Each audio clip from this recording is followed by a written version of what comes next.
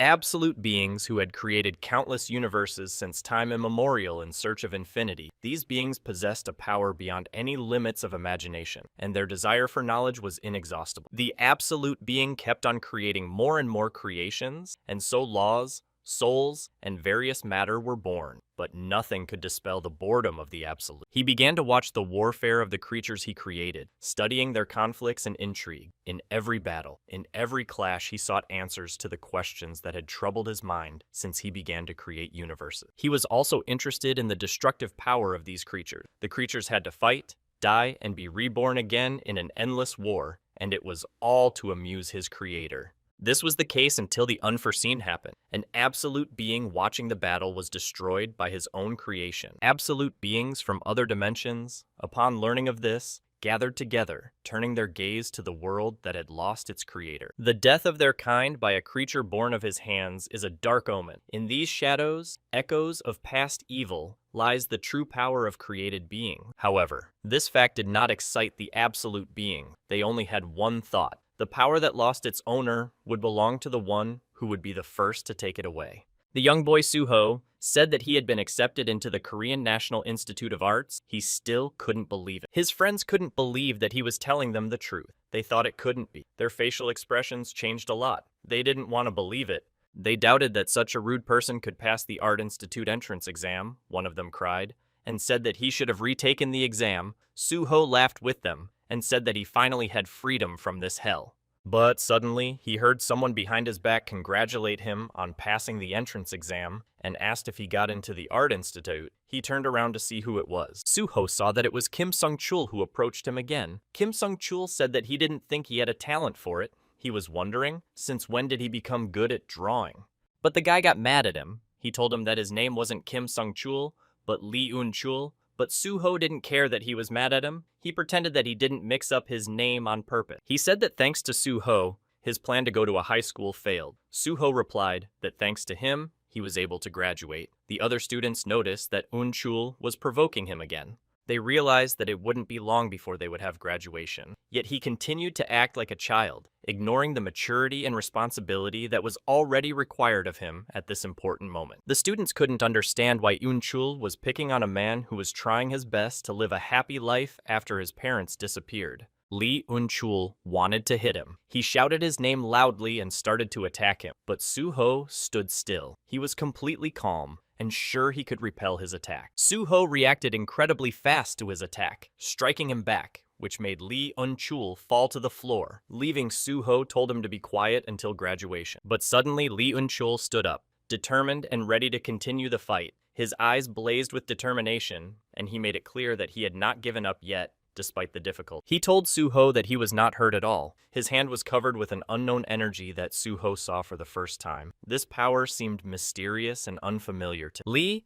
Un-chul unleashed an incredibly powerful attack that Suho was miraculously able to dodge thanks to his reflexes. His face reflected fear and surprise, while the other disciples were also shocked by Lee Un-chul's strength. The force of his punch was tremendous. It pierced through the nearby iron lockers. Suho, who was lying on the floor, was in a complete daze and couldn't do anything, completely paralyzed from terror and shock. Lee Un-chul's entire body was shrouded in a brightly glowing aura that emanated from him with incredible power. He looked truly formidable and powerful, capable of crushing any obstacle in his way.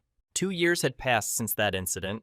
Suho was already a second-year university student. Walking down the street, immersed in his thoughts, he often remembered that day. He heard a man telling the passers-by that all the classes in the main building had been moved to the neighboring building and asked all the students to go there. Suho thought that the hunters were currently conducting a gate sweep and noticed the guards telling everyone to stay away from the danger zone. One of them asked how long it had been since the hunters had arrived. The staff member replied that it had been a little over an hour. Considering the gate was rated as D-ranked, they should have arrived soon. Suho heard an announcement stating that only hunters could approach the gate. He thought that there was a new gate again, given the increased precautions and strict restriction on access. He remembered that 3 years ago, strange gates had started appearing all over the world, and since then things had changed. Their former world no longer existed. The gates worked as doors leading to a dungeon, from which demonic beasts would emerge after a time, destroying everything in their path. But at the same time with these, changes occurred in the people themselves. There were people able to control magical energy. Such people were called Awakened. In their rapidly changing world, the chaos, which felt like it should have lasted for a long time, ended much sooner. An awakened man named Jin Chul created an association of hunters, gathering all his kind together, and founded the specialty of hunter. Thus now all people were divided into two groups. There were the awakened, and there were the ordinary people who couldn't awaken. While some had to break through obstacles like ants, others had it fall straight from the sky into their hands. In this system, the ants were clearly aware of their boundaries. Suho realized that no matter how hard an ordinary person tried, he was no match for even an awakened E-rank hunter. But if the hunter didn't close the gate, this world would be destroyed. In other words, people couldn't survive without the awakened one, but the hunters could manage without the ordinary people. Suho was grateful to the hunters for this, that the unawakened like him could live peacefully, and yet he felt anxious whether he could get used to what he couldn't have. It all started from his parents missing, to depending on others for his right to survive. It all went against what he once could have gotten. He lost what he had, and the resulting void was filled with helplessness. He remembered that his mother often told him that he had taken after his father. He wondered how his father would have acted in his situation, and suddenly he heard someone calling him. His memories were interrupted by his teacher, who came up to him to tell him that he had had a pretty good concentration today.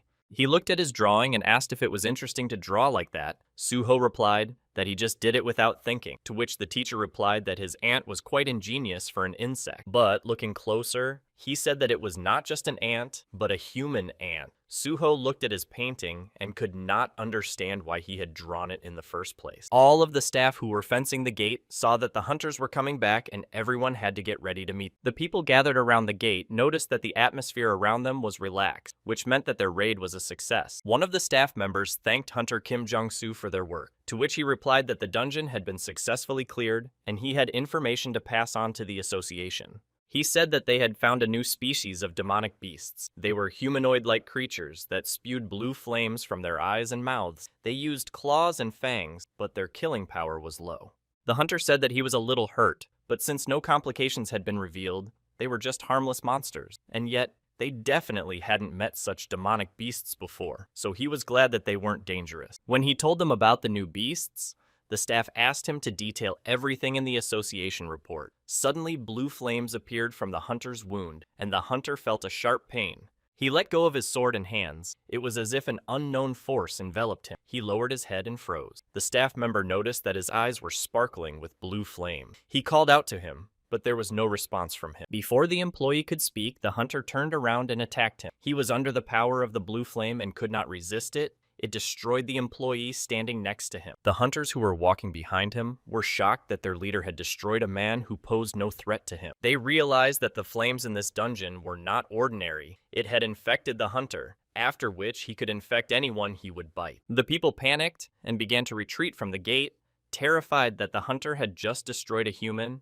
They feared that he might turn against them, and quickly searched for a safe place. An unexpected noise outside interrupted the drawing class, and the students went to the windows to see why people were shouting. Suho raised his head and couldn't understand what was happening there. Looking through the window, the students couldn't understand why people started attacking each other. They were all enveloped in a blue flame that was driving them crazy. They noticed that their eyes were glowing blue, which meant that it was definitely demonic energy. They thought that the dungeon had not been cleaned up. The people outside didn't know what to do. Some were trying to find a safe place and stay away from the blue flame-possessed people. Others were shouting that they should have waited for the hunters who could save them. One of the students told Professor Lim that he was also an awakened one and asked him to do something, to which the professor replied that he couldn't help. He was only an E-rank hunter. Suho noticed that one of the hunters engulfed in blue flames was heading straight towards them. He managed to warn everyone to run away from the windows quickly and find a safe place. After his words, the hunter's body burst into the classroom window and began to destroy all the people present in the classroom. Suho turned around and began to run away, shouting for everyone else to do the same. Suho, while running away, noticed that one student was lying on the floor, crying in pain. She couldn't escape from the classroom. Her legs were injured. She was begging to be helped to get out and escape. He didn't know what to do and how he would be able to help the girl. He turned around and rushed to run further. He shouted to her that he ran for help, and would definitely come back for her, but already with the hunt. Suho ran and could not understand who he could call for help. He thought that he had left the girl to her doom, but he realized that as an unawakened man, he could only do one thing. He closed his eyes and thought that it was all because of that stupid awakening, but if he only blamed the situation, nothing would change. He realized that it was up to him to find a way out of the situation. Suho closed his eyes and thought about what his father would have done in his place. He turned around and saw the possessed hunter already approaching the girl. The girl was screaming and calling for help, but there was no one around her. She saw that she was being attacked by the hunter. She covered her face with her hands and started screaming loudly. Suho came to her rescue, and with the help of a fire extinguisher, he was able to repel the hunter's attack. His brave act saved her from imminent death. Suho knew that in his place, his father would have done the same thing. He would not leave the girl in trouble and would have saved her. Then Suho received a notice that he had fulfilled all the conditions of the secret quest Courage of the Powerless. He remembered that once he had a dream, he remembered it clearly, as if it was really happening to him. Suho thought that in this dream, it was as if he was in some game where he had power attack gloves in which he fought against monsters. In order to defeat the monsters that were getting stronger each time, Suho had to find new ways and methods to be able to resist these increasing threats. To prevent the monsters from killing him, he raised his level as much as possible and fought endlessly with the monsters. With each new destruction of his level increased, and he became stronger and stronger. Suho realized that the stronger the monsters became, the stronger he became, and soon he came across only powerful monsters. He used all his skills and all his weapons to fight the strong monster. Time passed, and he managed to get to the last level, where the strongest monster was waiting for him to fight.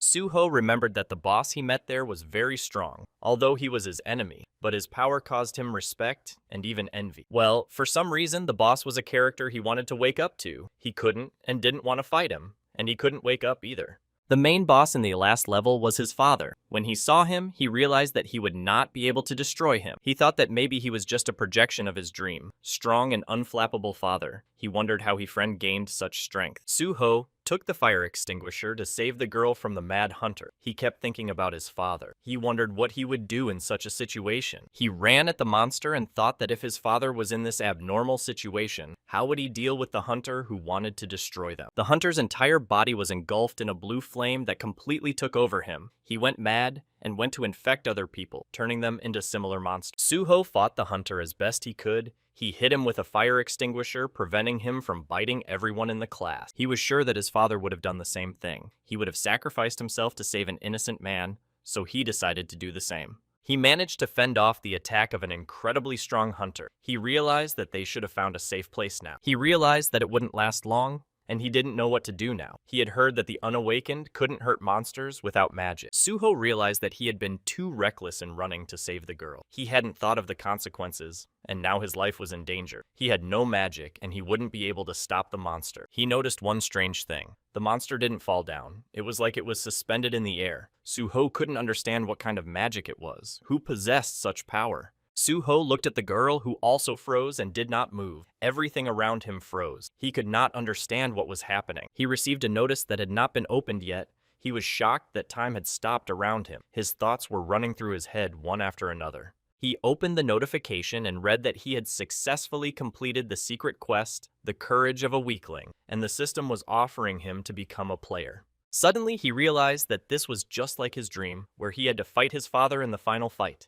He thought that if it was really like his dream, he couldn't refuse such an offer to become a player. Suho smiled and confirmed that he would like to become a player. Now his life would change. He didn't know what was ahead of him, but he was ready to accept the change. The system congratulated him for becoming a player. He was rewarded for completing the task. The Mage Kendiaru granted him a powerful spell, and from now on, he would always be in good health. He also received the enhancement of long life without disease. He was immune to all diseases, poisons, and other negative effects. The system warned him that this was not a dream, and to be careful, he only had one life. Looking at his stats, Suho thought that this window was just like in the game. It was just like in his dream, and he was happy about that. The system notified him that he had a new mission. He needed to destroy the fog burn and increase his level. Burn of Mist was an awakened hunter who was infected in the blue flame after a failed attempt to clear the gate. Suho, after receiving all the notifications, noticed that the time had unfrozen. He looked at the girl and told her to run away from here soon. Now he could see all the inscriptions above the heads of the hunters. They were all mist burns that he needed to destroy. They were simple, unawakened people. He saw two unawakened demonic beings and one hunter in front of him. He realized that he needed to defeat them to level up. Suho saw two fog burns running at him, ready to destroy him. The surviving humans were fleeing to safety. He stood calmly and waited for them to approach. He knew that if he really awakened, he now possessed magic that was capable of destroying the monsters, so he decided to test it. Suho took the fire extinguisher and hit the first monster that tried to attack him. This blow knocked the monster back a few meters. He threw the fire extinguisher away and now decided to test the power of his punch. He swung and aimed his fist straight at the monster's head. Suho was incredibly focused and angry. He gathered all his strength and shouted for the monster to feel the full force of his attack. His determination and rage were palpable, and for the first time he was not afraid of them. The power of his strike increased several times now. He was an extraordinary unawakened man. His physical power amazed him. He struck the monster and it pierced the ceiling with him. Suho couldn't believe that he had such power. He was easily able to defeat the monster who had previously been able to destroy him with a single blow. The system notified him that he was able to defeat Burn Mist unawakened. He looked at his fist and couldn't believe that he was able to do it with just one blow. The monster saw that he was standing still and decided to attack him, but Suho was able to dodge and counterattack him, which destroyed the monster. The system confirmed that he was able to defeat the second monster, and his mission was complete. He was incredibly happy that he had such abilities. Suho was able to level up. He had successfully completed the training where he had to destroy the fog burn and level up. The system gave him a reward for completing the task. He couldn't think that this was actually happening to him. He decided to test his new powers. He attacked the monster and finally realized that he had really awakened. He now had abilities and could wield magic. Suho struck, but this time it was different. The monster took his blow as if it didn't feel any pain. This surprised Suho and made him realize that the upcoming battle would be much more difficult than he thought. He was quite astonished that he was unable to destroy the monster. He realized that his opponent had become much stronger than he had expected. This caused him to not only be surprised but also anxious, causing him to look for new ways to defeat it. The monster launched its attack right after Suho failed to destroy it. With each passing moment, the attack became more and more fierce, and Suho realized that he now had to endure a veritable storm of power and fury to survive and find a way to defeat this invulnerable enemy. Mistburn had severely wounded Suho in one of his attacks. Feeling the sharp pain, Suho realized that he was in big trouble.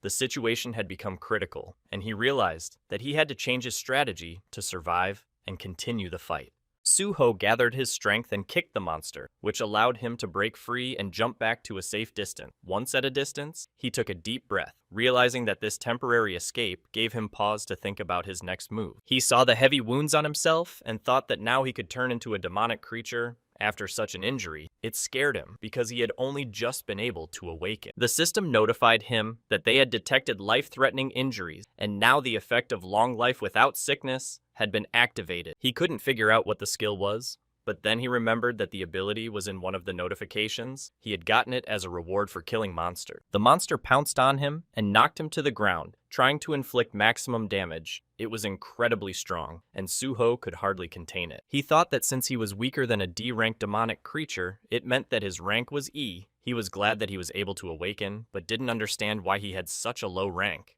Suho tried his best to restrain the monster and prevent it from biting him. He didn't know how to defeat it, but he didn't give up. Suho realized that any action he took could be decisive in this deadly battle. Suddenly, Suho received a reward notification. He was given skill points and strength points. The enhanced abilities gave him a chance to win the battle with the monster. After receiving the reward, Suho was able to strike the monster and release his hand from its death grip. He became stronger, and now he could overpower this monster. He was able to throw the monster off of him by throwing it off of him to the floor. He had to get up and counterattack to finish off the monster before it could get back on its feet again. The monster quickly got up, and their deadly duel continued. Suho didn't know what the monster would do, but he realized that he needed to urgently destroy it before it inflicted a fatal wound on him. Suho started to attack it and gave it a heavy and powerful blow. This attack was so strong that the monster recoiled, clearly stunned by the power of the blow. He continued to pursue his target, leaving the monster no chance. But the monster took all the blows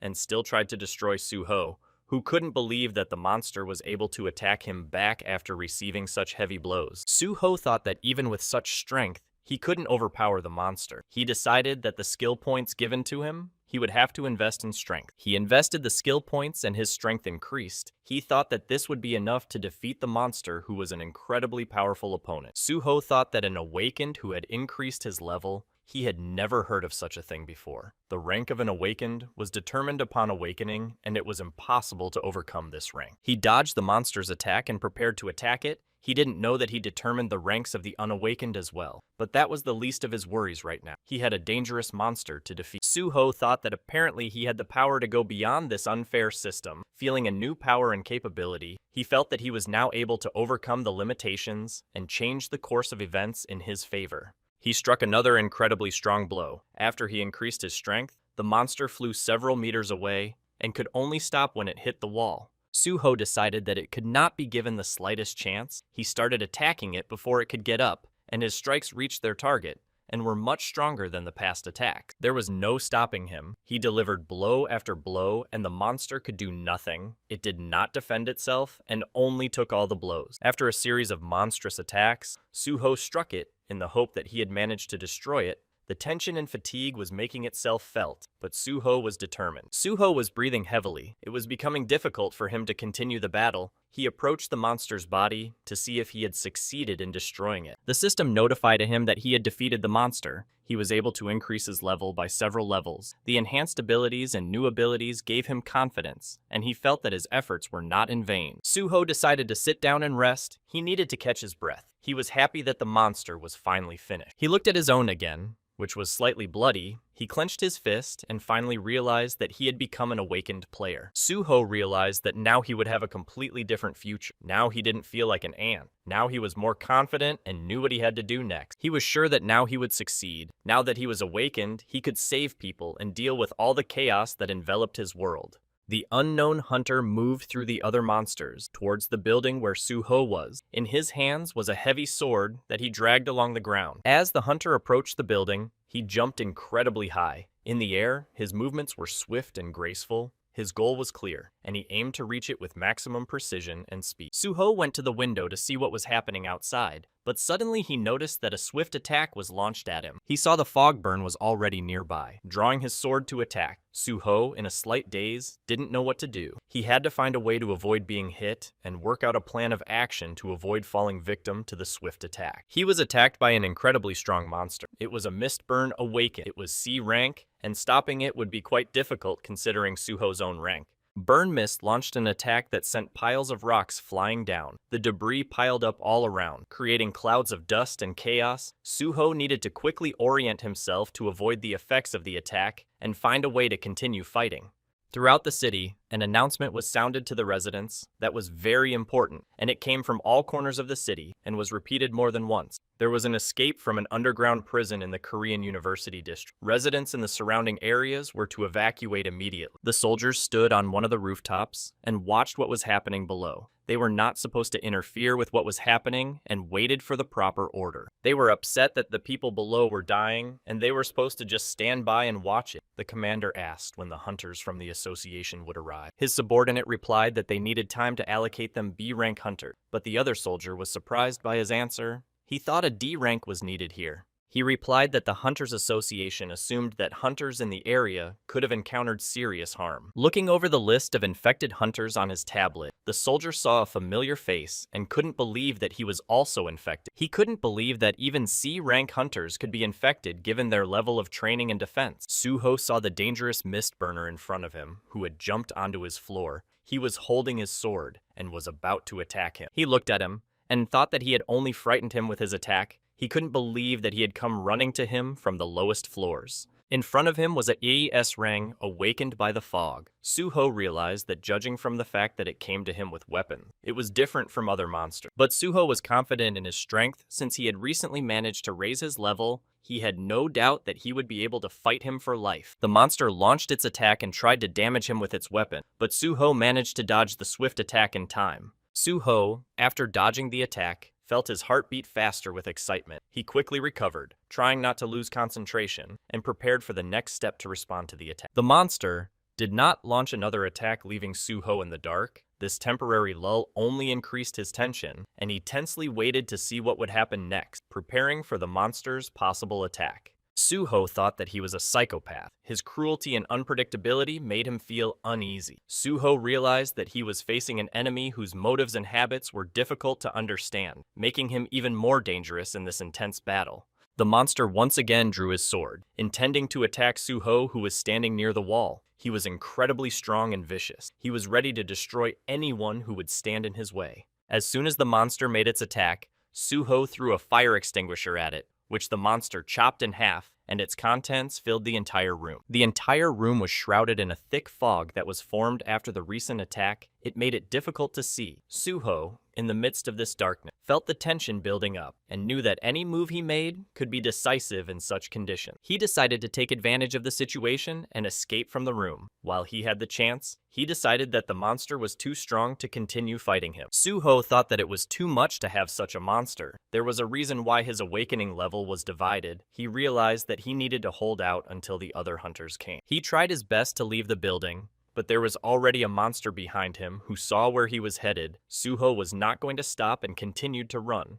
The monster was smiling sinisterly. His eyes were burning with an eerie, evil light. His confidence and hatred were evident, and his every movement radiated menace. Suho realized that now he was going to face even more danger, and his every action must be carefully calibrated. He turned around and saw that he was being chased by the monster. As he ran past the window, the monster suddenly stopped and looked through it. He saw 3 people on the roof who stood quietly unsuspecting and didn't even see him. On the roof were 3 frightened girls who were sure that they had to wait here until the hunters came, but they did not know if they would come to save them. The monster decided to change his target and started to attack the 3 girls who couldn't resist him or escape from him. He was about to give them a fatal blow. Suho stopped and saw that the monster was no longer chasing him. He also saw that he had jumped out the window, and he realized that he was now attacking someone else. The monster did not manage to hit the girls with his sword, who started to run away in panic, their frightened screams spreading throughout the city. Suho heard the screams and became incredibly angry. He realized that he had to find a way to resist the strong monster, not flee. He ran and jumped after the monster. He thought that he did not have time to wait for the hunter. The monster did not stop at anything, and only he could save the girls. The monster didn't notice Suho jumping out after him, and was stunned when Suho suddenly attacked him from the back. Suho took the moment to strengthen his position and prepare for the next step in the battle. Suho was determined. He realized that he had to stop this monster before it destroyed most of the people. His attack only angered the monster, who, as if he didn't feel the strong blow, turned around and attacked him with his sword. Suho barely had time to dodge the sword attack. Feeling the blade swept within centimeters of him, his reflexes went into overdrive, and breathing heavily, he quickly assessed the situation to make his next attack. He was at a safe distance from the monster, thinking that if the monster hit even once, it would be enough to kill him. Suho looked around and saw that the monster was able to destroy a few of the girls standing on the roof of the house, and thought that it was necessary to avenge them. He realized that now he couldn't let it leave quietly. He had to stop it here without letting it kill more people. Suho began to give him a huge amount of body blows in hopes that it would slow him down, and he would be able to give him a decisive blow. He continued to beat it with his bare hands. He kept hitting it harder and harder, but the monster still stood on its feet. Suho realized that it would take more strength to break this stubborn monster. Once Suho's strikes began to slow down, the monster decided to seize the moment and struck him with a sword that was able to wound Suho. Suho was in incredible pain from the wound, so the monster decided to finish him off and gave him a physical attack that sent Suho flying straight into the wall. The monster approached him to deliver a decisive blow and destroy him while he sat on the ground, unable to recover. Suho saw that his health level was low. He felt that death was near. He would not be able to continue the fight. He thought that he had lost this fight. But he kept thinking that he was lucky that he didn't die immediately. He thought that the system didn't want him to fall at the hands of the monster yet. The monster suddenly began to laugh evilly. He realized that he had already been able to defeat Suho, and this realization gave him even more evil confidence, making him an even more dangerous opponent. Suddenly, Suho felt a strange tingling sensation inside him. This sensation was unusual and seemed to penetrate him to the core. He realized that something had changed in his body. He raised his hands and thought that these new sensations could be related to his abilities or unexpected powers that he had not yet fully realized. These sensations intensified more and more, leaving Suho stunned. Each tingling sensation was like an electric shock. It took over his mind and body, causing mixed feelings of fear and curiosity. Suho was immersed in this inexplicable state, trying to understand what was happening and how it could affect his future actions in battle. But the monster was already close and attacked him. The system notified him that his level of fatigue was he slowly began to lose consciousness. He could no longer defend himself and continue the fight with the monster. Suho thought to beg for mercy. As the monster approached him to destroy him, the roof of the house suddenly began to crack, and after a moment was destroyed. An unknown monster destroyed the roof. Suho could not understand what kind of creature it was, but he was sure that it had appeared in time, thus saving his life. Suho and the monster collapsed down from the roof. Suho had no strength to stop his fall and was rapidly approaching the ground. He realized that he could not avoid the impact. He fell to the ground with all his might, punching the ground with him. The huge impact created cracks and knocked out pieces of earth. The monster also couldn't avoid falling. Suho, immersed in the darkness and dust, felt his strength draining. He was already bleeding to death. He thought that he was saved by an ant. Before waking up, he was an ordinary man who often drew them. It was him that Suho thought of at the threshold of death. The ant confirmed that he was the one who saved him. He apologized for arriving too late. Now he would not let the monster destroy him. He looked at the monster that had crippled Suho and brought him to the brink of death and was ready to avenge him. He realized that the monster was too weak for him. The ant was extremely angry at the monster. He thought they were insects that had ruined the health of a noble man like Suho. He was able to easily destroy the monster with one deadly attack, after which the monster shattered into small pieces. The monsters walked around the institute looking for new prey to destroy and infect them with blue flames so that they would continue to create the same monsters. One of the monsters saw a living man who was standing with a mop in his hands. Unsuspecting, he was immersed in his thoughts and did not realize the approaching. Seeing the monster, the man was frightened and froze on the spot. His face turned pale with horror, and he could not understand who or what it was. So monstrous, panic seized him, and he frantically tried to think how to save himself, but fear paralyzed his action. He threw the mop and started to call for help. Grabbing his head with his hands, he lowered his head down and didn't see that the monster attacking him had been destroyed. Well, at that moment, all the monsters were destroyed in a matter of seconds, and there was a huge echo throughout the city as Burr began to emit a wave of magical energy. The soldiers who were standing nearby couldn't understand what had just happened because they felt something strange and very strong nearby. But Bear immediately went back to his master, Sung Suho, and told him that they hadn't seen each other for a long time. And he was very happy to see his little master now, because remembering back to when he was a little boy and drawing shadow warriors in his room, and when he looked up and saw before him the mighty bear, who was holding in his clutches the drawing that Sung Suho had drawn, and he was very surprised that his young master had drawn him. He couldn't hold back his tears because he was so touched by this beautiful creation. Now Sung Suho began to come to his senses and opened his eyes. He couldn't understand where he was, but as soon as he opened his eyes fully, he saw that he was in bed and covered with a blanket. And the first thing he could say was, "Ant." But the doctor standing next to him couldn't understand what he had just said. A little later, he started calling his uncle, and he couldn't understand what he was saying, but it didn't matter because he just asked him how badly he was hurt, and that the world was too cruel and dangerous and he'd hire a couple of bodyguards for him. But Sun Suho told her he was fine.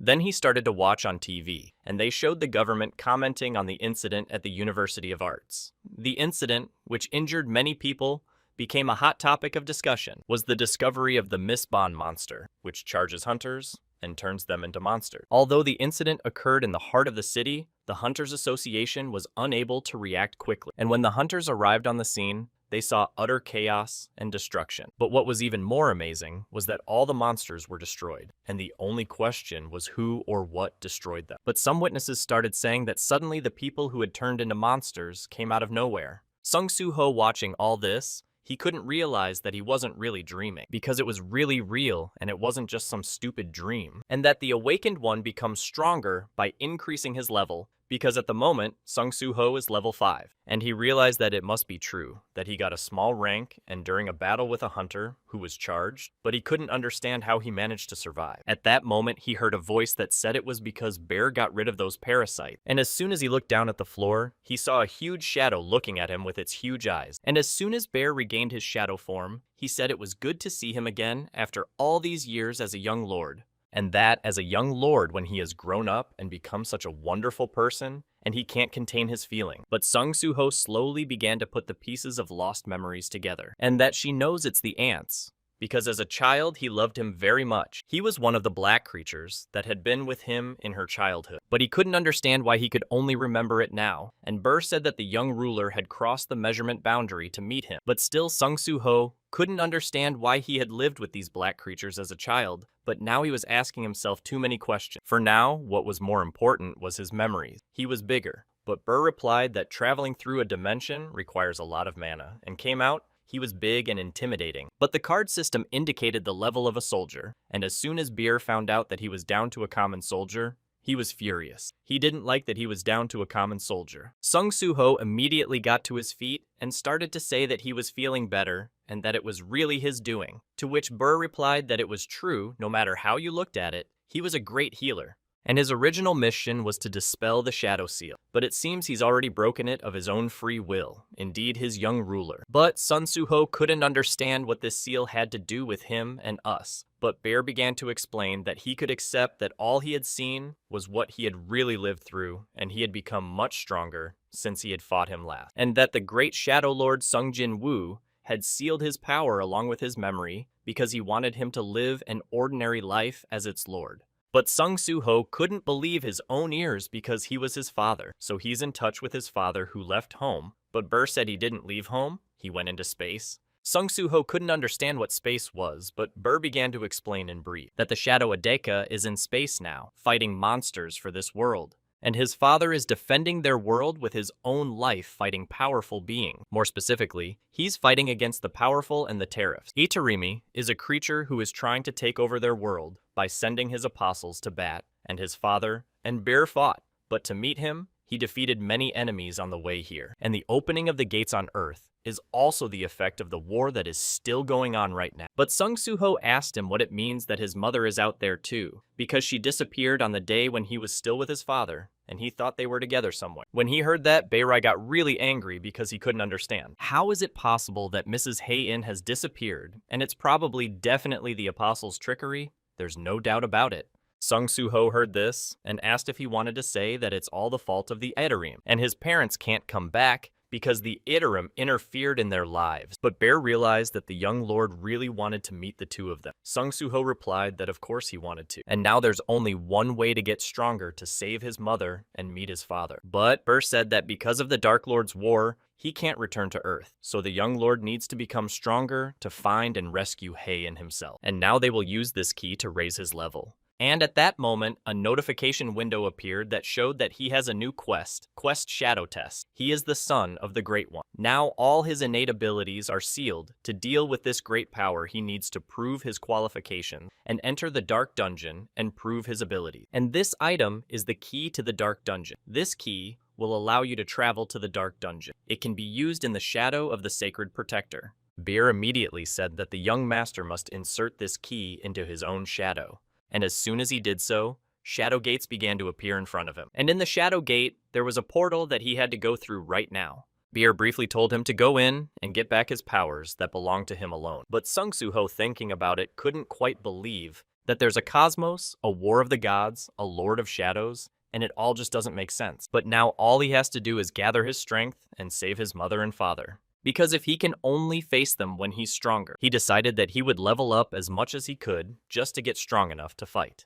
Bear, behind him, was very excited by this speech and started to remember when his Shadow Lord told him to go to the ground and break Sung Soo-ho's seal. And Bear said that he was talking about the seal of the Shadow Lord, to which Sun Jin-woo said that the Itarim could invade the earth as well, and he should return his son's memory to the seal and let him protect the land. Otherwise, he should act at his discretion depending on the situation on Earth. Bear finally realized that if this task was entrusted to him, he would stay by the young lord's side and help him level up. And at that moment, Sung Soo-ho began to enter the portal. And on the other side, he slowly started to come out of it. And Bear began to explain that this is the abode of the dead, where no living person dares to enter without the master's permission.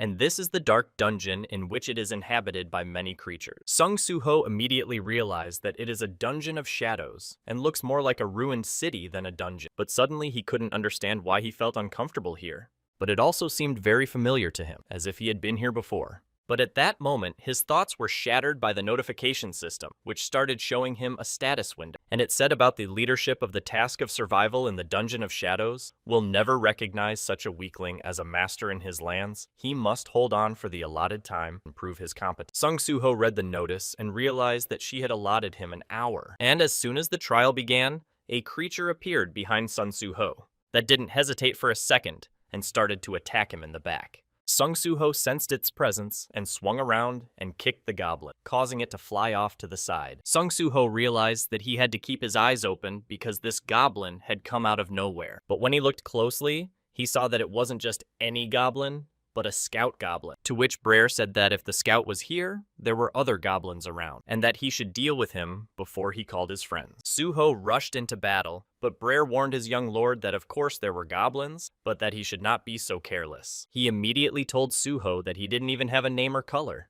and that this goblin was weaker than him by several times. Grabbing his hand, Soo-ho started to squeeze his hand harder, and taking the goblin's stone axe out of his inventory, he began to attack the enemy, and in a matter of seconds, he destroyed the goblin with a single blow. Then the notification system began to show that he had destroyed the goblin scout. Sung Soo-ho immediately told Baru that those who are stronger than him have different colored names. But at that moment, the two of them together began to hear a strange sound. And as soon as they turned around to where the sound was coming from, they saw a goblin sitting on the roof calling out to his friend, which made Sung Soo-ho angry because he realized there was another scout.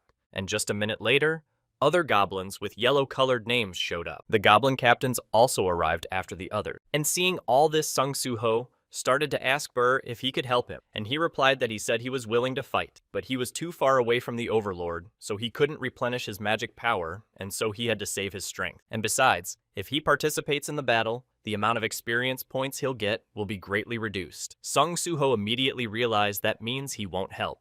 And at that moment, he started to use a skill and decided that he would try to do it himself. The goblin axe that was behind him began to rise into the air, and with it, the battle axe flew towards our hero, which at the same moment, he started to use the skill and control it in the air, destroying all the goblins on his way. Because with the help of his skill, which is indicated in the status window as if he had acquired an invisible hand. But at that moment, an arrow that flew towards our hero flew near his head, but he raised his hand in time to catch it. He looked up. He saw that the arrow that came was from another goblin who was standing on the roof, and pulled his magical bowstring and started to pull the arrow back. In just a second, the goblin archer was destroyed. As he watched the battle, he realized that he was adaptable, and this unusual birth of a hero from myths similar to the childhood story of the Little Lord. The Little Lord was free to use the power of the Lord, but this power was created to destroy everything, so it was harming the peaceful world. But now that the apostles are invading the land again, the Little Lord's village is finally beginning to blossom. And at that moment, Sung Soo-ho hung up his level, and he realized that the ruler's strength he could raise no more than a kilogram. But at that moment, another goblin came behind him and attacked him in the back. Smiling evilly, the goblin was pleased to have wounded the young Shadow Lord. But at that moment, a retaliatory strike came in and killed the goblin in a matter of seconds. Bear noticed this and started asking how he was feeling. But all that was overshadowed by the fact that a new creature appeared on the battlefield, emitting a huge red energy. It was the strongest goblin centurion. Sung Soo-ho didn't pay any attention to him, but drew his weapon and slowly started to turn towards the goblins that were attacking from all sides. But he was ready for them, and he got into a fighting stance and began to fight. Swinging his blade, he took down one goblin after another. But then he threw the dagger he was holding straight at the goblin centurion, and with incredible speed, the blade reached its target. Sung Soo-ho began to realize that he felt more alive than when his powers were down, and now he was ready to fight with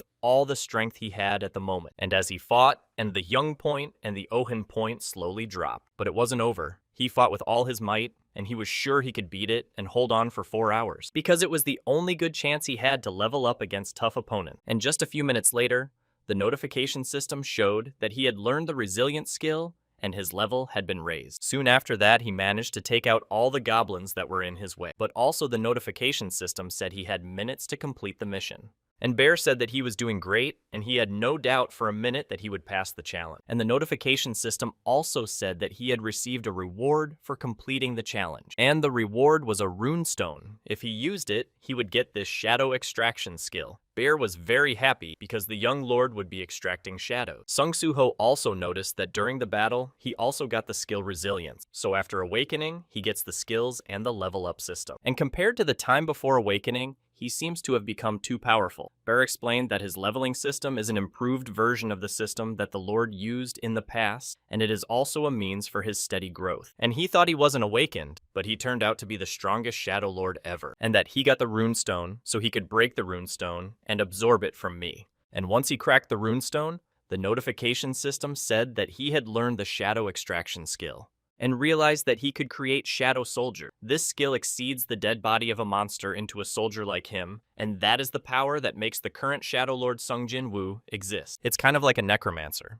but to be one, he has to hunt, so he can only control those weaker than him. And he's heard that the summoning skill isn't very popular with hunters, but as soon as he wanted to extract the shadow, the notification system prompted him to name the command for the shadow extraction skill. Sung Soo-ho realized that he needed a special command to extract it. Bear started to suggest that the command should be something intuitive, but after a moment of thought, Sung Soo-ho used the same phrase as her father to rise up, and as soon as he gave the command, the shadow began to gather and rise. And then Sung Soo-ho saw a small green hand appear on the wall, and as soon as the preparations were finished, he saw the first level shadow goblins appear. He couldn't believe his own eyes that this was the extraction, and that it wasn't as bad a skill as expected. Initially, soldiers who only shadow extraction were a little weaker than when they were alive and smaller in stature. But also the notification system showed that they would disappear after 24 hours, but Burr was surprised that he didn't have the skill. Shadow power affects intelligence and level. Also, so this will be a really useful skill in the future. It's an incredibly good skill. Sung Soo-ho realized this and told him not to be upset. But now he realized that he hadn't eaten in a day. His stomach started to growl.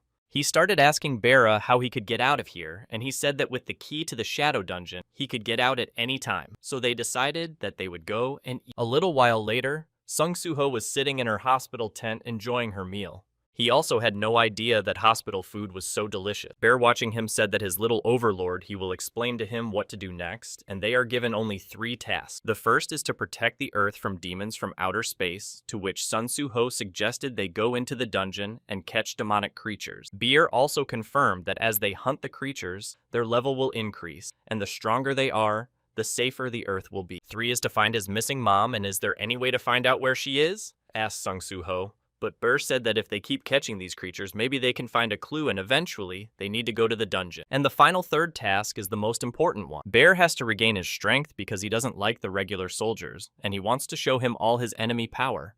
But Sung Soo-ho started asking what he should do to regain his strength, and Burr replied that he could absorb some of the knowledge and magic item. It used to be an ineffective way to use the item, thus becoming a shadow soldier. But since he can't get magic power, there's nothing left for him to do. He can eat something magical anyway, so Sung Soo-ho decided that he had to go to the dungeon anyway. And now they're going to prepare, but to enter the dungeon, the Hunters Association will determine the level of magical ability. And determining the level of magical ability, he's an awakened man who's raising his level. And now he has to check what grade he'll get, because it would be great if it was S rank. But the next day, when he went to the Hunters Association, the girl said that his magical ability level, and now he's the weakest hunter to be awarded an E rank. A little while later, he left the Hunters Association and decided he had to figure out something to get into the dungeon. Bear started to say that he had heard that a hunter's level is determined by the amount of magic power, and the Little Lord he was focusing on increasing his physical stats would certainly prove to be inferior to his skills. But Sung Soo-ho said he shouldn't be comforted, it's more frustrating that way. And the Shadow Powers are evaluating the level of whether he can defend the land so early, but he still needs to raise his level. Because he heard that hunters of this rank can't just join the team, so entering the dungeon will be a problem. But there's one way he's going to check out right now, because the capture team fights in the dungeon. And then there's the collection team that takes the body of the creatures. And then there's the extraction team, which is the extraction team. And that way he can get into the dungeon. Except for the capture team hunters of E rank, even with E rank, can enter the dungeon. A little later in this dungeon, workers started carrying magic crystals and bringing them out. Song Suho, who was standing near the magic crystals, began to scratch his head because he had no idea that it was such a hard job.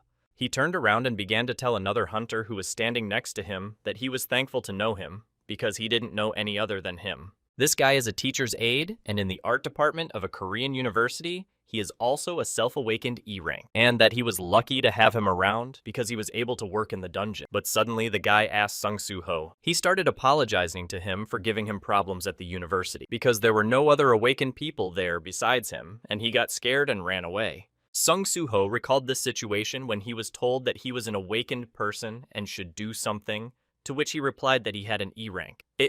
Now he's apologizing for not doing anything at the time, but Suho told him to raise his head because he's also an E-ranked awakened man. And the association says that E-rank hunters should run away as fast as they can when they encounter a demonic creature. But that guy was just surprised that Sung Suho is also an E rank, to which Sung Suho replied that his magical ability scores are equal. But that guy couldn't believe it was true because when he was running away, he saw Sung Soo-ho fighting a demonic creature on the roof, but now he couldn't realize if it was true and if he was wrong. And if his rank had gone up after the creature attacked, then he's really cool. But at that moment, Bear appeared next to that guy and started saying that the little lord is cool. But the guy turned around to see whose voice it was, and as soon as he saw the shadow soldier, he immediately sidestepped and started yelling that there's a demonic creature here. Sung Soo-ho didn't understand why he came out of the shadows, but the shadow soldier answered that the little lord is now at the level of a weak ant larva, and so it would be safer if he stayed close to him and protected him. The guy started to get to his feet and asked if he had awakened as a summoned hunter, to which Sun Soo-ho replied that it seemed so. And there are a lot of hunters who have no skills at all, but he was lucky. But this guy had a skill, so Soo-ho teased him that if that's why he was running away from the monsters so fast. But as soon as he spoke, the guy sat down and got nervous. Soo-ho said it was just a joke.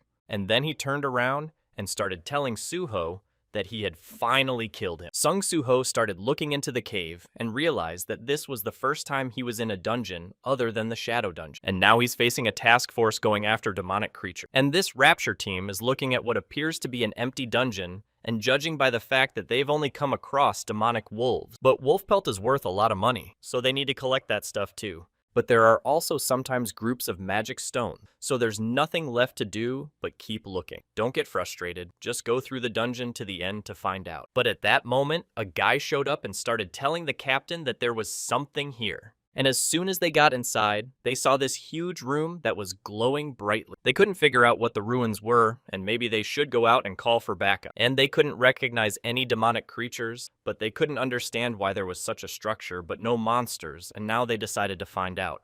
And at that moment, they saw some strange weapon in front of them, and nobody could understand what. Is it the treasure hidden here instead of the boss? The guys couldn't figure it out because they didn't even think there could be a weapon stuck in the ground. Really cool. So the guys decided to try to see what it really was. But one of the guys said they'd have to test it to know for sure, but it looks like a great weapon. But the other guy said to be careful. There could be traps with such a treasure. The captain approached the ball and said he'd take it and not leave. When he touched the sword, it began to glow a bright color, and the captain said that even if he had a rank, he could overcome it. But at that moment, there was a bright flash of light that shone through the entire space in the dungeon. And the captain couldn't understand what it was, because he saw a whole different place that just happened to have... The other guy standing next to him said there didn't seem to be any trap. But the captain should be careful with that sword. They don't know what it is, and he'll have to be more careful next time. But at that moment, the captain swung his sword and destroyed his first comrade. The other hunters couldn't understand what he had just done. But the captain began to turn into some strange creature and say that whoever dared to take the sword is the Lord of the Fang, and now he must destroy all those who invaded the Fang Lord's domain. So the captain began to destroy one hunter after another. But in the other dungeon, the workers couldn't realize that they had just been closed. Sung Soo-ho started to show his comrade that he had the ability to summon goblins. The guy started to say that he had heard that these abilities only summon 1 or 2 creatures, and he had summoned 3. And that this guy's power was definitely abnormal, but he couldn't understand why he was so low ranked. You can only summon 3, and to use shadow extraction, you need a body which is inconvenient. but you can just get goblin bodies from the dungeon and use them as free labor. Sung Soo-ho just now realized that shadow extraction is a really good ability. A hunter with a low rank is classified by the Hunters Association and cannot enter the dungeon alone since he started to divide the hunter's rank. A lot of time has passed and more mistakes are made by the measuring machine, so when he hangs up the level, maybe his rank will be measured again. And also, Sung Soo-ho started to tell the taker that if he remembers their third mission, they can do it here. Because he said that it regenerates if it eats something magical. I'll tell you how many magic crystals these crystals contain magical powers, and that it doesn't help with the loot anyway, so why don't I do it now?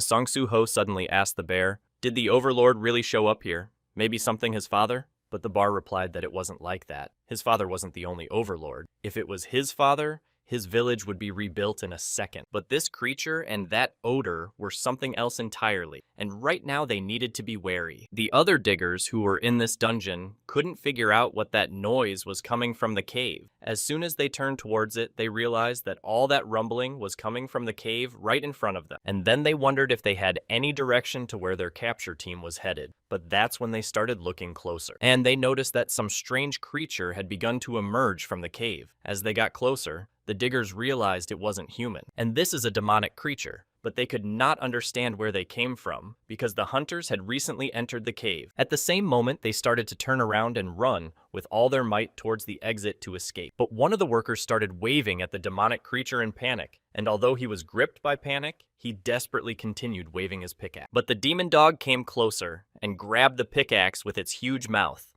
The miner, looking at the destroyed pickaxe, could not understand how this monster managed to destroy it in a matter of seconds. And at that moment, he realized that he was about to be finished, and with a desperate cry, he began to call for help from the other hunter. Just as the monster was about to attack the worker jumped back, at which point Sung Soo-ho intervened and ran up from somewhere and hit the demon dog on the head with all his might. Sung Soo-ho, at the same moment, shouted to his partner that he would buy them time, and they should get out.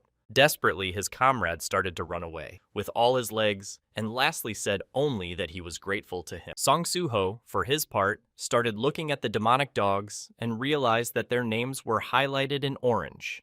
And that meant that he was not at the same level as the Mistburners in that women's university in Korea. But now he realized that he could handle them alone quite well, because he had already raised his level, and now he was much stronger than before.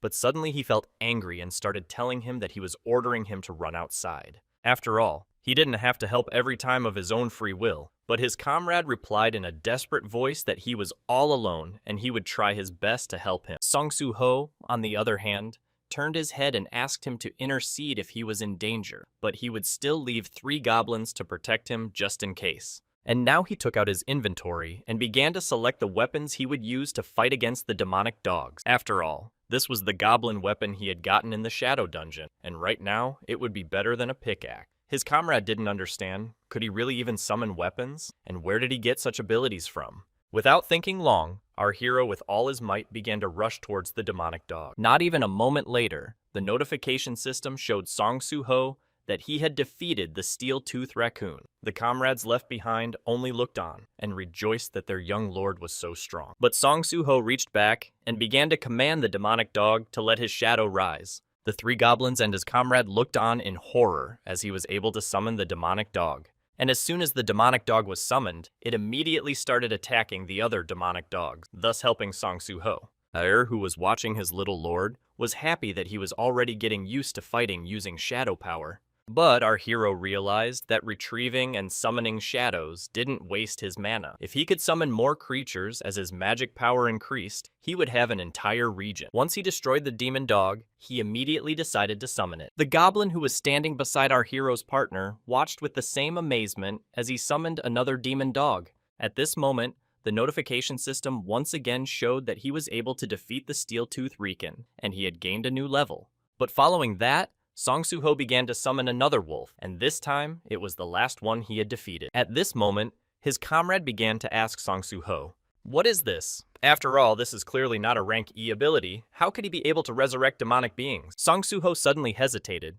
as he began to realize that he had lost his temper this time, and he needed to quickly think of a way to talk himself out of it. Turning around, he said that this was basically rank E, but his comrade could not understand. Had Song Soo-ho intentionally registered under a false rank? Song Soo-ho suddenly turned around towards the cave where the demonic creatures came out of and realized that he still had a task left and still had one enemy left. But he couldn't figure out what that enemy was since he had already destroyed all the Reikans. In the distance, he began to see a strange silhouette of a man and could not understand if it was his last enemy, but it looked like it was a person from the capture team. Suddenly, Song Soo-ho's comrade began to approach that hunter and ask, did he really survive? After all, they were attacked by demonic creatures and almost killed.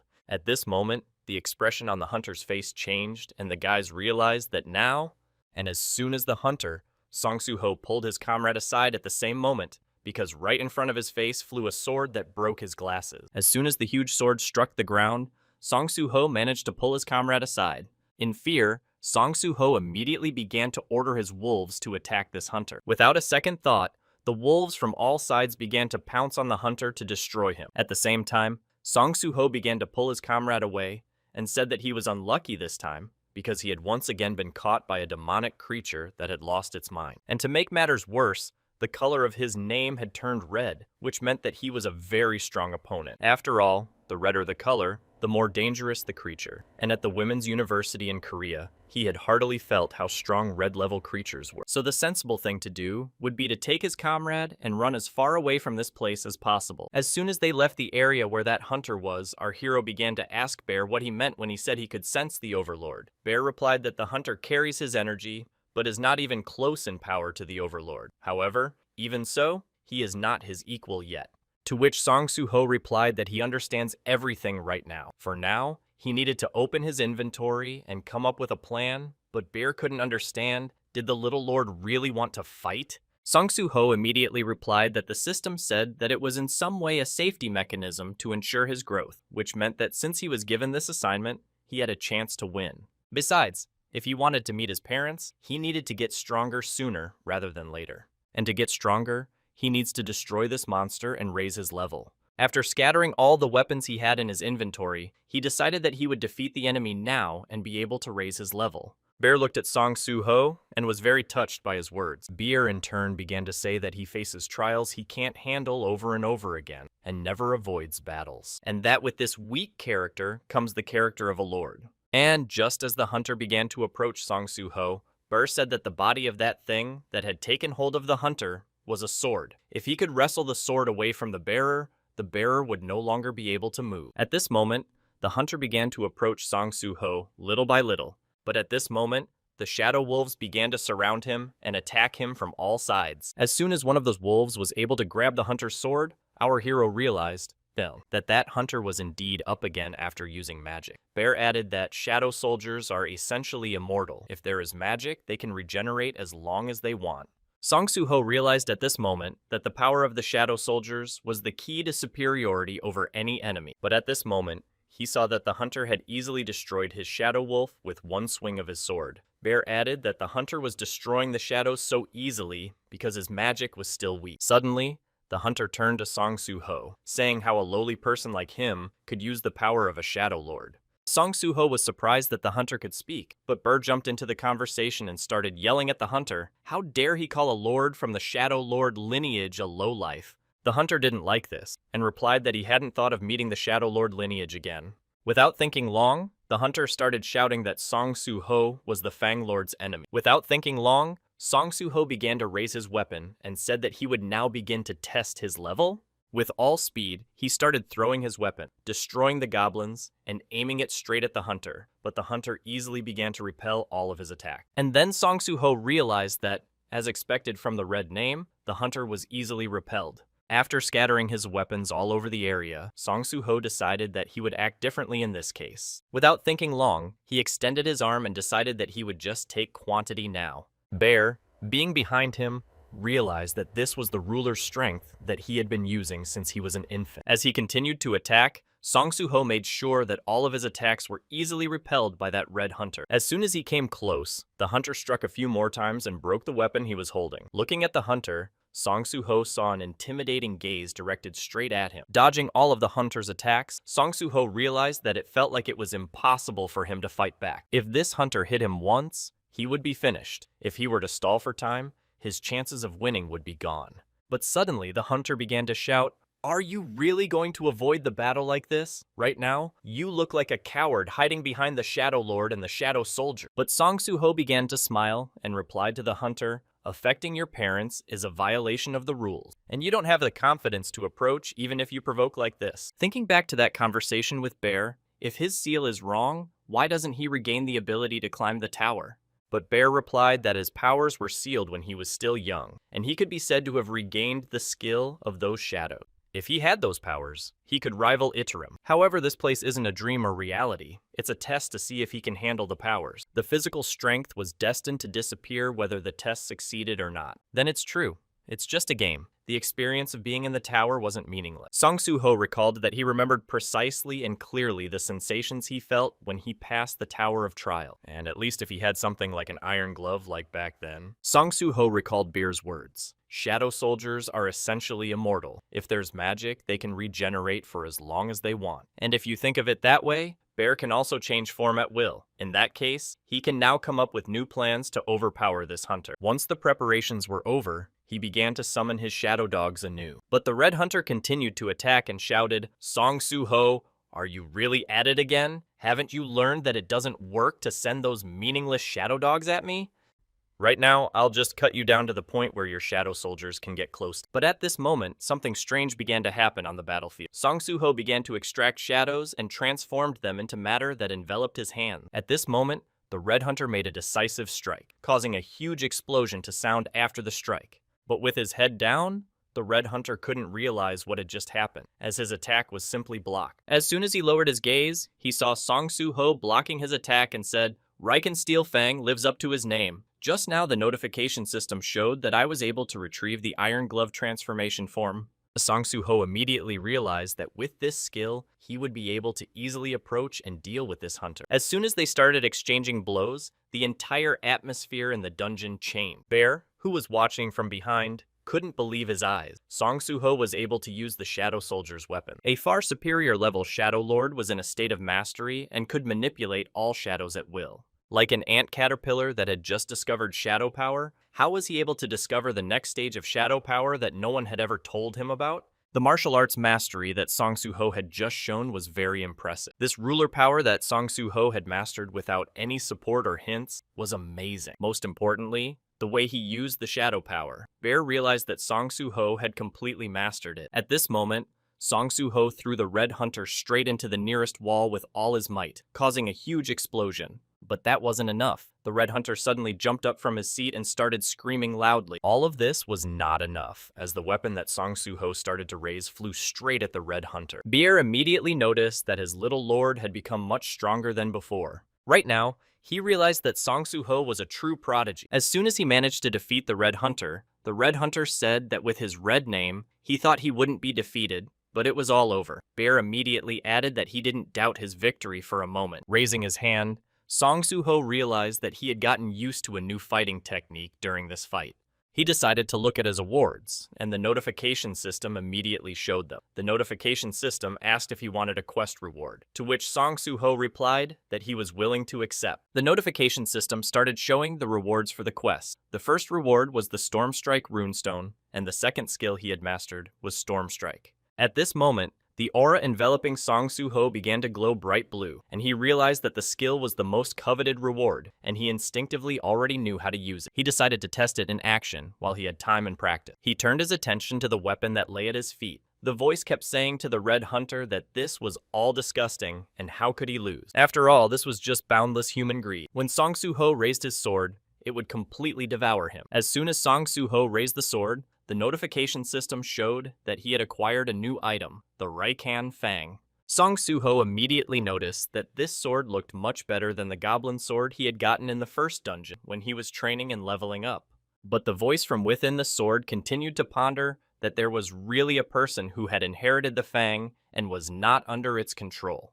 When all the preparations were finished, Song Soo-ho started practicing with his new weapon in different directions. Destroying all the rocks that were nearby, he began to use his Storm Strike skill. The large mana consumption from a single strike could be a problem, but he liked the effect. Song Soo-ho had told Baru that the reaction to shadow extraction was completely different, and the power of shadows was 1,000, if not tens of thousands of times stronger. As soon as Song Soo-ho swung his sword for the last time, he noticed that his comrade started to come to his senses. Walking over to him, he asked if he was all right, but his comrade couldn't understand what had happened. Opening his eyes fully, he saw the red hunter who was lying next to him. Song Soo-ho said that he couldn't explain everything in 2 words, and they would talk outside. A little later, all the hunters and workers started to leave the portal. Sitting on a bench, Song Soo-ho's comrade began to ask him what he would do. He replied that he was going to check if there were still survivors in the dungeon. As soon as Song Soo-ho entered the dungeon, his comrade couldn't understand. Did this guy really awaken with the summoning skill?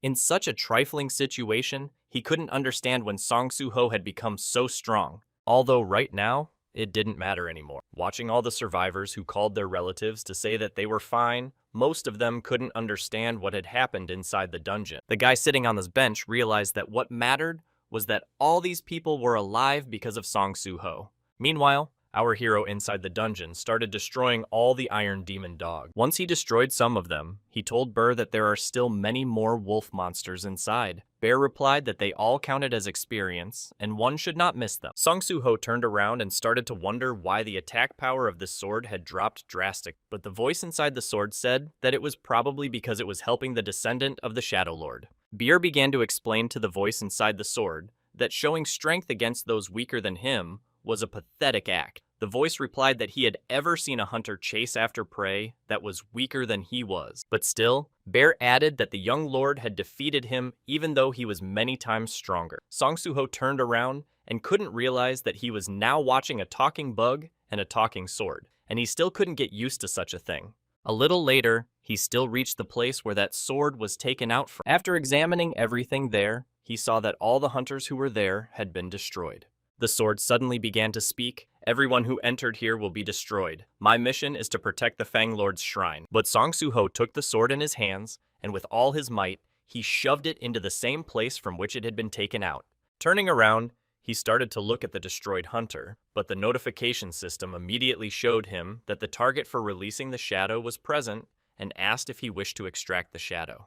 Song Soo-ho immediately started to ask Bear if it was possible to use shadow release on human, to which Bear immediately replied that if it was a destroyed body, any creature could become a shadow soldier. But Song Soo-ho, without thinking long, picked up the destroyed hunters and started carrying them to the exit of the dungeon. Bear couldn't understand if he wasn't going to use the shadow release. Song Soo-ho turned around and only said that forcing someone to fight after death was more like punishment. Bear was greatly surprised by these words, for he couldn't even imagine that the young lord wouldn't subdue the annihilated. At this moment, Song Soo-ho began to ask Bear if it was true that this was the Lord's shrine. Bear replied that it was true. Song Soo-ho continued by saying that his father and the lord he destroyed were somehow related to the Iterim. Bear explained that the Iterim are the non-Nash enemies of his overlord, and that overlord is a past enemy. There are 9 monarchs including their lord. His father, Song Jin-woo, the monarch of the dead, lord of the shadows, protector of the entire planet,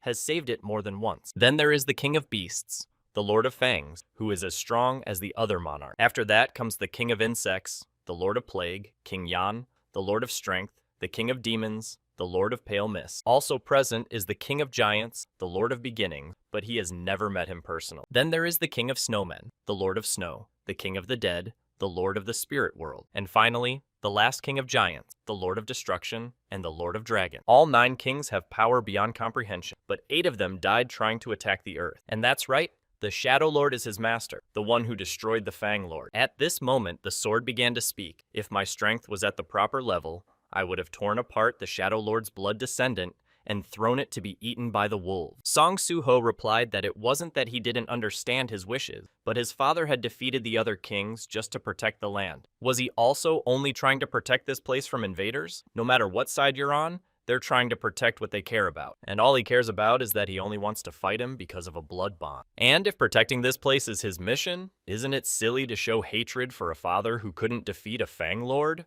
He just wants to meet the parents he can't see because of the invaders, and for the sake of his goal, he's willing to rely on any force. When the Iterim begin their invasion, this place won't be safe either. If he helps him, he will protect this place too. The voice that lurked within the sword could not understand. Was he really proposing to join forces with the blood heir?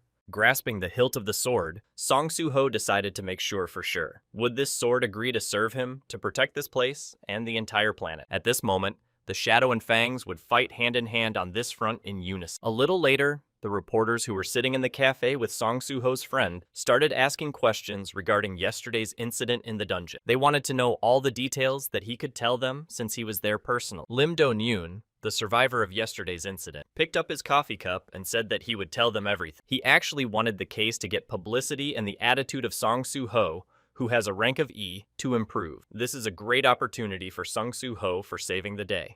A little later, a headline came out about an event where a rank E hunter had single-handedly saved other hunters in a dungeon. The article contained information about the brave hunter who threw himself at the monster to save people, as well as interviews with many of the survivors he saved. Elsewhere, the guys sitting at the table started scratching their pens behind their ears. For now, it was time to choose a couple people. In another guild management department, one of the guys said that the information gathering team was also resenting that they needed more people, and it seemed like they needed to hire a few more E-rank hunters. The guy sitting at the main desk, specifically the second-in-command case, said to send him one candidate.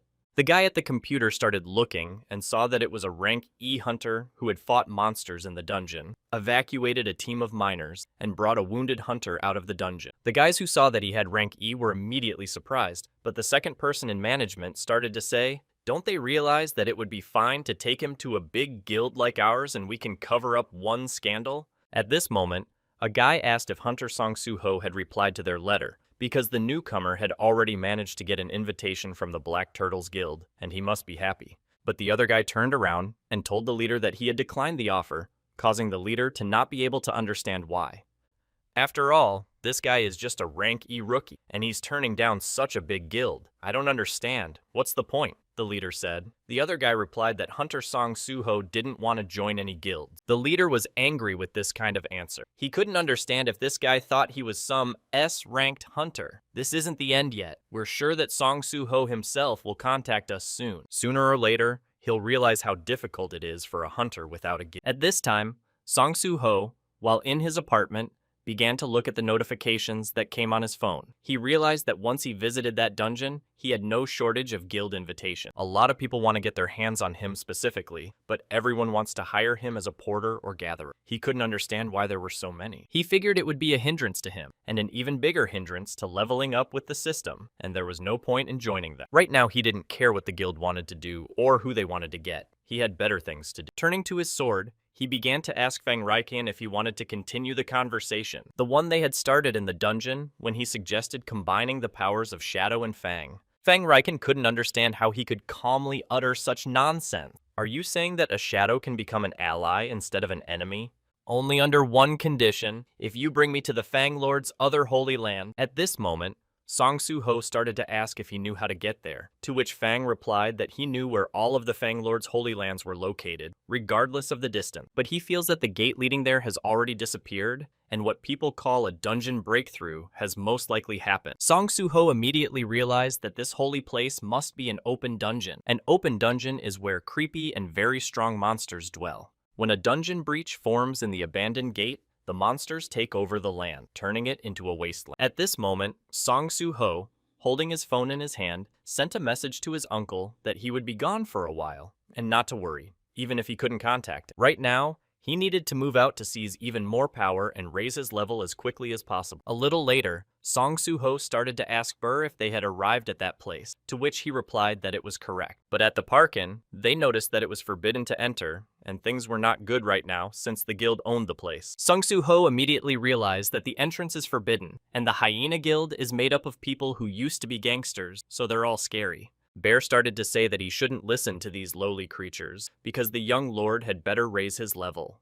While Fang was arguing with Bear, Song Soo-ho got angry and asked them what they were doing there. "Right now, I'm ready to go inside, and I'll use my power to do so." He started breaking the cameras with his power. Burr asked him what about the guild, to which Song Soo-ho replied that he had his own way out. As soon as he broke the last camera, it completely disintegrated into small pieces. Song Soo-ho decided that if they did that, they wouldn't have any evidence. Bear added that his methods reminded him of the Overlord. Once inside, Song Soo-ho couldn't understand why there was a blue mist in all the open dungeons. Beer began to explain that it was mana from outer space. It gathers through the dimension wall, causing a gap in the world. Because of this, the fog from the Holy Land, where it was, broke through the dimension and came to Earth. The creatures from the outside world are trying to punch a huge hole in the dimension to send their armies here. The more mana a creature has, the more it is affected by traveling through the dimension. Song Soo-ho realized that the strongest ones would not be here yet. He should hurry up and raise his level before other hunters came here. At this moment, raising his head, he saw huge monsters in the trees. One of them was a fanged Vriga,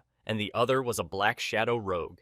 The Fang immediately started telling Song Soo-ho that now was the time for him to show his strength, to which Song Soo-ho replied that he could rely on him, but he wouldn't use him as his main weapon, causing Fang to be perplexed. Song Soo-ho made a decision after much deliberation that it was time for him to fight the way he wanted. He would use his fists like he did in training as a base. For mid-range combat, the ruler's strength would be the support. To avoid being predictable, he will use different weapons. Using extraction, he would get more equipment to improve his skills and characteristics, leveling up on his own. Bear was absolutely thrilled with what he heard from his young overlord. Fang also realized that this was the power of the Shadow Lord's bloodline. The more enemies and the longer the battle dragged on, the stronger he became using the demons and monsters he destroyed. At this moment, Song Soo-ho decided that now that his intelligence scores were higher, he could summon 5 shadows. But at this moment, Burr said that it was insignificant compared to a great lord who could summon thousands. Song Soo-ho blushed and ordered him to shut up.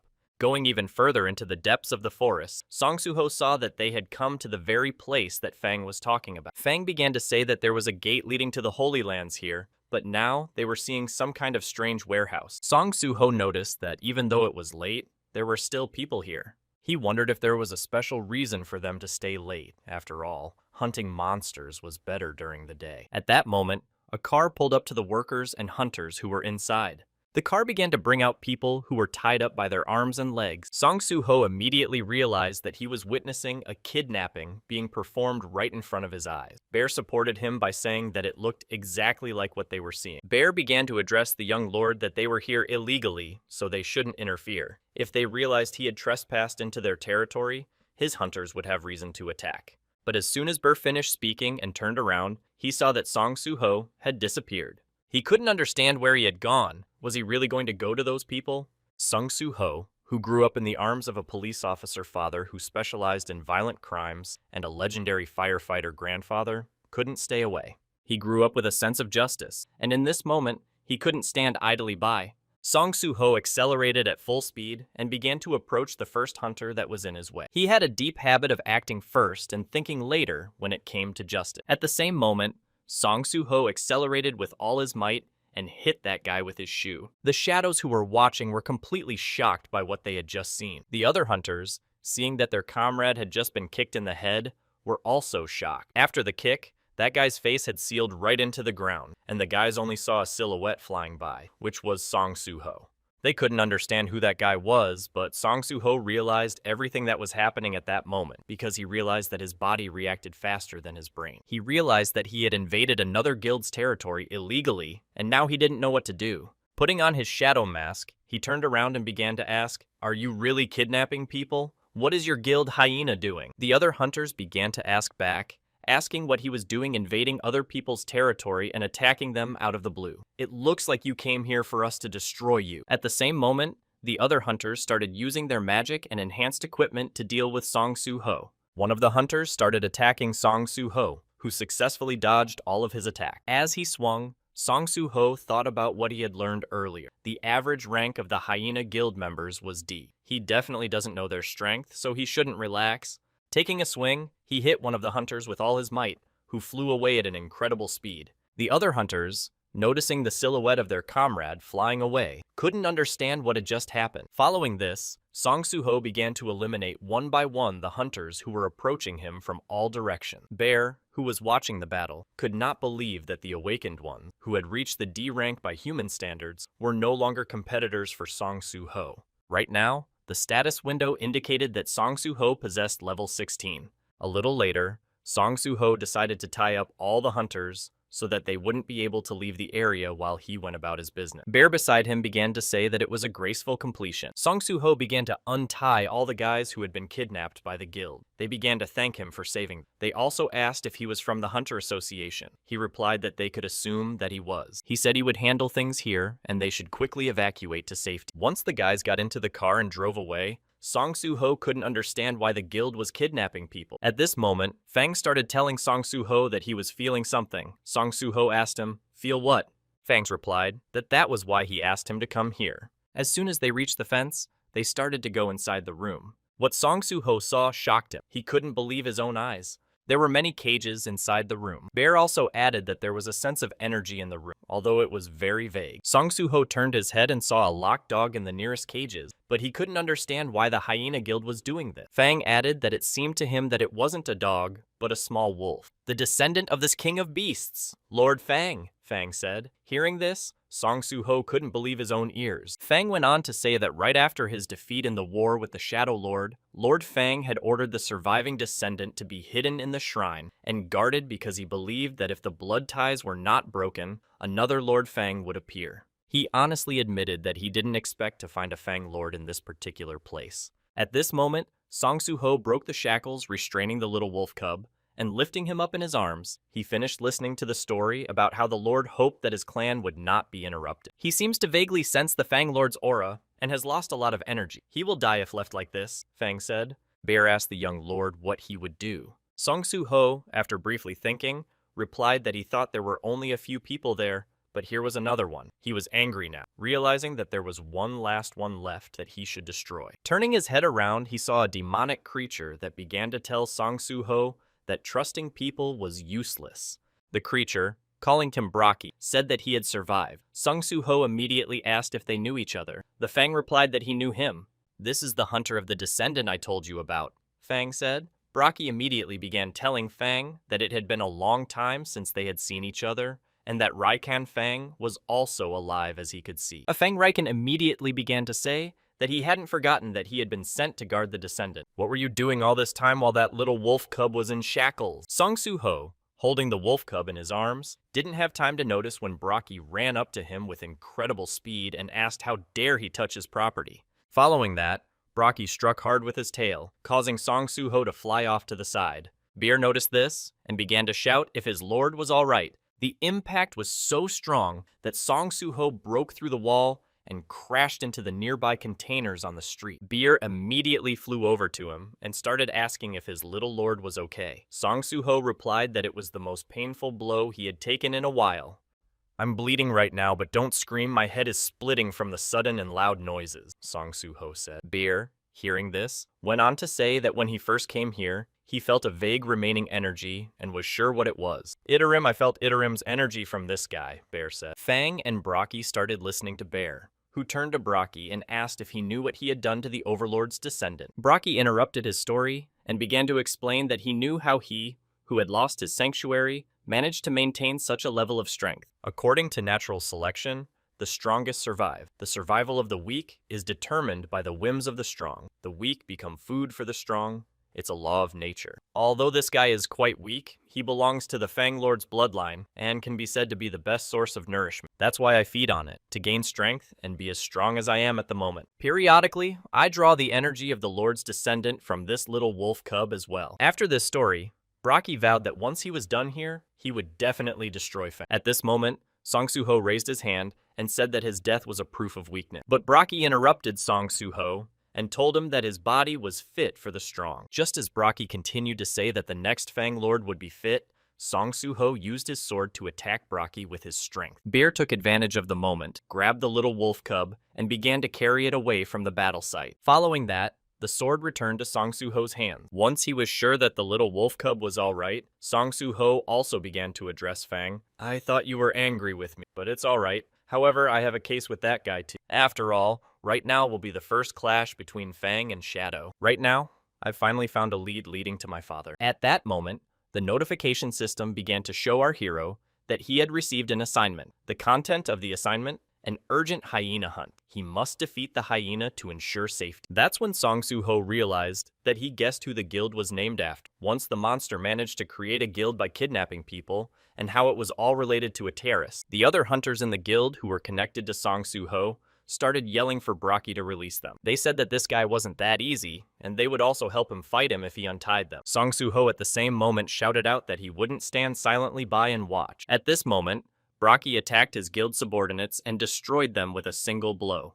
Afterward, he started saying that if they thought he would need help to deal with this guy, they had forgotten their place. Immediately, you become prey when you forget your place. Song Soo-ho, seeing how he had destroyed his comrades, became extremely angry and began to approach the monster very quickly. As soon as he threw the first punch, his opponent immediately blocked it. Song Soo-ho began to ask, "Did you really kill those people just because you were playing with them?" Brocky replied, "The strong lord it over the life and death of the weak." You think the strong need a reason to do whatever comes into their head? He followed that up with another blow, but our hero managed to dodge and jumped aside. Jumping up into the air, Song Soo-ho started flying at Brocky from top to bottom. Along the way, he used his new skill that he had recently obtained, Storm Blade. But these attacks were too weak, and Brocky began to ask, "Is this really all you can do?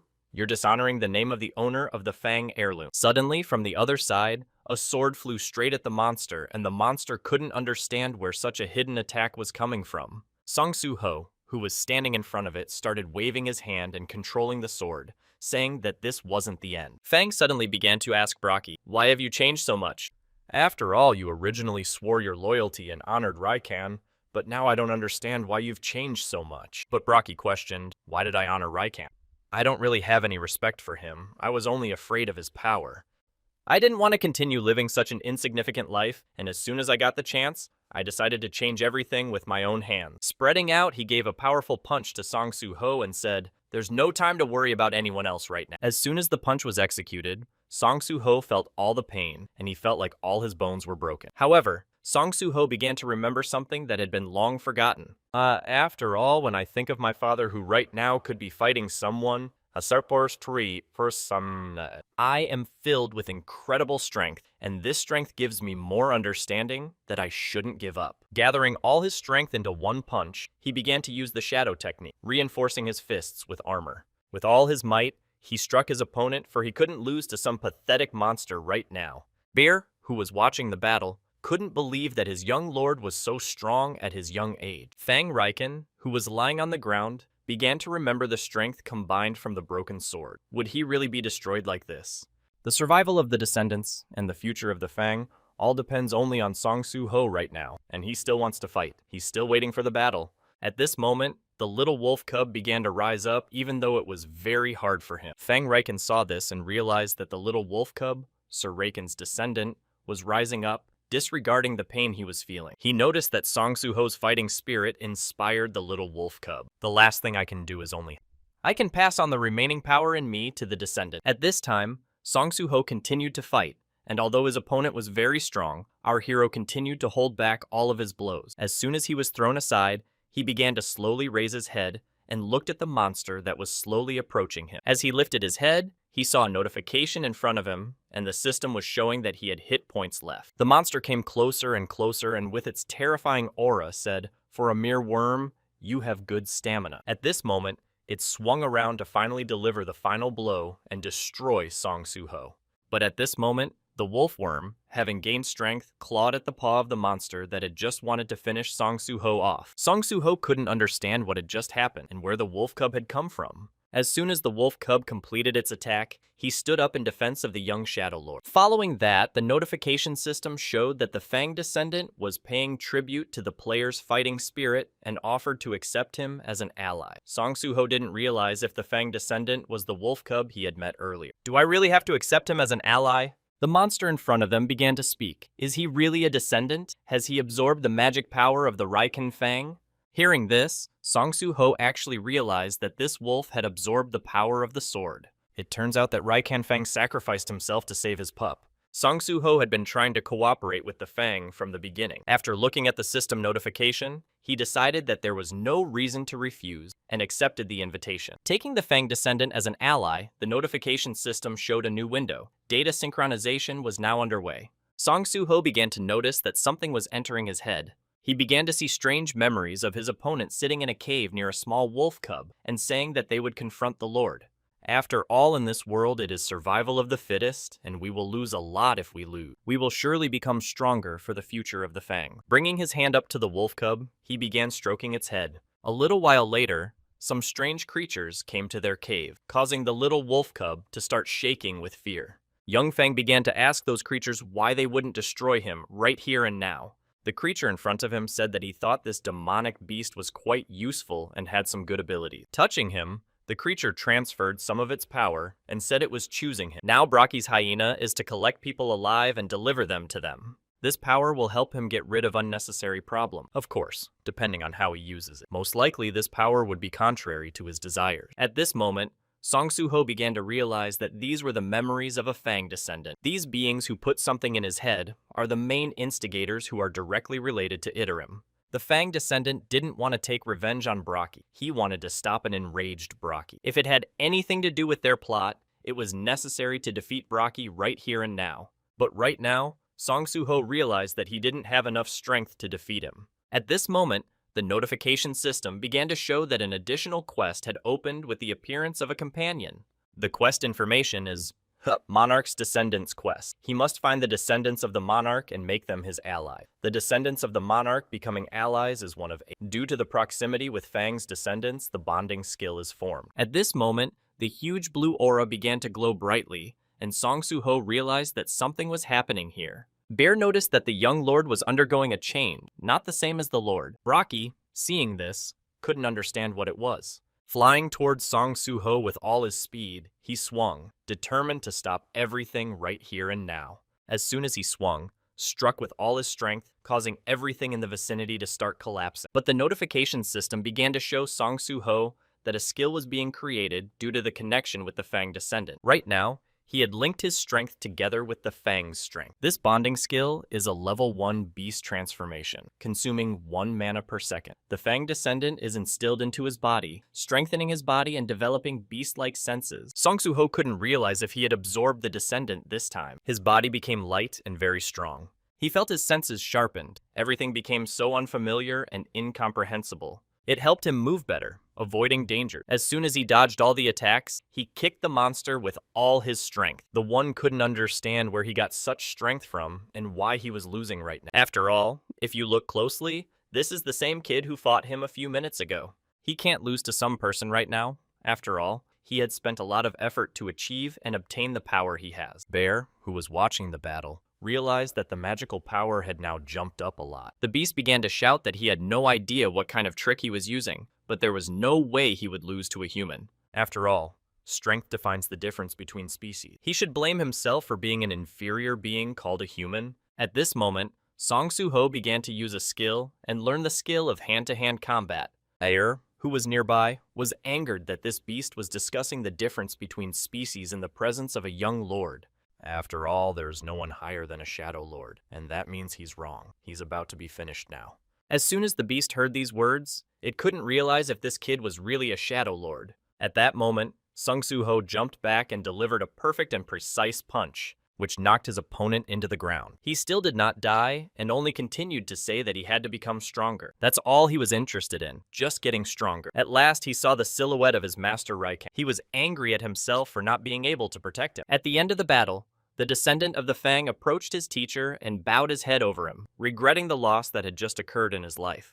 At the same time, standing behind his comrade, Burr said to his master, "You did a great job, Prince," and heard his name in response. Continuing to look at the motionless body of his opponent, the boy added, "You said you could feel Iterum's energy from Brocky, so a few minutes ago I was able to see some memories of the descendant of the Fang." Continuing to recall what he had seen in his opponent's memories, Song Soo-ho said that the hunters who entered the dungeon where Brocky was had placed something in his eye. Was Iterum among them, and what was the purpose of their attack on Brocky then? In response to Prince Burr's question, he answered that he doubted it was Itarami. The external gods do not act alone, but use their apostles to influence the causality of everything that happens, and most likely their actions are somehow connected with their invasion of this world. To which he replied that this means that Itarami the apostles are now on Earth. After his question, realizing some danger and limited information, the boy looked down and added, If I knew at least a little more about all this, is this all I could learn about Itram?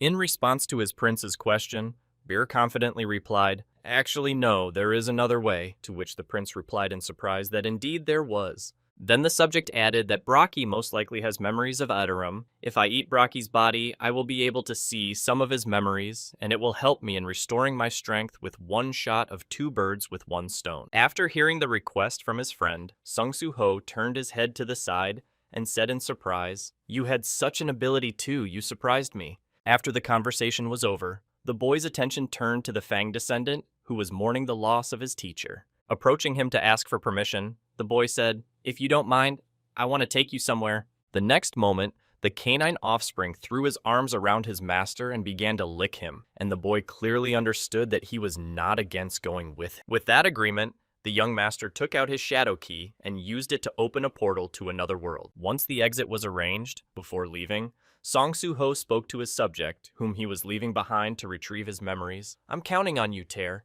In response to his master's warm word, the subject hesitantly replied, "Young lord, you are too kind to." After a while, walking along the path in the Shadow Realm, Burr said to the young lord, "Why did you decide to go to the dungeon?"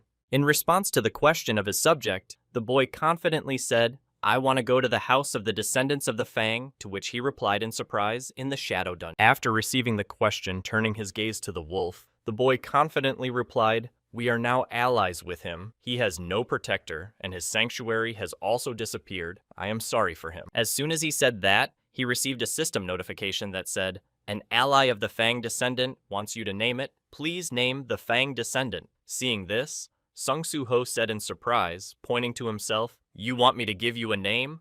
Thinking about what he could call him, the boy said, "Yes, you have gray fur, so you'll be gray." Hearing this, Burr mentally said, "His ability to give names is just like a lord's." The next moment, the Fang's descendant began to smile happily, and a message appeared above him that said, "Gray was an ally relationship, a level of trust and respect." After giving the nickname to his friend, the boy confidently exclaimed, "Gray, I declare this Forest Fang territory. Use it to your advantage." After which notifications appeared. Part of the Shadow Dungeon declared Fang territory, owner of Fang territory, declared Gray. When the wolf rushed to mark his territory in the trees, Song Soo-ho asked Burr what kind of food he could eat, to which he thoughtfully replied, "Well, since he is from the Fang family, I think he can eat living creatures or monsters." When he heard what exactly he could feed his new pet, the boy smiled slyly and said, "Well then, just fine." The next moment, he turned his head to where the goblin was hiding behind the tree and added, "There are still monsters here that I haven't gotten rid of yet,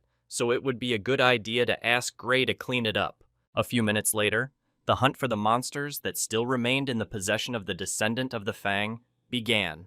At the same time, watching the battle from a tree, the boy said, "Wow, that's pretty good." And Gray is pretty smart, so he needed to clear out the inventory and place the things he got after the hunt. While his friend was dealing with the goblins, Sung Soo-ho opened the system window and saw notifications again that said the following rewards were received: skill points and the title of Wolf Killer. This title is given to a hunter who is experienced in hunting wolves when fighting enemies, such as beasts. Your characteristics increase by 40%. Seeing the reward for the victory over Braki, the boy rubbing the back of his head said in surprise, "The wolf killer?" But Braki was a hyena. And what he heard in response, let's skip the minor details. Hearing the advice from his subject, the young prince drew attention to another task called the Descendants of the Monarch, and said in surprise that this quest was enough to find the descendants of the monarch and recruit them as allies. In response to this, Bear replied that the Lord did not have this task. After this remark, the subject added that I heard that the system leveling created for you was revised by removing the ill intentions that it contained, to which in response I heard a surprised voice, "Ill intentions like that." In response to his master's question, Burr replied that the plan was to forcefully make a man known as Sung Jin Woo stronger. The architect wanted to use him as a vessel for the Shadow Monarch. After achieving the goal, the plan was to destroy your father's soul, but he simply could not go against the goals created by the system. Remembering the fate of his father, Bear added, and thus he and the others became the Shadow Monarch. I became a great entity that no longer needed to be raised to a higher level, and in response to this, Sung Soo-ho said, "So the system is moving to allow me to become a Shadow Monarch." And then Bear added, "That's not the point. There can only be one Shadow Monarch in the world. I believe that the system adapts to the direction in which you are moving and serves as a guide for you. If new features appear, They are created to help you. After hearing the explanation from his subject, the guy looked down and said thoughtfully, so the goals of my system are let's look at the characteristics. Looking at his status window, in which some of his characteristics have noticeably increased, the guy said thoughtfully after your words,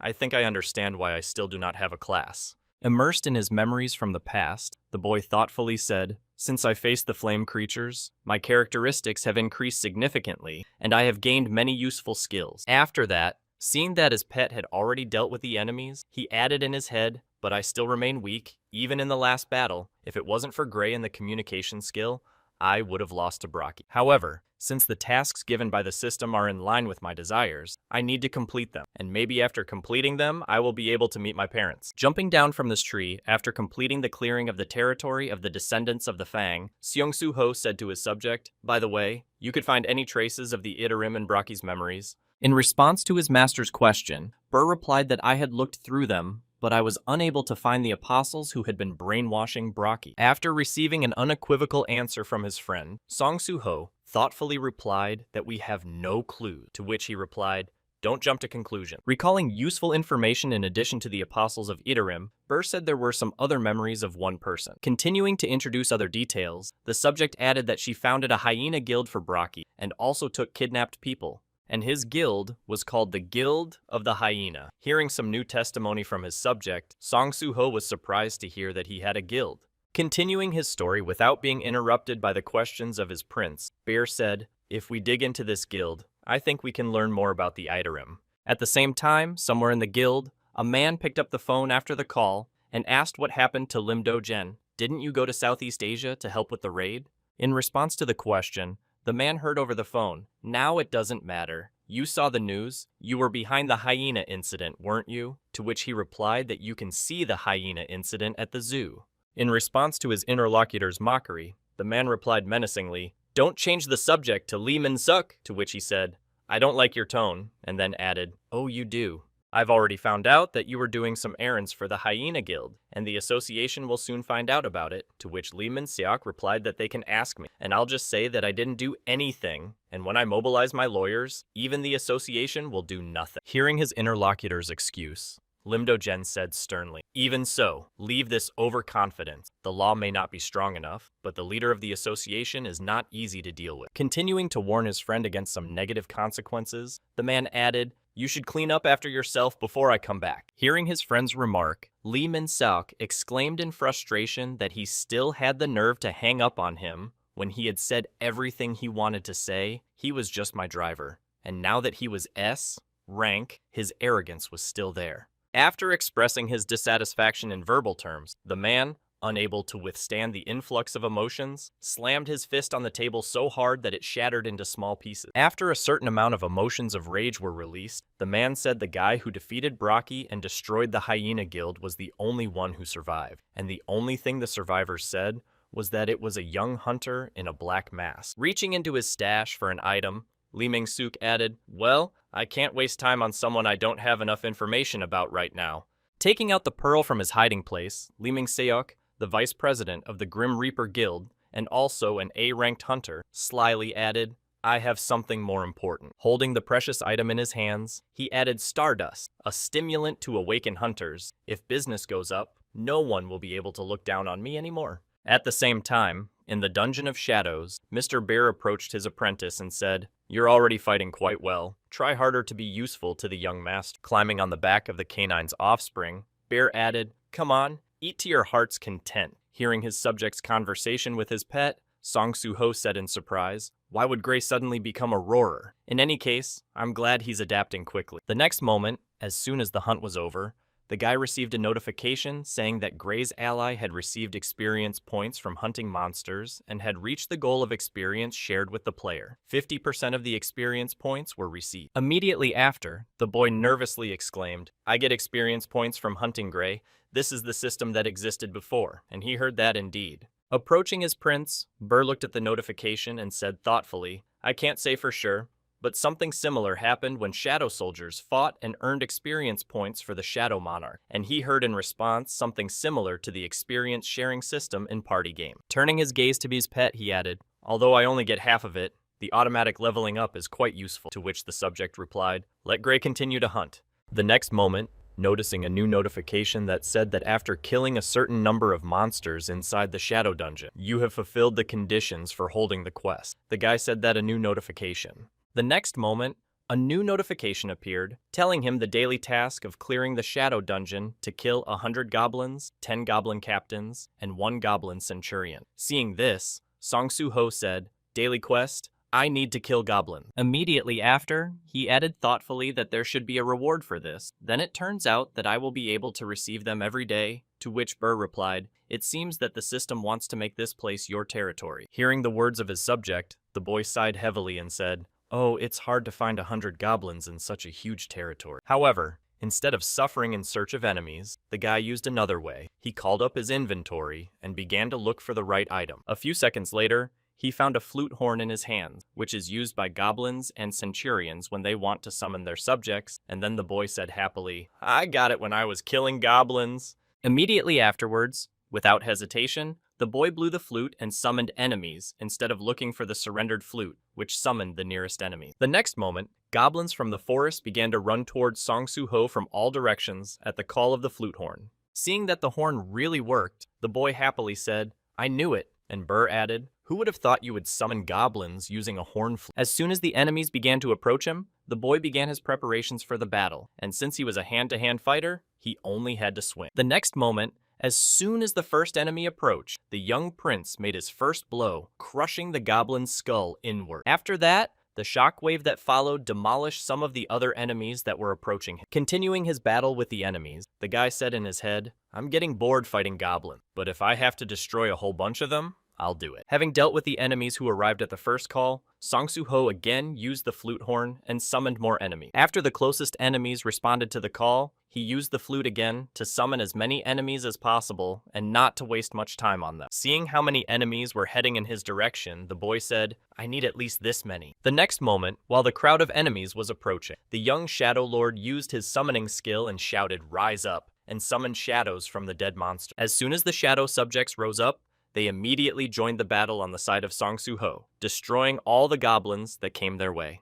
The next moment, Gray and the boy also joined the battle to make the battle end faster and complete the daily task. After the battle was over, Gray lay down on the ground with no strength left and began to whimper tiredly because he had been hunting continuously for 3 hours. Immediately afterwards, the boy received a notification that said, you have received a reward. Do you want to receive it now? With the options yes or no. Looking at the window of the daily task, the boy slowly picked up the reward and said curiously, seeing the strange reaction of Burr, he asked what was wrong. In response, he said, the numbers in the task are strange. I seem to have completed it, but they continue to grow. Song-Soo-Ho smiled slyly after thinking about it and came up with a crazy idea and said, could this be the one? Clenching his hand into a fist, he exclaimed happily, if the counter is not standing still, then maybe there is some other hidden task until they all stop to find out. After some time and the completion of the daily mission in double the equivalent, the counter still did not stop, but by now, the Fang descendant was near death. While the dog was giving his soul to the god, Song-Soo-Ho received a notification that he wanted to receive a reward and joyfully exclaimed that he could not hide anything from me. Confidently answering to receive the reward, he saw a window that said, you have received the following rewards status, Restoration. Characteristic points 3, Random Blessed Box Selection, Random Cursed Box Selection. After looking at the list of rewards, the guy happily accepted the first reward, after which his body was covered with the effect of recovery. Then he happily said, I have recovered to the ideal state. Just like when you level up, you can save this reward if you wish, and in a critical situation, fully recover right in the middle of the battle. The next moment, opening his characteristic window,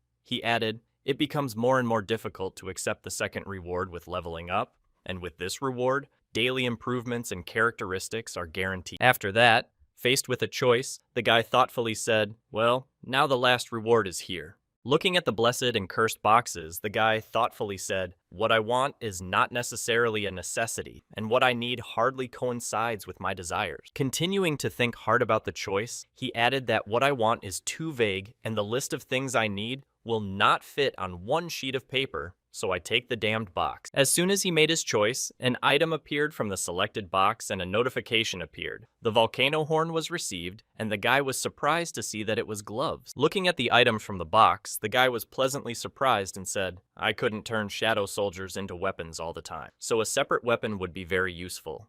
Putting on the reward and starting to test them, Sung Soo Ho thoughtfully said, it increases the physical damage by 30%, so does that mean that with the number of demons killed, the damage will also increase? The gloves are a little heavy, so I'd better invest points in the strength characteristic. Continuing to rejoice in his new weapon, the boy said happily, now you just need to hunt demons and improve your equipment, after which he received a notification in the status of your ally, mines have been mined.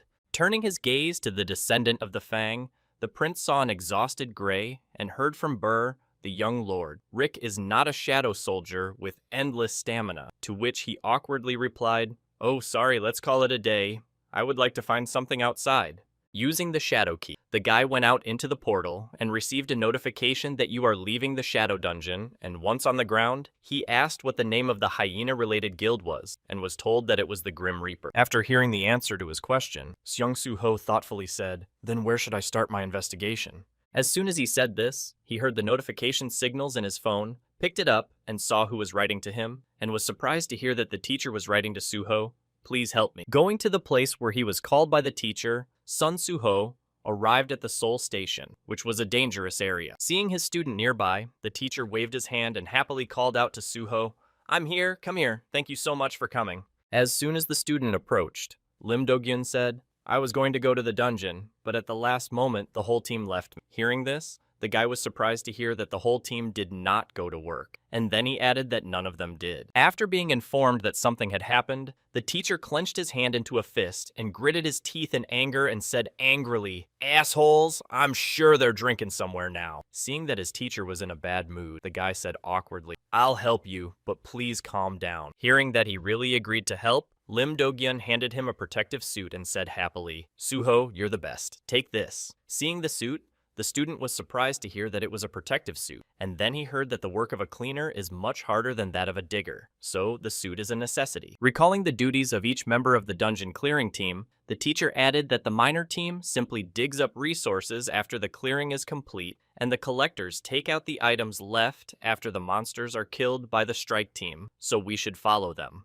While his companion was changing clothes, the assistant added this in case of an unforeseen ambush by monsters, and the fangs and claws of the corpses can also injure us. Putting on the protective gear given to him by his mentor, Sung Soo Ho said in surprise, looking at his arm, so now it was clear why he needed a protective suit.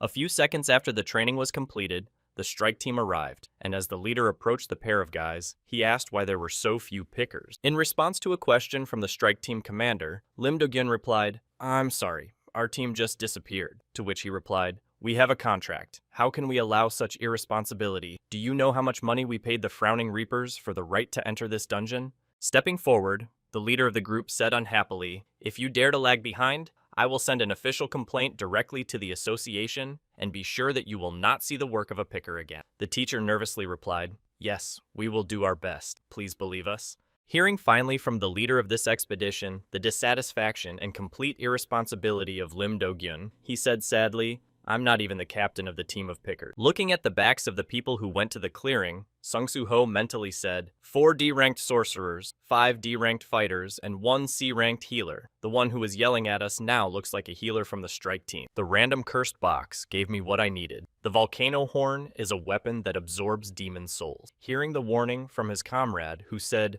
Soo-ho, watch your step here, it's slippery, thought Teacher Lim, who had appeared in time.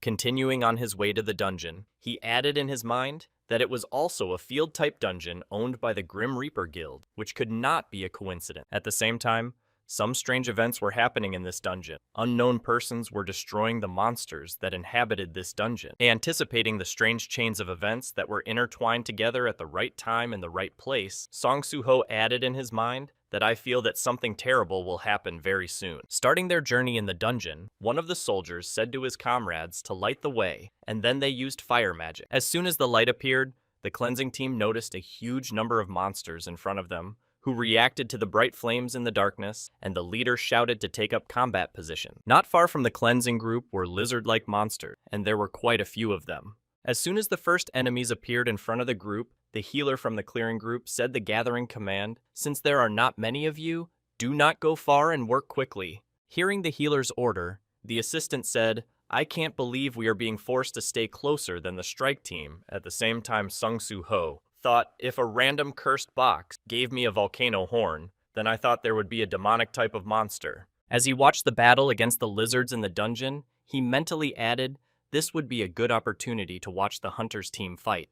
Turning his attention to each of those involved in the battle, Sung-Soo Ho mentally added that he needed to study how they interacted in the battle. The next moment, taking out his key to the shadow dungeon, he said in his head, "Thanks to the daily task, I have many corpses of goblin captains and centurions." Taking advantage of this opportunity, he sat down and touched the ground and said, "Rise up," after which the shadows began to arrive. Seeing his warriors standing in front of him, the boy mentally said, "After increasing my intelligence, I can summon 7 shadow soldiers." A few minutes later, the healer from the strike team wiped his face from the blood of the monsters and said, "Well, we're done here. Now we can rest." Hearing his order, someone from the strike team shouted out a break right now, to which he heard in response that there was nothing to be done. "We only have 2 collectors to think about. They should help us and only delay the rest." Immediately after these words, he looked back to see how the pickers were doing and thought in confusion that they had already finished, and then heard the pickers talking. "Thanks to you, everything is much easier. The strike team is much slower than I thought."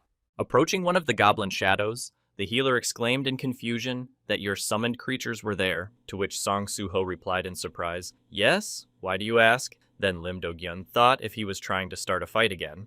After receiving an affirmative answer, the man grabbed the boy's hand and exclaimed, "I beg you to become our personal cleaner," to which he replied, "I wasn't going to continue working as one." Trying to somehow convince the guy to join them, the healer exclaimed, "You will have the highest salary in the market," and then heard the boss say, "We have problems here." Looking back at his comrade who was calling him, the leader of the strike team heard us and came across a human corpse. Heading to the place where the strange discovery was made, everyone was able to take a quick look and make sure that it was indeed something very similar. After a more thorough examination, the man said, "Indeed," and then the wizard added that judging by his clothes, he was an ordinary civilian. Immediately after, one of the strike team said, "I've never heard of monsters that can control fire," and Lim Do-gyun said to Soo-ho, "Can it be?" And he replied, "I think so too." Recalling the battle with the monster that had been infected by the other monsters of the Misty Flame, he looked down and said in a worried voice that sounded like a flame creature. Hearing the dialogue of his gatherers, the healer asked, "Do you mean the monsters that are engulfed in blue flames?" And he replied, "I'm sure we were at the scene of the incident at Hankook University of the Arts." The next moment, interrupting the conversation with the collectors, the comrades of the cleanup team exclaimed, "Finding several more victims of the boss here and there is one here as well." Seeing how the situation was developing in this dungeon clearance, one of the clearing team members told the captain that it might be better to stop the raid and report to the association. After receiving the proposal to report, the leader mentally said, "It's all very strange, but the corpses are really in civilian clothes without equipment, and since our team consists of D&C rank hunters, there shouldn't be any problems." Immediately after thinking about it, he confidently exclaimed, "Let's continue." And hearing the leader's order, the subject exclaimed, "I didn't expect anything else from you." And Sung Soo-ho mentally said, "I want to go on in this situation." Immediately after, the guy said, "I'm sorry, but the flame creatures are much more dangerous than you think." And he replied, "I am your leader.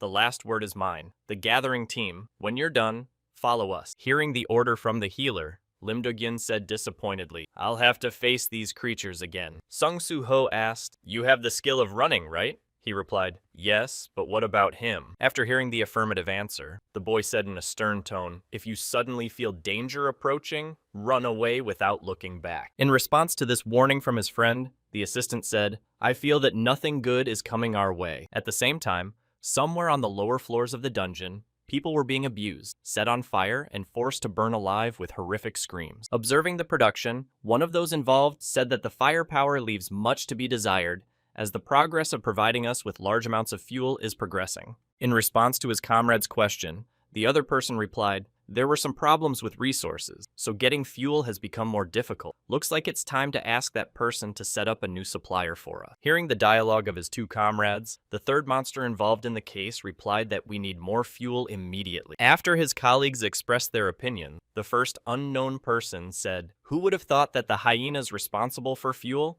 would have problems because we would produce less stardust than others?" After this remark, the third monster, sensing something strange, said from above the presence of the bunkers, and the first person asked the hunters if they were just in time for the fuel. The next moment, volunteering to get the necessary fuel, the third person said, "I'm going to take the victim. Get ready." And the third person replied, "You know you have to capture them alive." Having heard the instruction from his friend, the third monster took out his giant sword and said, "Of course," before going hunting. At the same time, the hunters were just finishing up a battle against the monsters they had encountered on their way. Continuing to heal the wounded guy, one of the strike team said, "We're going to make a lot of money today," and was told that it was good that we decided to continue the raid. At the same time, approaching his comrades, the leader of the group said, "We should have saved it for better times, but since we have great pickers, its time has come." Taking out a half-filled sphere with blue powder from his pocket, the man said, "Stardust. Do you know anything about it?" In response to his question, one of the hunters said, "It's a mana amplifier that's very famous among modern hunters." And then another added, "I heard it's not easy to get, and you've been hiding it all this time?" The leader said, "The effect lasts only a week, but it's enough to raise the rank of a weak hunter." Looking at the sphere in his hands, the man smiled slyly and said, "If I use it, I will become a C rank." The next moment, a monster appeared from behind the leader and struck him with a powerful blow, knocking him down, and then said that he definitely needed to be captured alive. Seeing that they were suddenly attacked, one of the fighters who was close to his leader fell to the ground and exclaimed that the boss, at the same moment the third person said, with a blunt side, did not kill. At the same time, the rest of the strike team, seeing what had just happened to their leader, screamed out in fright that the monster was also talking. Seeing that the monster had defeated another one of their comrades, one of the survivors shouted, "In any case, he remains an enemy, so be careful." At the same time, waving his sword in front of the hunters, the attacker said 1,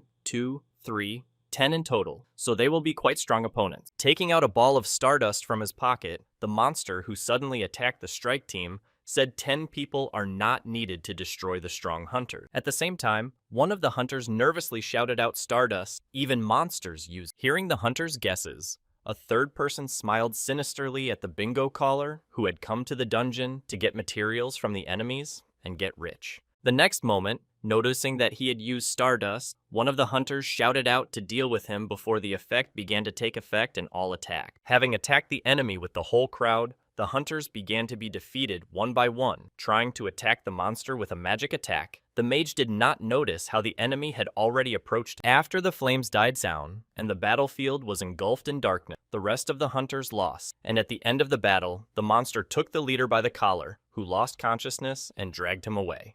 Heading back to his comrades who were engaged in the production of stardust, leaving the defeated fighters where they lost, the third person said fuel is provided. At the same time, Sung-Soo-Ho, who was collecting materials with his friend, received a new notification saying that a new quest had been received. Opening it, he saw the task of rescuing the survivors of the demon nearby, captured several people. Try to save as many as possible. The reward will vary, depending on the number of survivors rescued. The current number of survivors is 7. The number of survivors is 0. Seeing that his master was tense, Bear asked the young lord what had happened, to which he replied that a new quest had appeared. It seems that somewhere nearby, there are demons who kidnap people. Looking at the description of the task, he added, "The more people I can save, the greater the reward I will receive, but they may be in great danger very soon." Immediately after turning his head to Lim Do-gyun, the boy exclaimed, "Something seems to have happened to the strike team. Quickly run away from the dungeon." To which he replied, "How did you know?" And then Sung-Soo-Ho added a premonition. After choosing a couple of his subjects, the guy said, "The goblins will take you to the exit." Seeing that a couple of goblins were already pushing him to the exit, the assistant exclaimed that, "Wait, Soo-Ho, what about you?" Hearing the question from his friend, the boy said confidently, "I'm going to go in search of the strike force." Hearing what his student was going to do, the man was visibly nervous, but did not refuse. Heading to the exit with the goblins, he exclaimed, "Okay, then I will only interfere with you. If I survive, I will immediately ask for help in the association." Hearing these words, the guy said, "Thank you." Turning into a hunter with the association of his pet and putting on the gloves of the volcano horn, Sung Soo-ho said, "We need to hurry up." As soon as he made his decision and came up with a plan of action, a strike team quickly rushed towards the orb to try to save them. At the same time arriving at his colleagues at the Stardust production facility, the third person said fuel received upon hearing the voice of his friend. The first person said in surprise, "Wow, so fast." The next moment, the first person looked at his colleagues and said, "The gates will soon open and the demons will be called," to which the third person replied, "I won quickly," and then said, "Well, in honor of your victory, throw some wood." The monster got to work and began to sort the fuel and add it to the production, saying it was unfair. While the miner was replenishing, the first person said, "I'm glad we replenished the fuel supply. Now we can produce stardust without any problem." Holding the product of his own production in his hands, he added the poison we had learned to prepare, using secret demonic techniques and a stimulant that was made from berserker venom into stardust. Berserker poison can increase a person's magical power, but it has one side effect. It absorbs life force, and the side effects of the flames from burning a demon essence crystal soaked in demon blood could be mitigated by replacing them with fire generated from the flames of hell. The first person added, rejoicing in the information he possessed, and it was all thanks to the apostle who had given us this method of manufacturing the product. The next moment, turning his attention to the secondary product that remains after this process, he added magical creatures that decompose living beings and turn them into furious monsters, which is what the apostle brought to our world. Continuing his story, the first one added that thanks to this, low-ranking demons like us had a chance to become stronger, to which the third one replied in the same way. Suddenly, the second of the three demons said that someone was approaching, and the first one was surprised to hear that there were still hunters here. Hearing the guesses of his comrades, the second number, who was replenishing fuel for production, said it was impossible that a new hunter was likely. The next moment, the door to the laboratory flew open and was knocked down by the hunter who burst in to rescue the hostage. At the same moment, rushing at the enemy who had come to visit them uninvited, the second number used his sword to cut the steel door into two pieces that were flying at him. Continuing his attack, Song Soo-ho, approaching the demons who had kidnapped the people he was supposed to save, exclaimed, "There you are." After assessing the situation with the enemies standing near him, he confidently said in his head that they were definitely demons. The next moment, turning his gaze to what was behind him, he mentally added that behind them, they had tied several flame creatures and were burning them as a ritual. Seeing that the number of survivors hadn't changed, the boy mentally said, "Fortunately, people are still unharmed." But the second man had already made his strike, and his sword almost reached the boy's flesh. However, at the very last moment, reacting to the enemy's attack, Sung Soo-ho was able to dodge, thus avoiding all the damage. Immediately after avoiding the demon's attack, the boy swung his fist and asked, "So, did you kill the hunters?" At the same time, noticing that the enemy was quite strong, the first of the demons behind him said he was able to dodge the attacks of the one who had taken the stardust of the younger one. "So you need to take matters into your own hands, brother." While the elders were taking stardust pills to enhance their magical powers, the second number continued to fight the battle against the attacker. Suddenly, in the midst of a battle in which he clearly had no advantage over the enemy, the demon heard his comrades tell the younger one to move on. At the same time, as soon as the second number left the battlefield, a couple of older demons who had taken the pills entered the battle 2 against 1. Noticing that 2 enemies were already attacking him, the boy realized that there was no point in blocking and quickly retreated back. However, after this maneuver, the danger did not disappear, because right behind him stood the first number who was already preparing to strike, concentrating magical energy in his hand. As soon as everything was ready, he immediately attacked the confused guy from behind, and Sung Soo-ho was unable to dodge the attack and felt the full extent of the damage. At the same time, while the attacker seemed defenseless and immobilized, the second number grabbed his sword and went to attack, but at the same moment, the guy shouted out to rise up.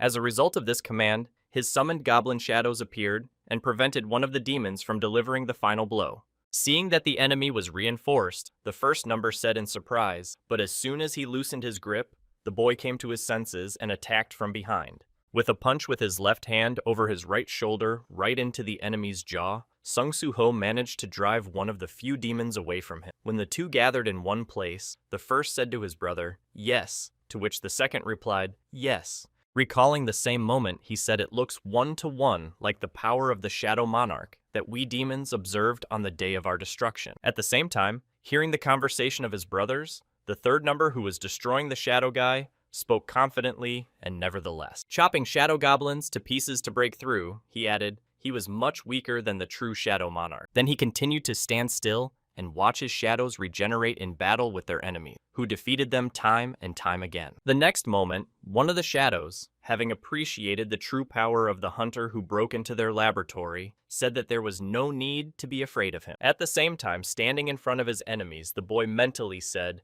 I think that none of them are as strong as Brocky, but it will be quite difficult to fight all of them at once. Continuing his train of thought, the boy remembered a certain option that he could use and said in his head, even if I continue to resurrect goblins, I will just waste mana. I wonder if I should use it. The next moment, he plunged into the memories of De Beer, who said to him, as you said, I kept the corpse and absorbed enough to read its memories. Shadow soldiers grow weaker over time. For what reason did you decide to keep it? In response to his subject's question, Song Soo-ho replied simply, I was thinking about something when I saw his last moment. Looking at Brocky's lifeless body, he added thoughtfully, if he was under the control of the Itar Trim in the last battle, I wondered if I could use my power to make him my warrior. Immediately after, I turned my gaze to the pet standing next to him and said, of course I need Gray. Seeing by the behavior of his ward that he did not oppose his decision and was acting strangely, Sung Soo-ho said, Gray is fine.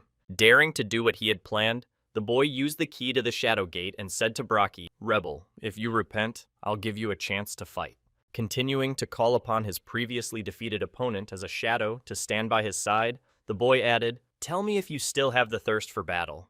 The next moment, after the inspiring words, a giant shadow of Brocky's body began to appear from the portal. After a rather spectacular appearance, the shadow that had just appeared also had a system plate next to it that said, Brocky level 1 rank normal. At the same time, seeing whose shadow their enemy had summoned and who was fighting against them, the first of the three demons exclaimed in confusion that Hyena Brocky, don't tell me that this guy defeated him. After using both of his fighters, Sung Soo-ho confidently said, now here I am, Gray and Brocky, and that's our whole squad, after which Burr sadly said in his head, pointing at himself, young master, please don't forget about me. Having re-entered this battle with his full army, the boy confidently exclaimed, well, now let's start the real battle. Sometime after the battle began, another unknown person appeared on the battlefield and said whoever summoned me was a demon who was hunting for me. The next moment, she noticed the battlefield in front of her, where the three demons and the shadow soldiers who were opposing them, along with the boy, and asked where the shadow soldiers were from.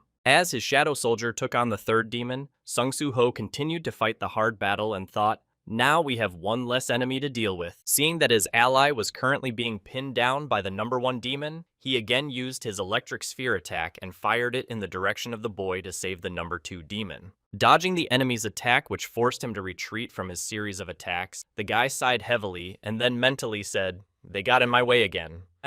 As soon as the pair of enemies reunited, Sung Soo-ho heard them talking. Junior, be careful, he mentally said. I won't be able to deal with them easily. If the battle drags on, Gray will drain me of all my mana. The next moment, he turned his gaze to the shadow soldier he had summoned and said, even Brocky, having become a shadow soldier and lost some of his power, has reached the point where he can only fight one of them. Being in a difficult situation where he had to make a difficult decision, the boy mentally said, what can I do to separate them? I have to defeat them one by one. The next moment, right in front of his eyes, another female person appeared whose attention was focused on the demon. Finding herself in the middle between Sung Soo-ho and the demons, which made it impossible for the battle to continue for the time being, she said, let me ask you something. Looking back at the guy holding a giant sword in his hands, she added where Mr. Sung Jin-woo was now. Hearing that she had just said his father's name, the boy was surprised to hear the wounded night girl say in his head, where did she come from and is looking for my father? Waiting for the right opportunity, Burr stepped forward and asked, what are you doing here at all? To which he heard the girl reply, that this voice. Looking back at the boy's friend and grabbing him in her arms, the girl joyfully exclaimed, Bear? That's right, Bear. But where is your body? How glad I am to see you. Holding back her emotions from meeting her old friend, the girl asked, where is Mr. Sung Jin-woo now? And who is that guy with you in response to the question? Bear exclaimed in displeasure. It's a long story. At the same time, observing the girl and her strange behavior, the third demon spoke an offering to the demon summoned, to which he heard in response, yes, but for what reason is she familiar with our enemies? We will have problems if she chooses their side. Continuing to rejoice at the meeting with her friend, the girl exclaimed joyfully, she could not even think that she would meet Beera here. It was just wonderful, and it was a relief. Angry at the safety of his friend, Bear said angrily, pointing his finger at the enemies behind him, You're right on time. We'll continue the conversation later. But for now, take care of these demons. And in response, he heard a confused exclamation of what you're talking about. At the same time, realizing that the girl had sided with their enemies, the first demon exclaimed, "First, we need to get rid of the wounded demon. We only need her blood to make stardust." Hearing the order from his comrade, Sung Soo Ho was surprised to think that I had seen her somewhere, and then asked if she was injured. She could definitely handle it on her own, to which Burr replied that low-ranking demons were no match for her. From time to time, looking at the battlefield where the girl went to deal with the enemies, the comrade said, "This demon's name is Aesel." Drawing the young prince's attention to the new ally, he added that when the Lord destroyed the demon world, he pardoned only her family. She is the eldest daughter of the House of Ladir. From the point of view of humans, her abilities are at the level of an S-ranked hunter. Hearing about the approximate abilities of the girl who fought for them, Sung Soo Ho said in his head that S rank means I can see them fight. The next moment, he and his subject were able to witness the girl catching a bream and flying back without being of any use in the battle. Seeing that she had lost so easily against a lower-class demon, Song Soo Ho and Bae mentally wondered what had just happened. After the girl landed face first on the floor, Bear exclaimed, "Hey, when did you become such a weakling?" Continuing to reprimand the girl who had just disgraced herself so badly in the battle, Bear added, "Even your mana volume is not the same." He heard Aishlin reply, "Well, this one has a problem." Recalling the cause of her weakness in her mind, she said, "About 6 months ago, most of the demons in our world rose up in rebellion, and we fought with full force, but our family was unable to suppress the rebellion alone." Shedding tears of despair, the girl said sadly, "Bear, can you heal me?" To which he replied with a grudging response, "It's a waste of mana," and then said, "You're so angry." And watching the dialogue between his subjects, he thought, now I have 2 companions who have lost their strength. At the same time, having witnessed the story that the girl had just told, the second number exclaimed, "We heard the brothers," and then the first added, "I didn't recognize her at first because she was much weaker, but having met the survivor of the Ladir family, we have a chance to become stronger by absorbing the blood of a noble demon." At the same time, preparing for a difficult battle because of the uselessness of the allies, the young prince said, "If I can fight them one-on-one, then I can definitely win." And then Burr said, "Oh, by the way, I have an idea." Raising his pen to his eyes, Burr confidently said, "It's time for me to use this ability that I managed to get after I recovered some of my mana." Using the ability on Aesel, the boy was able to see a system notification that read, "Bear used the skill Strict Orders." After using the skill, several more notifications appeared, saying that the Stern Orders skill increased Aislin's characteristics by 50%, and the Stern Orders skill imposed the side effect of insanity on Aislinn. Having sent the girl into battle against the enemies so that she could at least somehow help her master, Beer shouted out to the useless woman demon, after which she ran screaming to fight. At the same time, looking at the girl who had just gone into battle, Sung Soo Ho mentally said to himself, "I feel a little sorry for her, to be honest, but now we can fight one-on-one." The next moment, as she rushed into battle against the enemy, she collided with the shield that the first demon had put up in front of her. Seeing a good opportunity to attack Aisel while she was breaking through the barrier to his brother, the third demon said with a swing of his sword, "Blood is drawn." Before he could complete his plan, a boy attacked him, interrupting his attack and knocking the sword out of Sung Soo Ho's hands, intercepting the weapon and dealing a fatal blow to his enemy. Immediately after inflicting critical damage, the boy received a system notification that said you have destroyed a low-ranked demon. After the battle with the first enemy was over, the boy confidently spoke to his friend, and then received another notification that said the horn of the volcano had absorbed the demon's soul. At the same time, noticing that his friend had just been killed by the demon number 1, the younger brother nervously exclaimed, "Damn, we need to do something about this crazy girl." As soon as he said that, a system notification appeared next to the girl. IL target skill, Stern Orders, has used up all its life energy, effect is complete. The girl immediately collapsed to the ground, seeing that she had just stopped her attack and headed for the floor, unconscious, the first one looking at her in confusion. Not realizing what had just happened to the girl, he mumbled what it was, and at the same time, right behind him, Sung Soo Ho appeared, already placing his hands on the enemy's head to twist his neck. Having completed the massacre of the enemy, who had just lost his vigilance on the battlefield, the boy confidently spoke to the second enemy, now also completed. After destroying the second enemy, the guy again received a system notification that said the horn of the volcano had swallowed the demonic soul. Seeing that only he and the second demon were left on the battlefield, the second demon said in his head that they now had a numerical advantage. Useless idiots. Throwing Brocky into the wall to free himself from the onslaught of the enemy that was hindering him, the monster said in his head, but it was not over. Seeing some chance that he had to win, even in such a situation,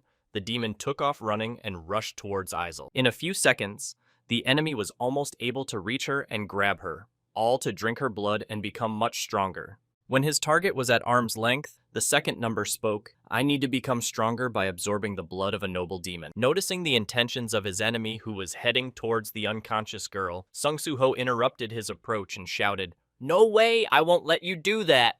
With a sly smile in the face of the enemy he had just thwarted, the boy said, "Leave me some of that now." Holding the enemy in a certain fixed position, the boy shouted Brocky, and then his shadow warrior subject pounced on the enemy and began to do his job. As soon as he grabbed the enemy with his paws, he immediately opened his jaw with sharp teeth and took the enemy's life so that he would not bother them in the future. Sometime after he lost consciousness, when he saw that a seal was getting up and her legs were standing, Rocky asked her if she was alive, and she replied, "You're very rude. I can't believe that anyone but Mr. Sung Jin Woo can lead the Shadow Soldiers. Who is he?" Hearing the question from his friend, Bae smiled slyly and said, "You lack loyalty, so you don't know about him. So use your brain and guess who he is." Directing the girl to the right idea, he added, "I'll tell you right away. You don't have many options." Hearing this remark and realizing who was in front of her, Aishlin was surprised to hear this. At the same time, having received many system notifications about soul absorption, leveling up, and defeating the enemy, he saw the notification about the shop and said in surprise that the shop had opened. As she continued to look at the boy and compare his approximate age with the time of the event in her head, she confidently said in her head that it was indeed him.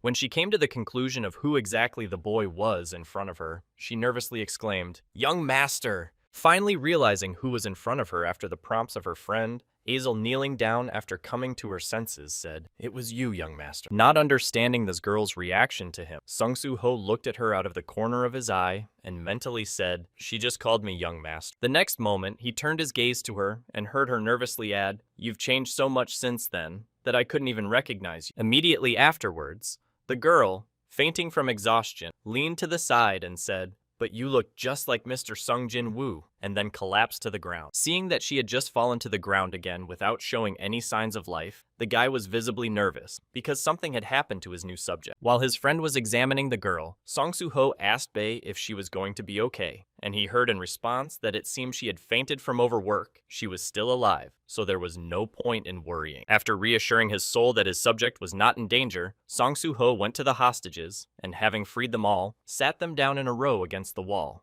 Immediately afterwards, system notifications appeared in front of him. The task of rescuing the survivors is completed.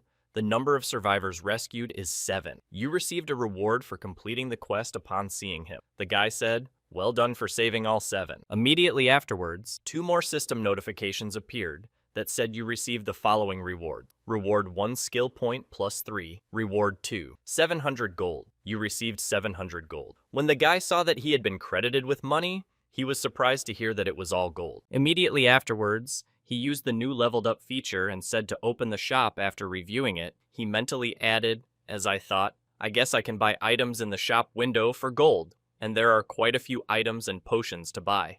Recalling his childhood moment when he received money for some work, Sung Soo-ho thought about earning money by doing tasks just like when I was a kid, and got pocket money by doing small errands. After looking at his friends in the store and recalling fond memories from the past, the boy happily said, "By the way, since I inherited the system from my father, thank you for the pocket money, father." Having bought a recovery potion in a store, the boy looked at the description, which said that after use it restores 500 points of health and can be stored in a vault, but cannot be passed on to someone else, and said disappointedly, "I can't pass the item on to someone else." Realizing that simply giving her the potion was not an option because the system forbids it, Sung Soo-ho opened the potion and said, "Maybe I can get her drunk with it." After he applied the potion to the girl and saw that the effect began to take effect, the boy said, "Your complexion looks better," to which Beer replied, "You wasted gold on a useless demon. You have such a good heart, Lord." In response to the words of his subject, the young prince confidently said, "Well, we can't just leave her lying there, so let's take her to the shadow dungeon of Brocky and take the corpses of the defeated demons as well."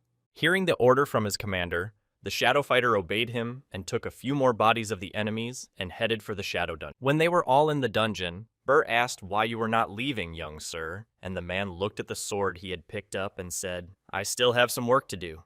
The next moment he turned his gaze to the monsters that were hanging in the production room and said, flame creatures. Seeing them for the first time, I thought, they seemed to be suffering from a flame. Swinging the sword he had received from the third demon, he said, I'm sorry, but I can only help you in this way, and then he destroyed all the monsters. After a while, after scouting the area on call, the hunter returned to the outside to give a report on what he had seen and learned. Recalling what they had seen in the dungeon, the hunter's assistant said that although the dungeon was of the field type and they had found the corpses of flame creatures and spiked lizards, judging by the marks on the bodies of the dead, they were not killed by the hunters. They were not killed by magical creatures. After witnessing the dialogues between the hunter and his assistants, the hunter said, I wonder if you mean that there was someone else there besides the magical creature, while the assistant rubbed the back of his head and said nervously, I should get back. Hearing that he was leaving, the hunter looked back and said, excuse me, you are Lim Do-gyun, who reported this case? There is information about a certain Song Soo-ho in the team of this strike force. Do you know him? And he replied,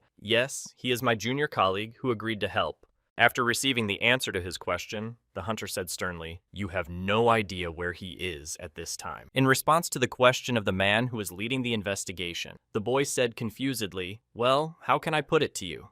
Throwing his hand behind his head and rubbing the back of his head nervously, he added, we escaped from the dungeon together and I evacuated him to a safe place. I'm ashamed to say we are E-rank hunters and could only ask for help from the Hunters Association. Having received a response from the member of the gathering team, the hunter put his hand on his shoulder and said, you did well. Being an E-rank hunter, you made the best possible decision in accordance with the instructions of the Hunter Association. After completing the interrogation of the witness, the man headed back to the scene and said to search the area thoroughly for any traces, and Lim Do-gyun breathed a sigh of relief. Recalling his friend's words before saying goodbye before fleeing, when he said I need to go to the strike team, the assistant thought, the one who saved the surviving hunters was Soo-ho. I'm right. Raising his head up to clear his mind, he mentally added, I have no idea why he is hiding his rank, but I am sure it is not with bad intention. Continuing to think about his friend's behavior, he added in his mind that I would just have to wait for the moment when he wanted to tell me everything. After coming to her senses, Ezel looked down at her head and said sadly, I can't believe it happened this way. Standing in front of Sung Soo-ho, she added, Mr. Sung Jin-woo left the Earth to protect it from invaders from outer space, to which Burr added, the Lord sent me to Earth to break the seal, but the young Lord was a genius and did it himself. Squeezing into the conversation of his subjects, the boy looked at the new team member and asked, so, you say your name is Aesel, but we've never met you before. In response to the boy's question, she confidently answered that it was the first time we met during your training, young master, and you promised to remember me. Have you forgotten? Hearing the information that they had already met, the boy took a thoughtful pose and said that for some reason, he could not remember the events. Continuing to strain his brain, Sung Soo-ho tried to dig up the right moment in his memory, but it was difficult if you don't know what to remember. Recalling the moment when he said to the girl when he met her, I value my time, so I'll finish quickly, to which he heard a nervous wait in response, the boy confidently said exactly. Looking at the girl, he said happily, you are the girl who gave up at the first meeting and immediately bowed her head and was upset that she was remembered that way. After hearing what happened at the first meeting, Burr said unhappily, you answered so inadequately when we were supposed to test the young master. Immediately after, continuing his questioning of his subjects, he added, I'm also curious as to why you're so weak. What happened in the demon world? To which she replied, well, sort of. She bowed her head down and said sadly, I think I should explain this to my young lord. You heard from Bear that Mr. Sung Jin-woo destroyed the demon kingdom and other nobles, right? After that, our Radir clan took the first place in the demon world, the one called the Demon Castle, and began to wait for his call. For several decades in a row, we were able to live peacefully because Mr. Sung Jin-woo did not call us, but 6 months ago, we had a problem. Continuing to tell the unpleasant story, she added that a mana amplifier called Stardust began to spread among the demons. Immediately after, recalling the remarks of the demons who had spoken to him in the battle, he was able to dodge the attack of the younger one who had increased his strength with Stardust. First, let's destroy the demon who is already covered in wounds. I think we need to help him anyway. We only need her blood to produce Stardust, Sung Soo-ho thought. I think I heard about this from an ace in the battle. Continuing her story, The girl said that even though high-ranking demons with a large supply of mana were not particularly affected by the dust, if a low-ranking demon used it, his mana would increase without any effort. In Sung Jin-woo's absence, using the stardust as a catalyst, the demons began to unite with one goal in mind, to rebel against us, the Radir clan, who were protected by the Shadow Monarch. The next moment, recalling the beginning of the serious consequences, Aciel spoke, and the rebellion that suddenly erupted on the basis of stardust quickly escalated into a full-fledged war. Not forgetting the attempts to stop it and the consequences, she added that the Radir clan was fighting to defend the demon castle that was personally entrusted to us by Mr. Sung Jin-woo. After hearing some of this, the boy just stood there with his head down as Aciel spoke, but our family was completely powerless in the demon uprising and eventually lost after 6 months of war. Continuing to speak with trembling hands, she added, however, the demons who joined the rebellion did not stop there. They captured our family members and began draining their blood, and then they began drinking her blood from the purebred demon nobles to gain even more power. Clenching one hand in the other as she told the difficult story, she added, "That's how my father and the entire clan died, and that's how I became, losing my strength along with liters of blood."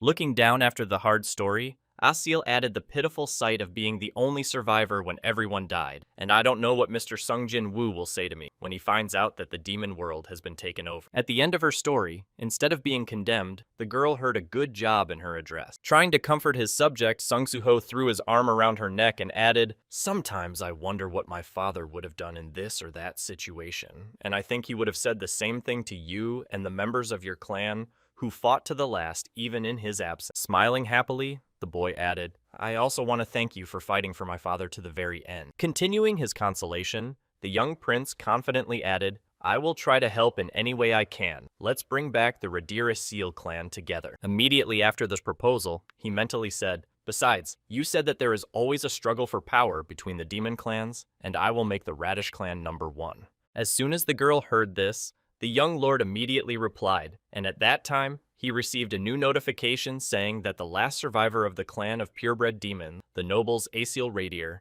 thanked the player. Wiping away tears of joy after a difficult conversation and the support she received after the much-needed conversation, Aciel joyfully said, "Our clan Radir." At the same time, a window appeared in front of the boy, with a choice in which it was written whether he wanted to recruit the heiress of the White Flame as his ally. Stunned by what he saw in the description of the system notification, the boy confusedly said in his head, "Aciel?"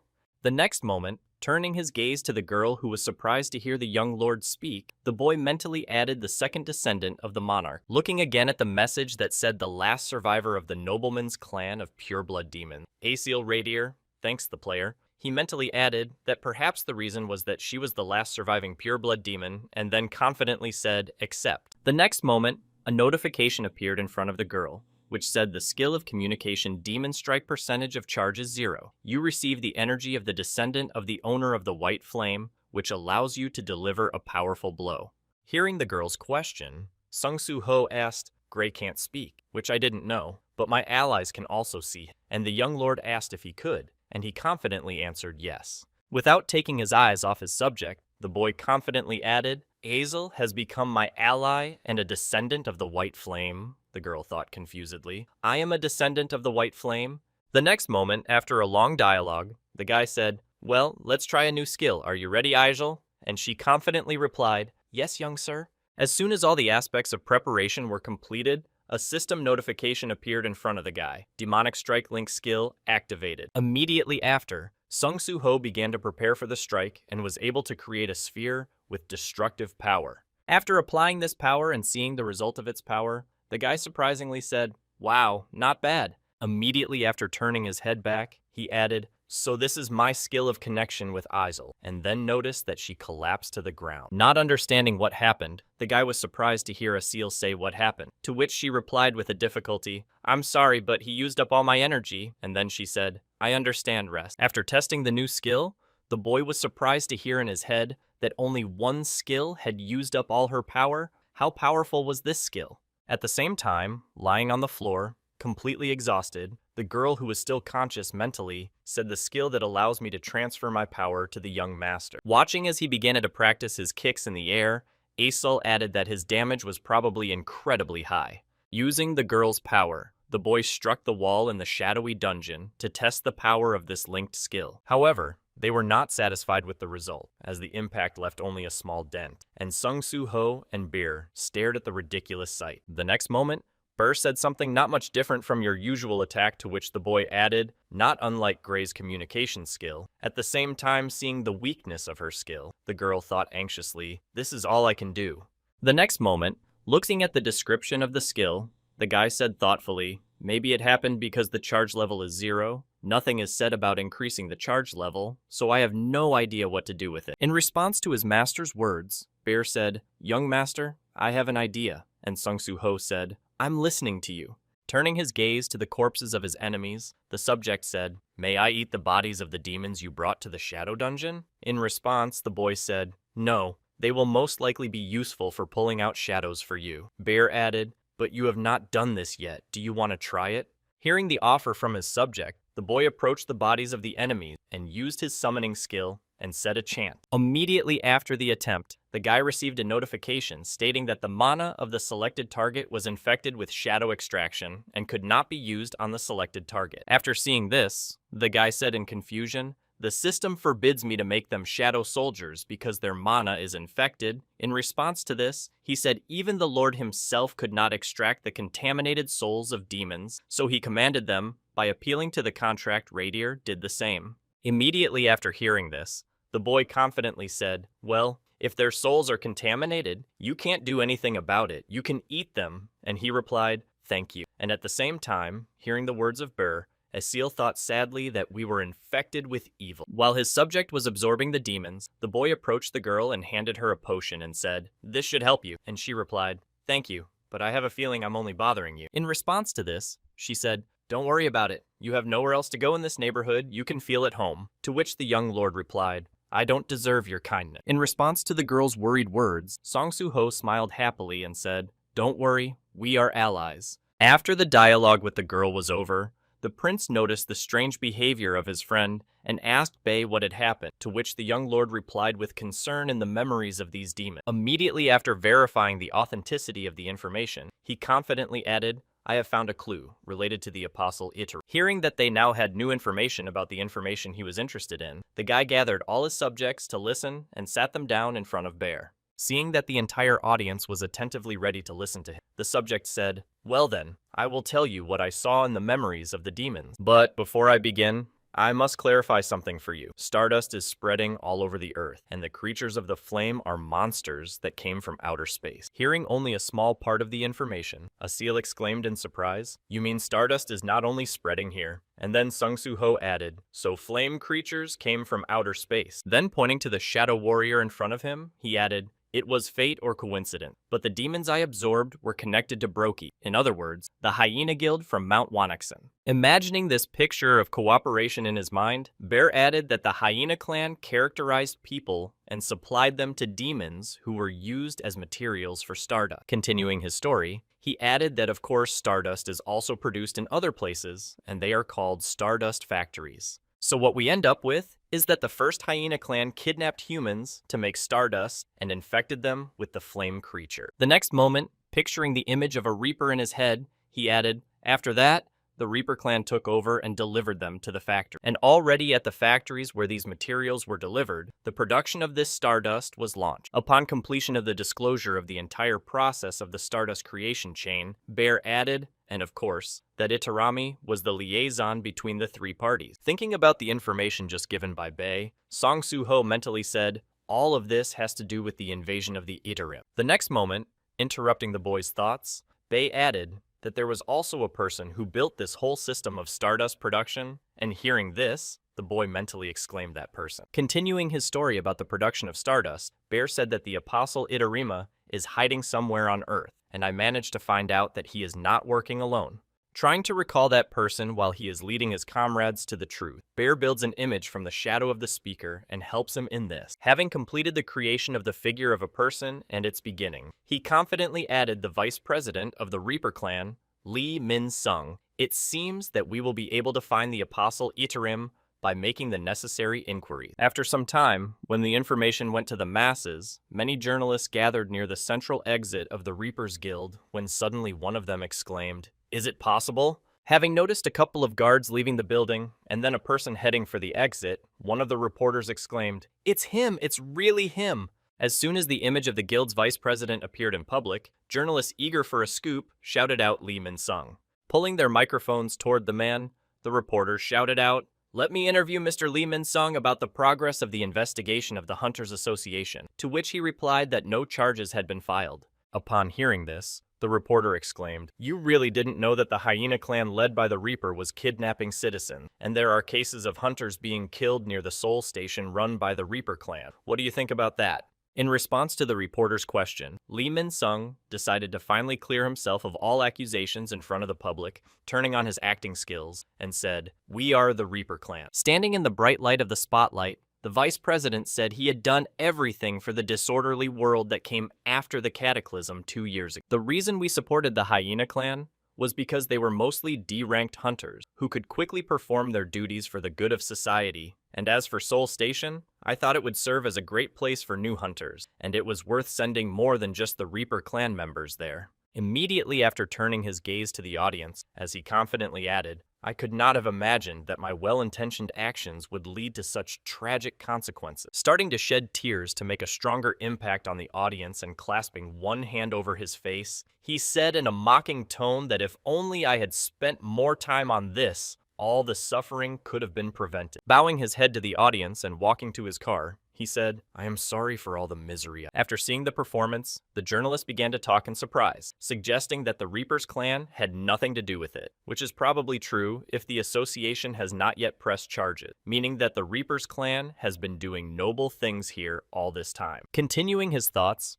one of the reporters exclaimed that they were like heroes when they heard that his performance was successful, and Lee Min-sung smiled verbally when his face was no longer in the camera lenses. Gloating over the fact that he had managed to deceive naive people, the vice president mentally said that such a simple role for the former greatest star of all Asia was a bite for the fish. Thus, the Hunters Association arrived at the office of the head of the association and was told to be dismissed, and he was surprised to hear that this cunning bastard didn't even ask questions. Walking back after he was not accused of anything, Lee Min-sung mentally said, "Well, it makes me feel even better. The Hunters Association does not even know that I am the supplier of all the stardust on the market." At the same time, looking at the very person who had caused so much noise due to the disclosure of certain information, Song Soo-ho said from his hiding place, "So that's who you are, Lee Min-sung." The next moment, looking at his subject, he added, "What do you think, Burr? You can feel the presence of Itarim's energy in him," to which the latter replied, "Not even a little."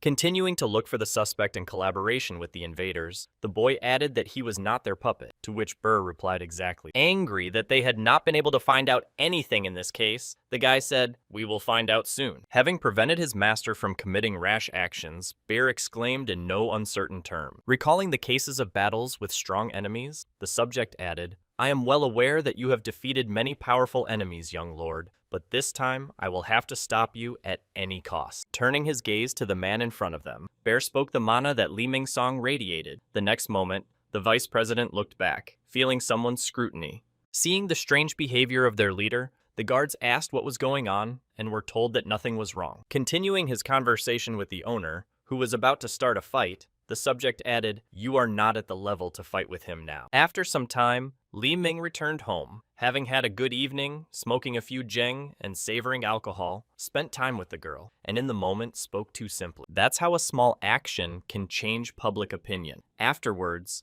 he started to look at the news on his phone, where it was written that the vice president of the Hyena Guild, Lee Min-sung, had not received any charges from the association, and that the Hyena Guild had been disclosed for the benefit of society. After a while, a girl entered the room and said in surprise, "Who is this here? Is it really a hero of the hunting industry?" To which he replied, "Oh, ma'am." Standing at the entrance to the room and not wanting to go any further, the girl added, "You should have contacted me right away." The next moment, she approached the man and said, "Girls, come on, come out." In response to the girl's order, the man said, "Do you think I have to report to you about every action I take?" And then added, "Come on, you know that's not true." After the vice president of the Gentlemen's Guild said this, the girl smiled and said in her head, "He has a lousy temper." Continuing to look at the man who was reading the news on his phone, she mentally added, "He was born with a golden spoon in his mouth and was a Korean superstar in his youth. No wonder his pride is so high." As she poured a drink into his glass, she said in her head, of course, after the global cataclysm, he was brought down from heaven to earth. However, the news of Lee Min-sung's awakening as an A-ranked hunter caused a real sensation, but very soon, his personal driver became one of the few S ranks in South Korea. The story hit all the national headlines, and the focus shifted to the driver, and the hierarchy of power suddenly changed. And for some reason, Lee Min-sung decided to join the Reaper Guild created by his driver after these reflections. The girl, wiping her throat with a bottle, said, "Let's discuss the matter." To which he replied that, "What matter?" Not receiving the desired answer to her question, the girl approached him and said, "Stop playing dumb. I'm talking about Stardust. You know it well." Continuing to press the man, the girl added, "Can I buy it in bulk?" In response, Lee Min-sung slammed his glass on the table and said, "Haven't you heard? I've lost my salesman in factory, and I can't meet your demands in a short time." In response to the man's words, the girl happily replied that if the vice president of the guild, Lee Min-sung, ran out of ideas, I would never believe it. Immediately afterwards, the man said unhappily that he would have to bother his business partner, after which he heard the girl's joyful voice and knew it. And then, with a disgruntled tick, the man thought it looked like he would have to find him. Recalling his business partner who has been unwilling to listen to him lately, the vice president said unhappily, "He's been acting too defiant lately." Remembering the influence of the person to whom he would have to appeal, the man said in his head, "That little shit is too arrogant lately." At the same time, somewhere in the shadowy dungeon, the daily task was being trained and performed. Using the Centurion's horn, Song Soo-ho summoned a huge number of enemies that everyone had to fight. Running around the battlefield, Gray tore enemies apart with his teeth, and Aesol fought monsters with her sword. However, the greatest contribution to this training was certainly made by Song Soo-ho, whose rage and motivation simply had no limits, and he spilled his emotions right there. His only weapon was his gloves, but his advantage in moving quickly across the battlefield played a significant role in this task. After destroying all the goblins that came to them after being summoned by the Centurion's horn, the boy said, "I summon the next wave." At the same time, observing the behavior of his master Burr, the young lord mentally said that after that conversation, he had probably lost his patience completely. After these words, he recalled how he had demonstrated everything with a clear example, saying that our goal was to find out information about Apostle Itarim and Lee Min-sun, who was at the top of the Stardust sales chain, and that it was very dangerous to contact them without expecting a battle. After the remark of his subject, the boy asked how we should get the information, to which Bear replied that if he did not confess voluntarily, I would absorb him and check everything myself. The Lord allowed me to absorb bad people. Immediately after receiving permission, he added, "That's only if you can defeat Lee Min-sung. I've seen a lot of hunters when I visited the association. If I had to estimate your rank." Looking at his master, the subject confidently said, "You are now matching the characteristics of a C-rank hunter." The next moment, turning his gaze to Gray Bear, he added, "Rick is a D-ranked hunter," and the wolf began to smile happily. After giving the ranks to the first two, he turned his gaze to the girl and said, "Aishlin C-rank." Hearing the verdict, the girl said sadly, "If only I had my powers with." Immediately after the assessment was given to each of them, the subject spoke about their powers, and also, if we evaluate the combination, the young master possessed by the power of Rick is slightly stronger than B rank. Of course, there are differences even within the same rank, but we must admit that to defeat an A rank, we need 10 D ranks. In other words, we still lack the strength to defeat the A-ranked Elmin Sun and the Reaper Guild. The next moment, the girl noticed Burr and asked him what rank he was, to which he replied, "I'm a marshal, let it be known," and then added, "But you were a private," and he angrily shouted that I would grind you to dust. At the same time, looking at the rewards for completing the daily task, the guy mentally said the numbers are not increasing. Although he defeated many more goblins, it seems that the secret reward is a one-time action. Immediately after using the item from the rewards, the guy said to open a random box after unpacking. A notification appeared that you received an item, an ash ring. When the item appeared in his hands, the guy could see its description, which said the item was an ash ring of rarity D-type accessory perception +5.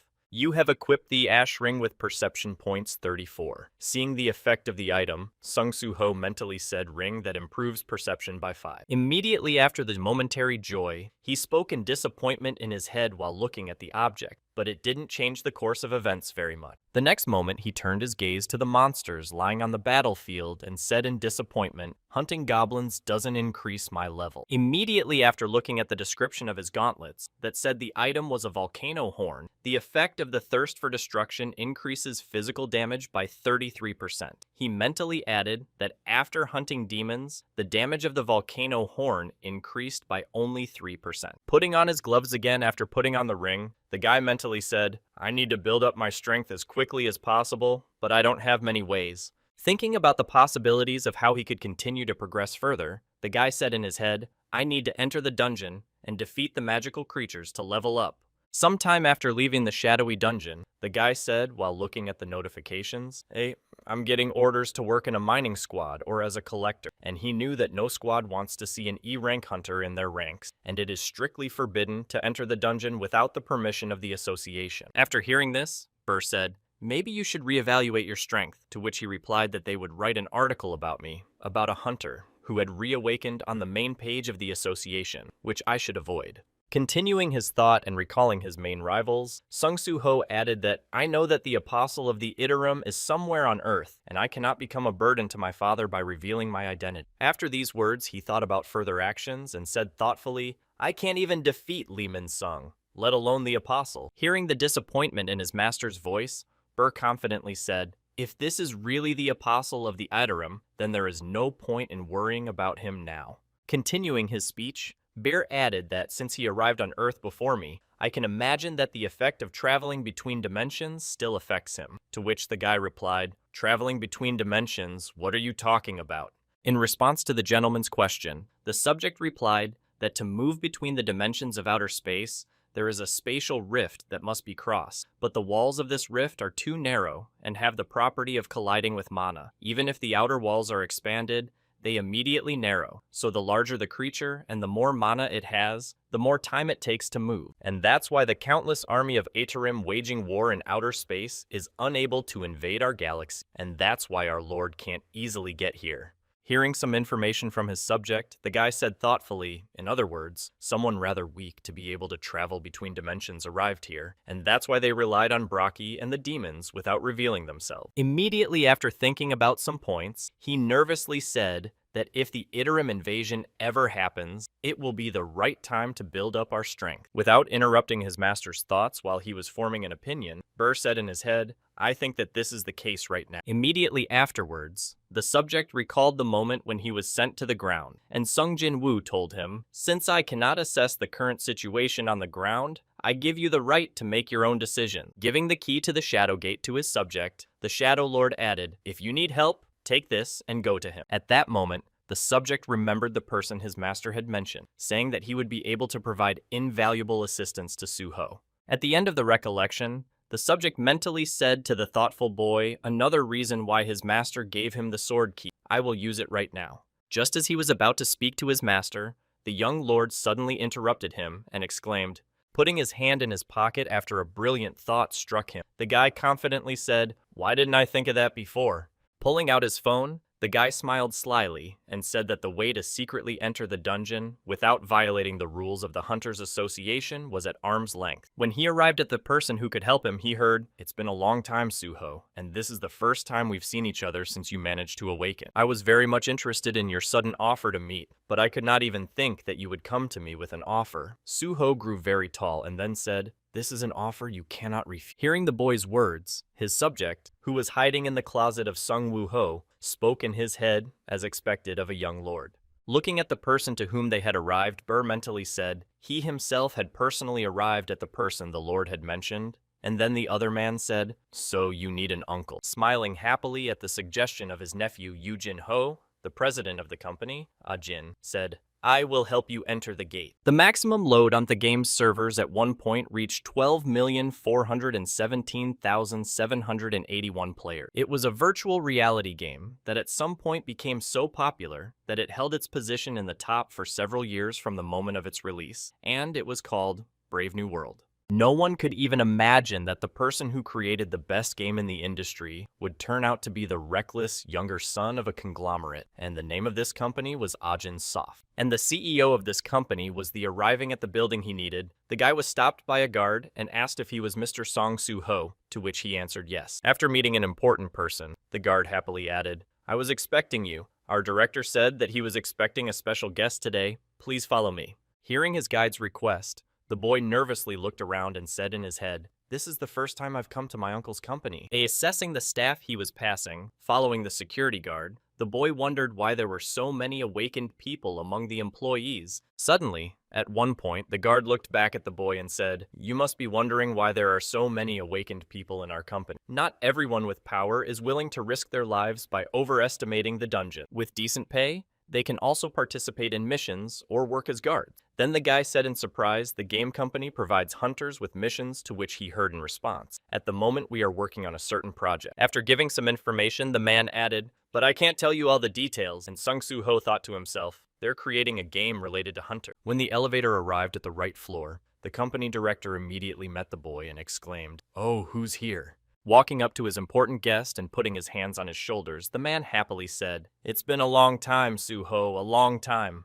The last time I heard from you was when you woke up as a student at the Korean Academy of Arts. Do you have any idea how worried your aunt was about you?" Hearing the words from his nephew, the director of the company sat down at the table and said, "I see, I understand." Taking his place at the table to continue the conversation, he added, looking at the guest, "And you have grown up since the last meeting," to which he awkwardly said, "I probably stretched a little." Immediately after taking out a tablet from his briefcase, the boy said, "Uncle, can you take a look at it?" Hearing Yujin-ho's request, he said disappointedly, "We haven't talked in spirit for so long, and you're getting right down to business." Looking at what his nephew offered him, as well as some diagrams and descriptions with details, he was surprised to hear that it was a business proposal. After evaluating the work, he added, "I was wondering why you asked to see me so suddenly, and you came with a business proposal. You've grown so much." To which Sung-Soo-ho replied, "I came to you with a win-win situation." Hearing his nephew's conclusion about the reliability of the plan, Yujin-ho asked in surprise, "You mean you want me to?"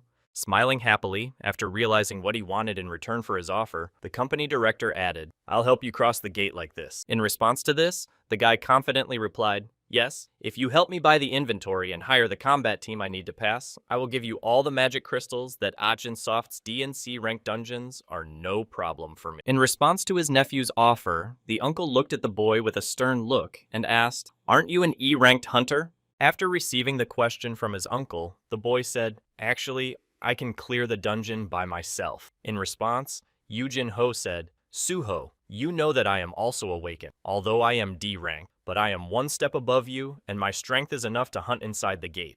Looking at his nephew, the uncle added sternly, "Is it possible that you are willing to go so far into the dungeon because you think your parents might have been carried through the gate during the Great Cataclysm? If it's true, I'll continue to hire hunters to trap them. So just wait for the result," he said, and the boy thought, "I knew he would say that." Immediately after the data, Burr sat down and asked the young lord, "Are you going to tell this person the whole truth?" To which he replied, "Yes, I trust this person the most." Having decided to tell everything to his uncle, the boy confidently told his uncle, who was surprised to hear his appeal, and replied, "Yes, what is it?" Then, leaning on the table, Sung-Soo-ho confidently said, "I am actually the one who is awakened with the ability to raise his level." Hearing what his nephew had just told him, his uncle asked in surprise what you had just said to level up, and the boy added that there were invaders from another galaxy hiding on Earth, so to stop them, I had to kill monsters and level up. Looking at his uncle with a stern look, he said to prevent the invasion of the army from another world, I must clear the dungeons and become stronger, to which he heard in response, "What are you talking about?" Immediately after, the company's director, Yujin-ho, exclaimed in surprise that he had heard of the leveling project in private, and hearing his uncle's question, the boy immediately lost his entire mood. Not knowing what he was talking about, the boy said in surprise that he was going to level up alone. And then Yujin-ho added with a facepalm, "And I realized it was exactly the kind of prank from the internet that I asked my uncle to do a strange request and watched him freak out." Immediately after misunderstanding his nephew's request, my husband said, "You just told me the story of a single-player game we're currently working on. The main character is a hunter who has awakened and is able to increase his rank. He starts as the weakest player from E rank and then surpasses even S rank. As a result, he becomes the strongest and protects the world. What's the point of keeping it a secret if someone has already told you about it? Sung Soo-ho said in surprise. This is exactly the same story as my father's. Immediately afterwards, he added happily, anyway, if you and my employees decided to play a prank on me, you failed. You're too young to fool me. And then, coming out of the hiding place, Beer said, it didn't work out that way. You must have vague memories from the previous world. Hearing someone's voice that had just spoken to him, and it was not his nephew, the man turned his head to the side in surprise to see who it was. Seeing Burr in front of him, he exclaimed in fright, Suho, what the hell is this ant face thing? And then Burr said, young master, let me help you, to which he replied, since when? Looking at the frightened man, the subject said, in times long past, you were a miserable subject of my lord among the rest of the people. You saw more than any other battle in which my legion fought. Those great and inspiring moments must have been imprinted on your soul. Not knowing what the ant's head was talking about, the man scaredly exclaimed, what are you talking about? And Burr took the shadow key and said he would rather do it than explain it in words. Sticking the key into the man's chest, Burr said it was a gift from the Shadow Lord, and the man screamed in fright, what are you doing? The next moment, Yoo-jin Ho found himself in a completely white room with nothing at all, and he said in confusion, what? The next moment, an indistinct image appeared in front of him, which slowly took shape and became normal. Looking at it with a certain vigilance, the man recognized who was standing in front of him and said in surprise that it was me. Immediately after these words and the image he saw, a memory flew through his mind where he happily said, Jin Woo, you say you are E rank, I will protect you. Again, watching flashbacks from the past that had been erased, he saw certain moments where he was talking to the boy. Isn't this backpack heavy? Are you okay? I can handle it. You're still so quiet, and you're still as talkative as ever. After the memories of the help and the first meetings with his friend, Yoo-jin Ho saw a passage in front of him where he was in a difficult situation against the hunters and heard you take his side and fight against us. Then he saw the memories that happened later. Standing in front of Sung Jin Woo, he shouted out only 20 times, no help me, only 19 times, when he ignored him and went about his business. The boy grabbed him and shouted out, please listen to me. Seeing another moment that also happened in the lost memories, he said a full set of armor made by an artisan from Italy. It increases my strength if the two of us went to the dungeon. I should be ready, right? Hearing about the armor, Sung Jin Woo said sternly, you better take it off before I ask you to do so again. Hearing the order, Yoo-jin Ho replied sadly. After some time, sitting at the table after the cleansing was completed,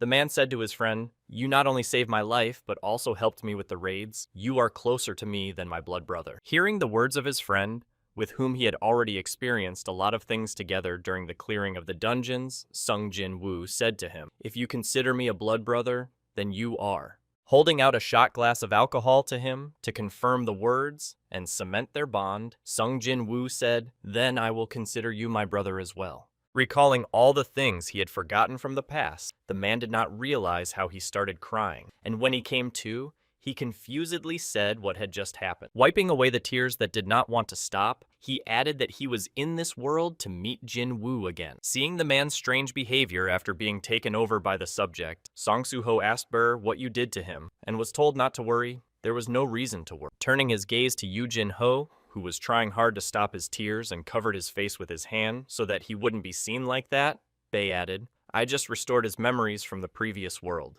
Finally recovering from the memories that had come to him all at once, his uncle said, you have adopted Jin Woo's boundless power, his son, right? And he replied, yes, but it's a little different. After wiping away the tears and making hot tea, the director of the company said, gods from another galaxy, just think that he is protecting our world from these villains from Itarama. He is really in another dimension. And he heard the answer correctly. To stop the invasion of Itarama on Earth, which will soon happen, I need to become stronger as soon as possible. Immediately after the boy's words, Yoo-jin Ho looked at his nephew and said, by God, the situation is so urgent and you brought a business plan with you. You're completely bent on the rule, just like your father. Seeing the boy's embarrassment, the man put his hand to his head and said heavily, now that I understand the situation, I no longer have to treat you like a child and try to protect you. And so, after all that I have mentioned, I will say yes, I accept your offer. And hearing the positive answer, the boy jumped up and down and exclaimed with joy. After accepting the conditions of his guest, the company director bowed his head and said, once again, Sung Jin Woo, will deal with everything on his own. On. The next moment, he looked up to the sky where his friend was supposed to be, but the reason he let me recover my memories was because he gave me a chance to help. Once again convinced that his friend had not forgotten him, Yujin-ho added, "You can count on me to do everything I can to help Suho." Sometime after the conversation with his uncle, the boy arrived at the gate where a team of hunters was already waiting for him. Looking at the team of waiting men who were assembled just for show, Sung-Soo-ho thought to himself, this is the fighting team that his uncle hired. He did a great job of finding people to recruit the right number of members. As the leader approached the team, one of the members asked me if I would really be paid 4 million just for being in the squad to enter the gate, and he was told that was correct, and then added in surprise that you would go in alone. Looking at the confident guy, the man added, "I don't know how confident you are in your abilities, but you don't have enough brains if you underestimate the gate." Immediately after mocking the boy, the man suddenly changed his mood and added sternly, "Well, if you suddenly feel that you can't cope, feel free to tell us. Even though I'm not in the best shape right now, I can still give you a little help." Hearing the man's offer, Sung-Soo-ho looked over at him. Immediately after paying attention to the man, the boy smiled happily and said thank you very much. The next moment, he headed for the gate before entering, adding, "I'll let you know if I need any help."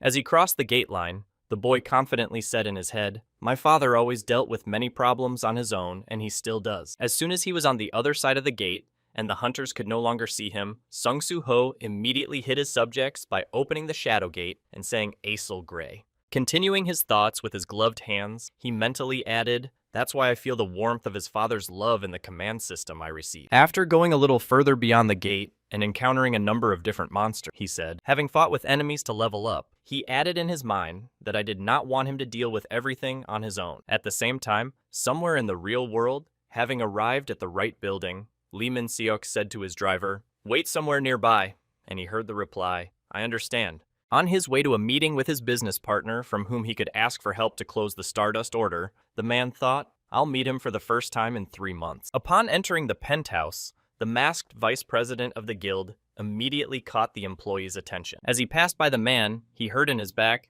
"Oh, I saw you on the news. You're the vice president of the Reaper Guild, Lee Min-seok." And then he thought, damn, even the mask doesn't help. Although the image needs to be maintained, the next moment he pulled down the mask and smiled happily at the employee and said thank you for recognizing me, Elder. Waving goodbye to the famous person, the employee heard me say, "I wish you a good day," to which I replied, "I'm on your side, you're a hero of the hunter world."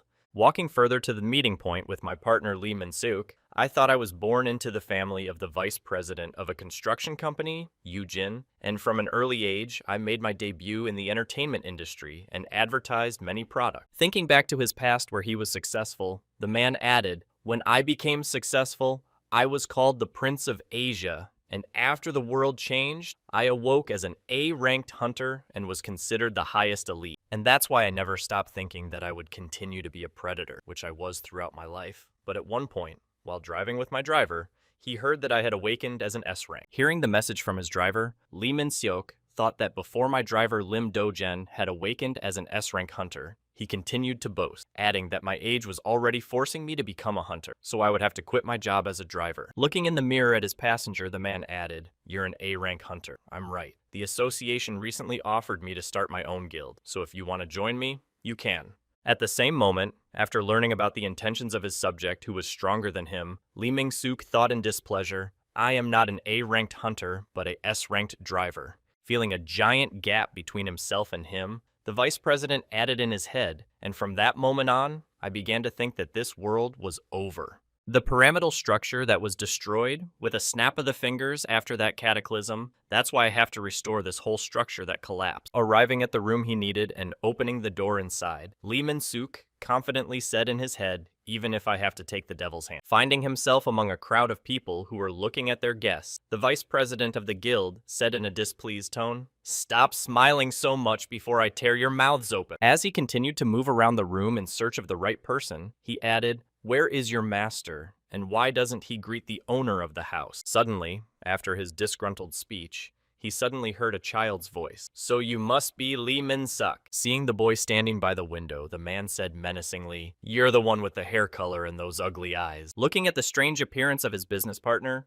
he added that you are an alien. Putting his hand on his partner's head, the man added, "You were just a boy when you grew so much since we last saw each other, and your magic power has grown, and you continue to grow well as planned. In response to his visitor's question, the boy said unhappily, "We've already talked about this. I'm not growing. I'm regaining my strength." To solve this problem with spatial movement between universes, the main body, which has unsurpassed power, sent fragments of its strength and personal characteristic. Looking through the book he was holding in his hands, the alien added a newborn baby among all these fragments, and after merging with another fragment, I became myself in my current form. My memories were preserved, but my personality changed a little, unlike the previous version of. Hearing the words of my partner, Lee Min-seok, sitting on the couch, said, "How badly you explain," after which the boy added in other words, "You don't need to pretend that we are close." After receiving the alien's remark, Lee Min-seok said, "I don't care about your personality and all the nonsense you said. I hope you remember your promise." Without looking up from the book, the boy said back, "Wealth and fame, and you also spoke." As if about the destruction of this S-rank hunter, as if his name was Lim Do-jen. Hearing that his partner remembered everything, the man began to smile ominously. Next, he said, "I'm glad you haven't forgotten what I said." And then Lee Min-seok said, "Why are you here?" And then he said, "Can I come to my house?" And then he said, "I told you not to come, unless there was a compelling reason." After the alien's remark, the vice president said, "There have been some problems in the Stardust production. Recently, the Hyena Guild that supplied the fuel and the plant in the Dungeon of Soul Station were destroyed. And that's why I came here to restore the Stardust losses." After hearing the reason for the visit, the boy asked if the reason was found, and then the man added that the Guild of Reapers was reported to have been destroyed by a black-masked hunter. After hearing the information about the offender, the alien said to Lee Min-seok, "You created the distribution system using our Stardust production method. Didn't you say that there would be no problems with this system?" To which he replied that there was no need to aggravate the situation over such a trifle. Hearing what the alien man had just said to him, the alien man said, "You are useless. I guess my previous personality made a mistake in choosing you as a pawn." Hearing what he had just been called and who he was being taken for in this situation, Lee Min-seok grabbed his blade, hidden by his leg, and said, "Hey, alien." Instantly, he moved behind his partner and put the blade to his throat to demonstrate his superiority. After applying radical measures, the man said, "I am different from these brainwashed, empty shells. Do not forget that I am a rank A hunter, and I can kill you before you regain your strength." Putting the tip of his blade to the alien's cheek, he said angrily, "You are the pawn here, not me, remember?" In response to the guest's actions and words, the boy said, "Human hunters assign rank based only on magical abilities, and they believe that this is an indicator of strength." Angered by the arrogant behavior of his ill-mannered guest, the alien said, "Underdeveloped being." Immediately after this incident, he used his power, which quickly spread throughout the entire radius of the nearest territory. All those who fell under its influence began to obey the alien, and one of them was the man who met Lee Min-seok at the entrance. At the same moment, feeling some strange sensations that suddenly appeared from all sides, Lee Min-seok mentally said what kind of magical power was coming from all sides. Noticing that everyone on the floor began to radiate a strange power and look at him suspiciously, he mentally added, "Is it really that little brat?" Not only the people on the floor, but also all the people in the building, and a few meters away, were affected by this magical power. Realizing that this magic had conquered many people, the vice president of the guild nervously thought about brainwashing all the people in the building. Without looking up from reading the book, the alien said, "My previous personality considered you necessary for survival, and now that I have enough strength to survive on my own." Calling to him a large number of people who had taken out weapons to destroy the threat, the boy added that our relationship may change depending on the benefits you can bring me. To confirm his words, he demonstrated the entire crowd, which was ready to pounce on Lee Min-seok if he did something rash. Realizing that he had no advantage, the man threw away his blade and said nervously, "I was just kidding. I was just testing your abilities to see if you could really take out an S-rank hunter." And the boy replied, as he closed the book, "As long as you're useful, I'll let you live." Immediately after, the effect dissipated when a man on the first floor who abruptly looked up after gaining his consciousness groaned heavily, exclaiming, "My neck." The next moment, calling to the girl who was holding an open suitcase with materials, the alien said it was a simulator obtained by concentrating stardust 100 times. Looking at the product that was offered to him, Lee Min-seok said in surprise, "You even had such a thing," and was told that if you dilute them, you can get a large amount of stardust. Unlike pills that can only be used by low-ranked hunters, this will have an effect even on A-ranked hunters like you, the boy added,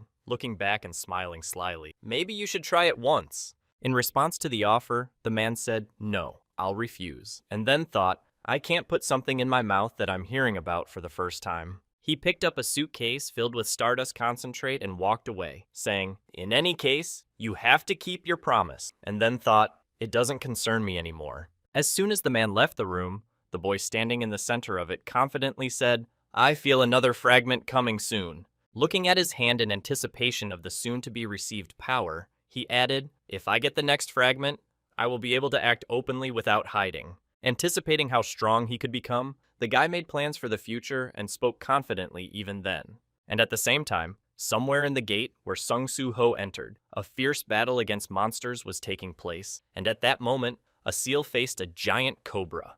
As soon as it wanted to pounce on the girl at the last moment, she was saved by a boy who had attacked the monster earlier and grabbed its skin with his hands. Watching the actions of her master, who was fighting like crazy in this dungeon, the girl, wiping the sweat from her face, exclaimed to her young master. But at that time, the boy did not pay attention to her. He did not even hear her appeal as he was busy fighting against the monster. Continuing to squeeze the cobra's body in his grip, Song Soo Ho was finally able to simply tear its flesh apart, separating its head from its body. After defeating the monster, the boy quickly stepped back to avoid being hit by its carcass. At the same time, in the building of Lee Min-seok's property, the alien smiled ominously, waiting for the arrival of a new piece of his fragment, and said when that day would come. At the same time, I will begin my full-scale invasion, but his plans also did not take into account the presence of Song Soo Ho, who was currently training tirelessly to prevent this development. At the same time, sitting at the entrance to the gate, where the boy for whom this team of random hunters was assembled,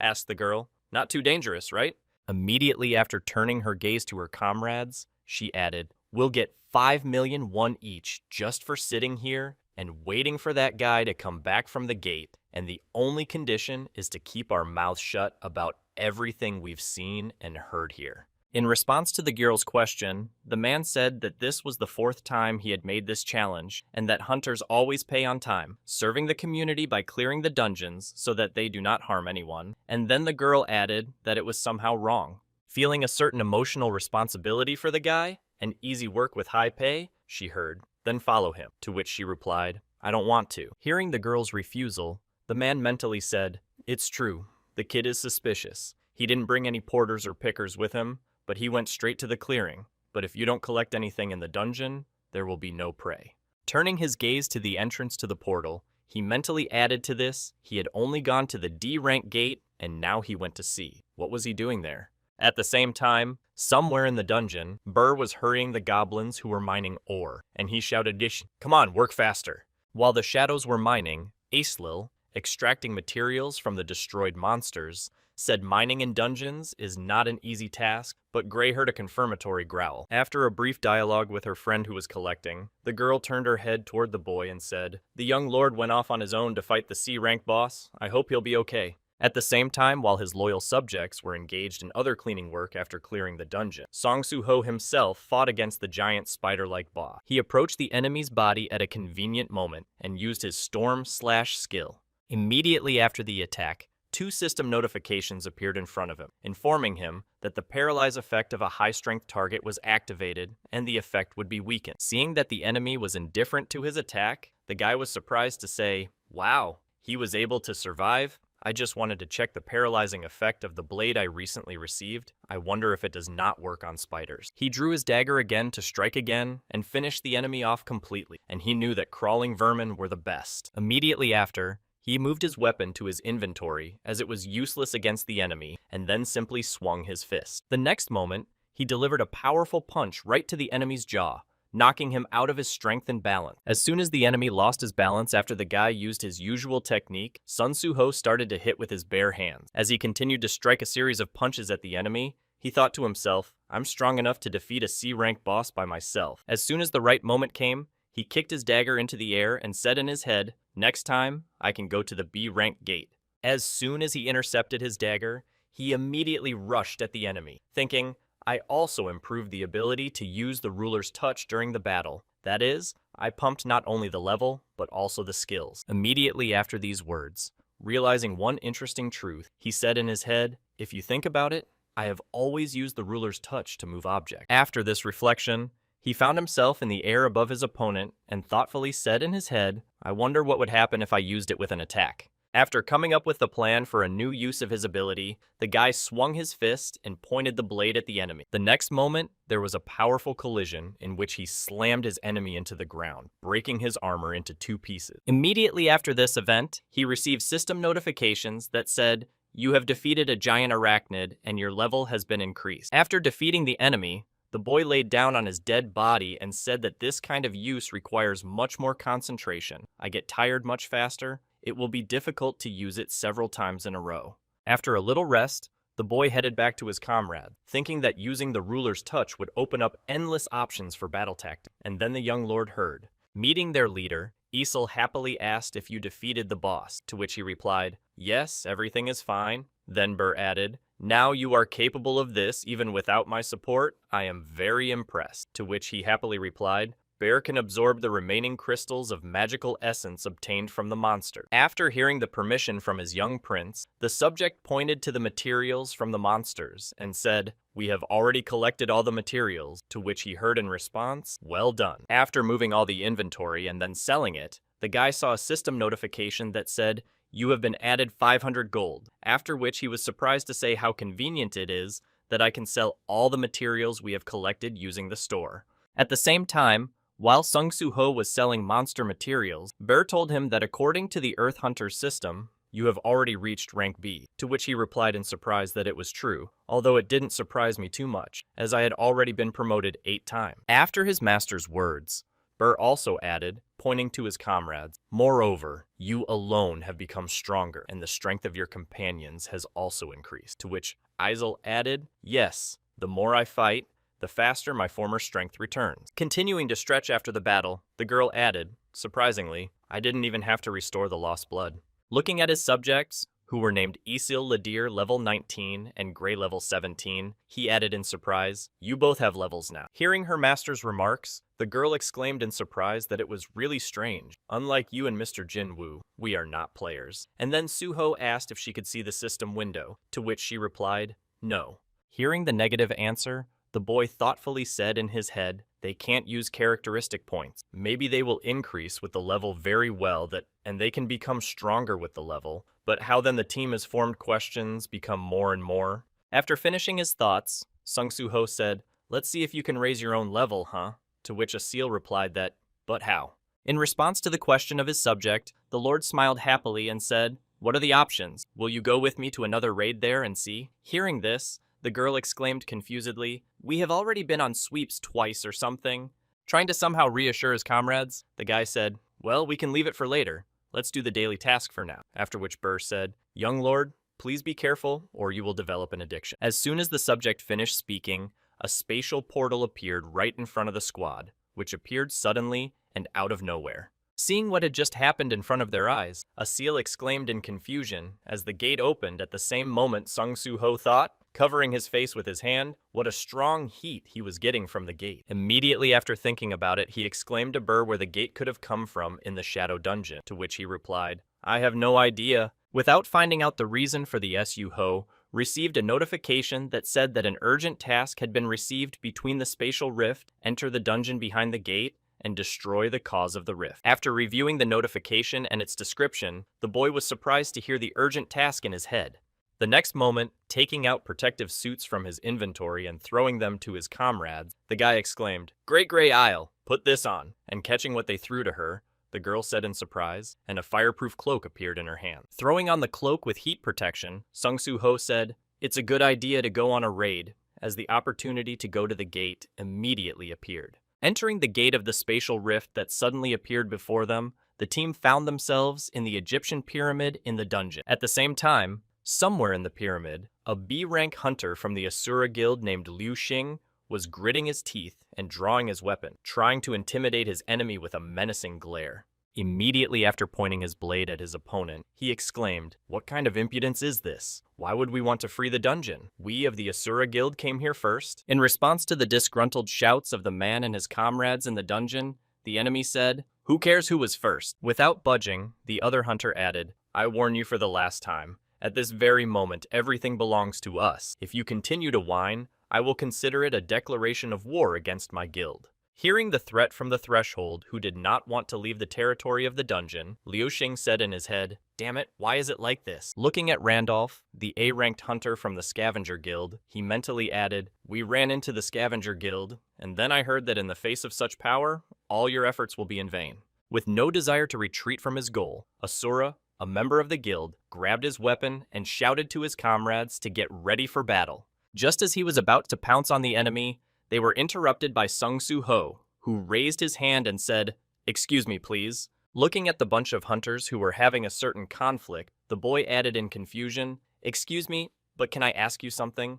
The next moment, throwing his arm around his neck, he added awkwardly, "Could you tell me where we are now?" Back 30 minutes later, having moved through the portal, Sung Soo Ho said, not surprisingly, that sand was falling from the gate, and Asil remarked that it was. The next moment, the boy noticed a pyramid not far from him, and added, "I didn't even expect it to be a dungeon that became a desert." The next moment, joining the conversation between his master and his subject, Burr noticed the structure in front of him and said, "I feel a strong magic from that pyramid." Hearing his subject's remarks, Song Soo-ho asked in surprise, noticing a large number of vehicles nearby, but why there were so many things that could not be in the dungeon. Starting to descend the sandy hill closer to the unexpected things in the area, Song Soo-ho added an iron dip to the car. The next moment, turning to Easel, the boy asked, "I heard that in dungeons, the equipment doesn't work, so why is all this here?" And she replied, "Then this is probably not a dungeon." Continuing to develop her thought, the girl added that perhaps the gate had taken us somewhere where this was possible, after which Burr said it couldn't be. After listening to the assumptions of his friends, Sung Soo-ho said,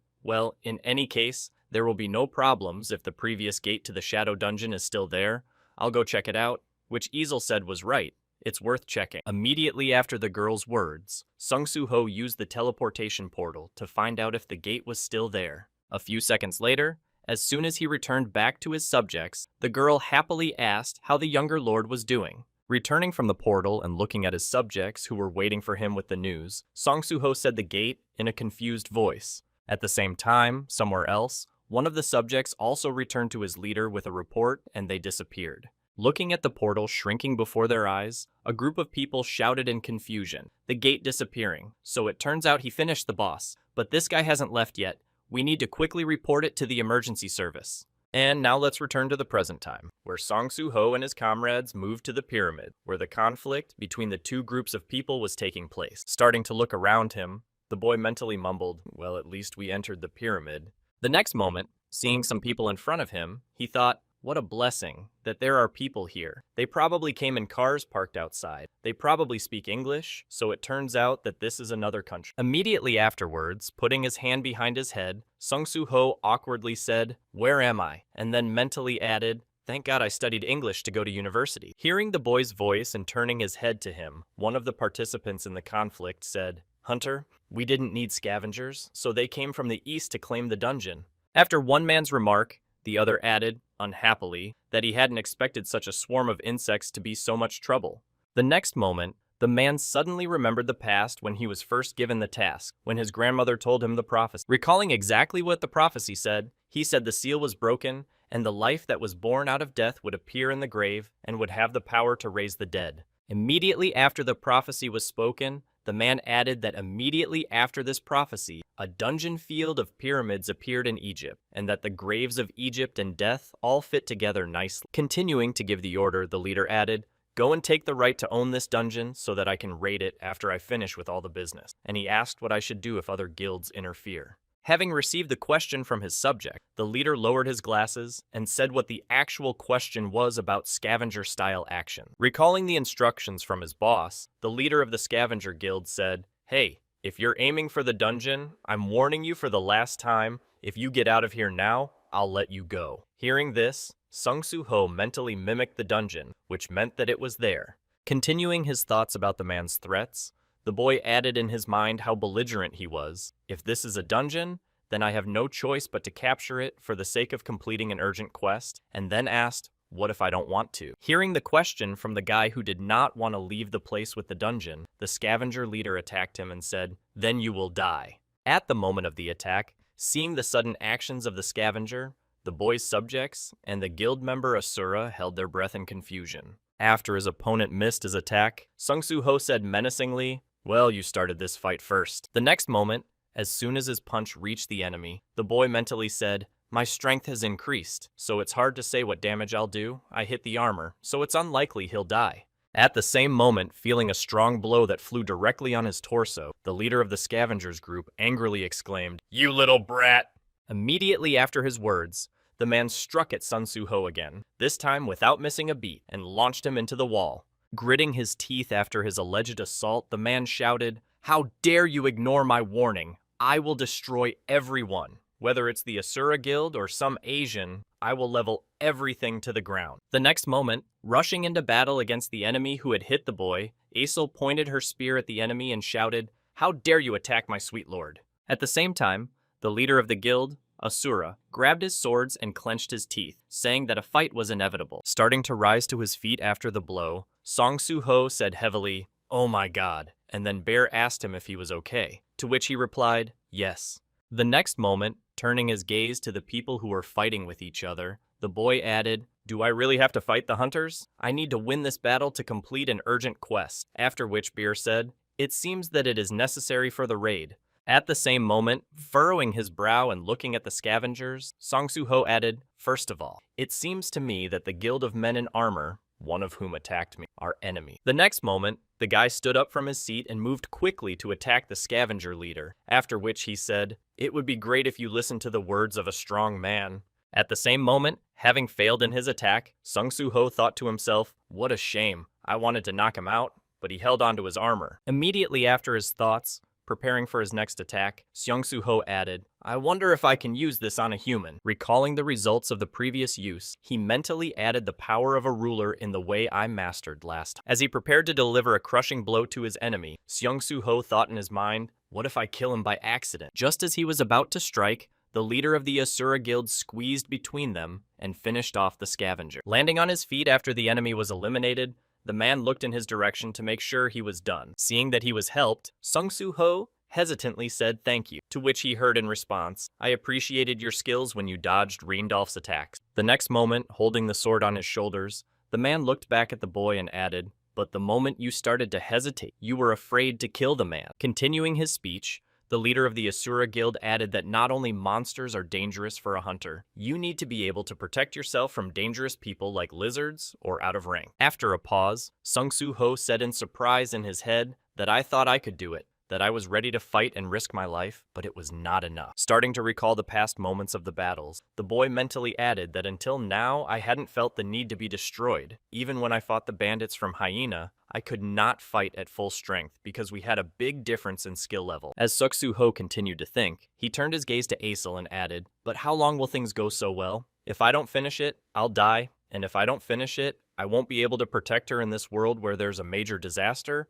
It's going to happen everywhere. Realizing some of the brutal truths he had to face, Song Su-ho added in his mind, I was only thinking about leveling up, so I lost sight of that. I need to get rid of the feelings I had before the disaster. That's the only way. Gaining confidence and remembering his fierce enemy, the boy added, I'll be able to face Lee Min-seong in a battle. The next moment, turning to the boy who was deep in thought, the man said, I am a hunter from the Asura Guild, Ryo Sing. Continuing the dialogue, unaware of the danger looming behind him, Ryo added that we both had a hard time with the Scavenger Guild as far as an alliance was concerned. As soon as he said this, he noticed Song Su-ho's fist coming in his direction right in front of his face and instantly froze in shock. However, this punch was not addressed to him, but to the enemy who was attacking the Asura member from behind, and the guy removed the danger from his now comrade. At the end of his debut as a player who stepped over himself, Song Su-ho bowed his head down, waiting for his opponent to land on the ground. Using the second-level ruler's power skill, the boy confidently said in his head, from now on, I will not hesitate. At the same moment, the leader of the Scavenger Guild saw the results of the boy's attack and thought in surprise that he had almost finished off a B-rank tank with just one blow. The next moment, Randolph was impressed and said something rather entertaining, after which the boy said, My name is Su-ho, I'm from Korea, let's form an alliance. As the leader of the Asura Guild was forming an alliance with Song Su-ho, his subjects continued to fight hard against the scavenger. The next moment, one of the scavengers suddenly shouted out that the Azure Guild was cooperating with another group of hunters, and then another one said, even if the weaklings have united, they are still weaklings. Our fighting capabilities are better, and we are more numerous. At the same moment, taking out the key from the Shadow Realm, Song Soo-ho said thoughtfully, however, we have not yet used our full strength. Opening the portal to the Shadow Realm, the boy said, Rebel! Hearing this, one of the scavengers raised his head and exclaimed in confusion. Not far from the battlefield, shadow monsters began to appear, giant arachnids of the rank of private. But despite their low rank, there were many of them, and so they provided considerable combat support.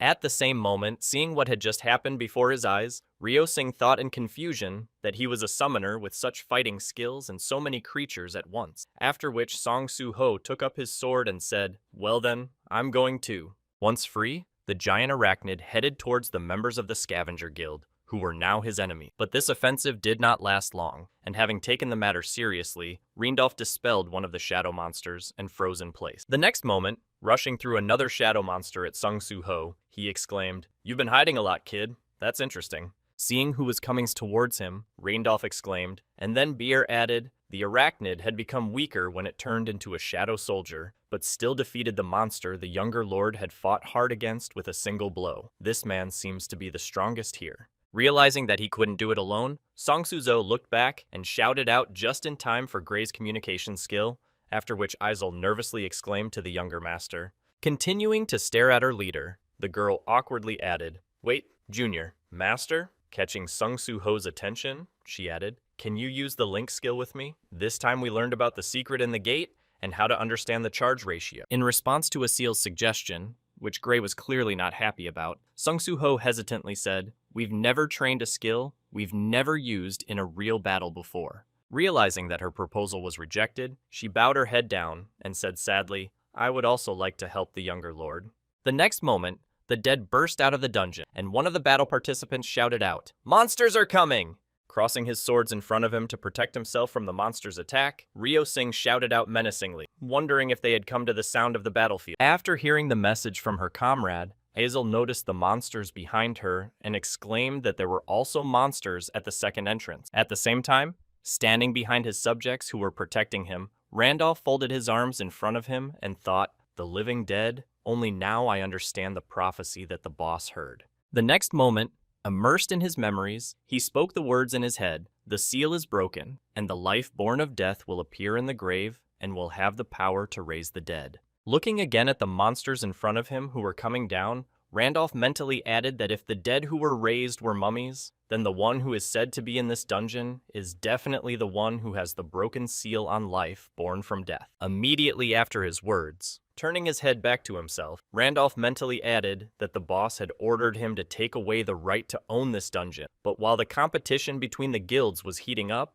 it would be best to take away this power capable of raising the dead that the master wanted. The next moment, he turned his gaze to Song Soo-ho, who continued to fight his enemies, and added in his mind, but retreat like this. At one point during the battle with the living dead, Ryo-sing noticed the strange behavior of the scavengers and exclaimed in surprise. At the same moment, Randolph waved his shield and shouted to the scavengers to follow me, ignoring the other hunters and heading for the boss's room. Hearing what Randolph had just told his subjects, Ryo-sing shouted at the scavengers entering the dungeon to stop them. Having dealt with the enemy, the man was about to rush after them, but the living dead blocked his way, and he said, Damn you bastards!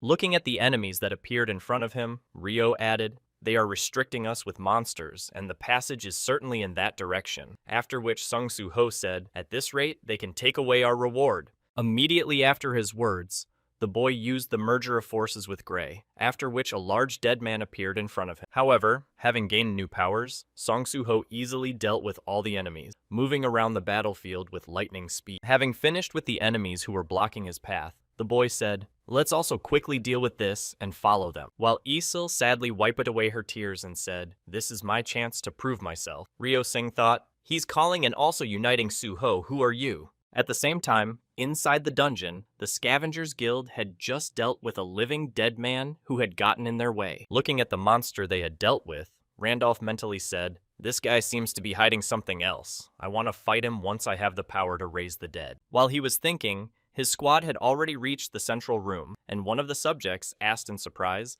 if this was the boss's room. As soon as the door opened, the scavengers were greeted by the sight of a monster hanging in the center of the room on chains. Looking at the person who was in the room, one of the scavengers said that it seemed to be the boss, after which the other asked if he was sleeping. At the same moment, Randolph assessed the enemy in front of them and said, "He's chained. Isn't that what the prophecy said? That life born of death will appear after the seal is broken?" Hearing the words of his opponent, who suddenly spoke something to the bottom, one of the scavengers was surprised to hear the monster speak to us. As soon as the enemy woke up and the chains began to crack, Randolph suddenly shouted to his subjects to get ready for battle. However, despite the preparation, the monster almost instantly killed all the members of the scavenger, leaving only Randolph alive, and then began to walk towards him. Looking back to look at his comrades, the man was confused to think that our tanks, known for their resistance, had been smashed by one swing of their chain. The next moment, turning his head forward, he saw that the monster who had just done this had spread his arms in front of him, provoking him to attack. Seeing the actions of the monster who had just been freed from his chains, the man was confused and said, "Is he telling me to attack?"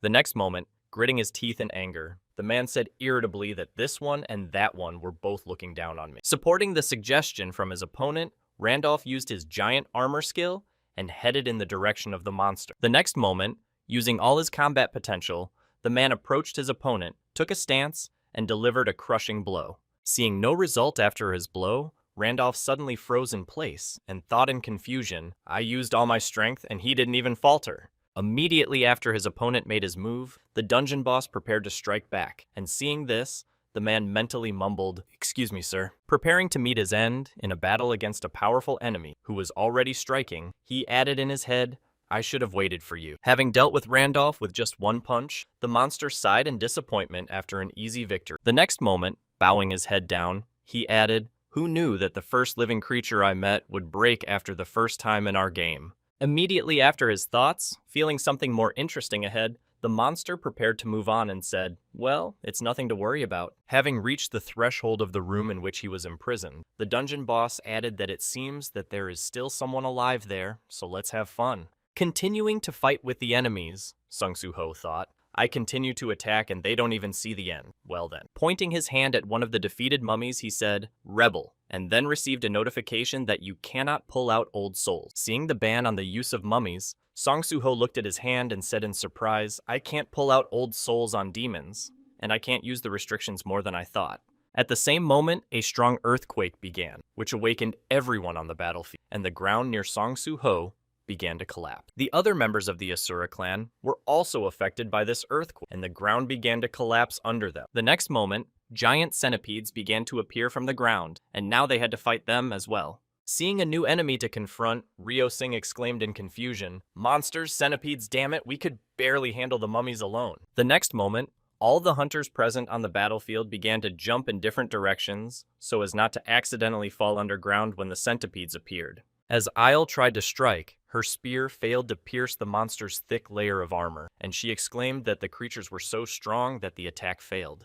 After his allies' words, Ryo Singh said to Suho that it was strange that monsters were flocking here. It was insulting to give the right to own a field-type dungeon to scavengers, but it seemed to me that it was better for us to retreat, to which Seok Suho replied similarly. Immediately after his answer, recalling the conditions of the task, the boy mentally said in the content of the quest, "It says to remove the cause of the Red Gate. I'm not sure that the quest will count if the boss is defeated by scavengers. We can really retreat like this." The next moment, seeing something strange happening in the dungeon, Ryo Singh shouted out the same entrance through which the Scavengers Guild had entered, and a new monster was coming out. Hearing the remark from his comrade, Sung Soo-ho felt some tension and mentally said, "After leveling up, my perception has increased. I can definitely..." Seeing the enemy heading in their direction with the signature of the prisoner living in the tomb of Amuth, the boy mentally added this monster with the red name is an unprecedented disaster. At the very moment when the crocodile left the dungeon and saw the monsters in front of him, he said menacingly,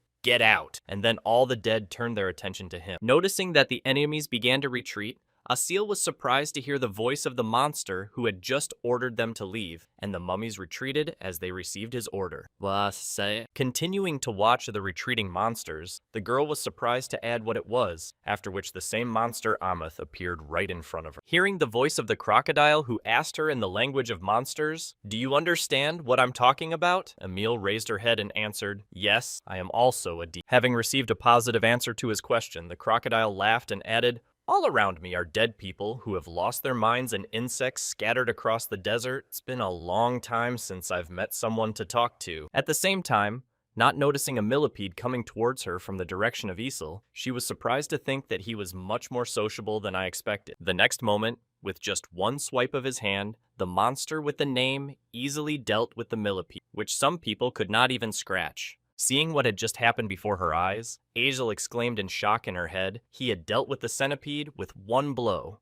Immediately after his action, Amath turned his head to the girl and said, "Before I start talking to you, maybe I should deal with the creatures that don't even understand when I tell them to go away." As soon as the crocodile finished speaking, it immediately rushed into battle, destroying the rest of the millipedes and surprising the other hunters. Watching the strange sight, Song Soo-ho kept his eyes on Amuti and thought the monster was destroying other monsters. After finishing the battle with the monsters who were interfering with his dialogue, with the first person who understands him in a long time, the crocodile washed himself with a bloody rain and promised to hate insects. At the same time, the Ashur Guild, still standing in place and wondering what had happened before their eyes, lowered their weapons to the ground and huddled together. The next moment, trying to figure out what was going on, Ryosing said in confusion that he had forgotten a monster that could kill a tank of many centipedes in an instant in this field-type dungeon, according to the analysis. It was definitely rank C or B. Hearing a human voice that he did not understand, the crocodile turned his head back and said menacingly that it turns out there are still idiots here with whom it is impossible to talk. The next moment, rushing at Ryosing, who was standing near him,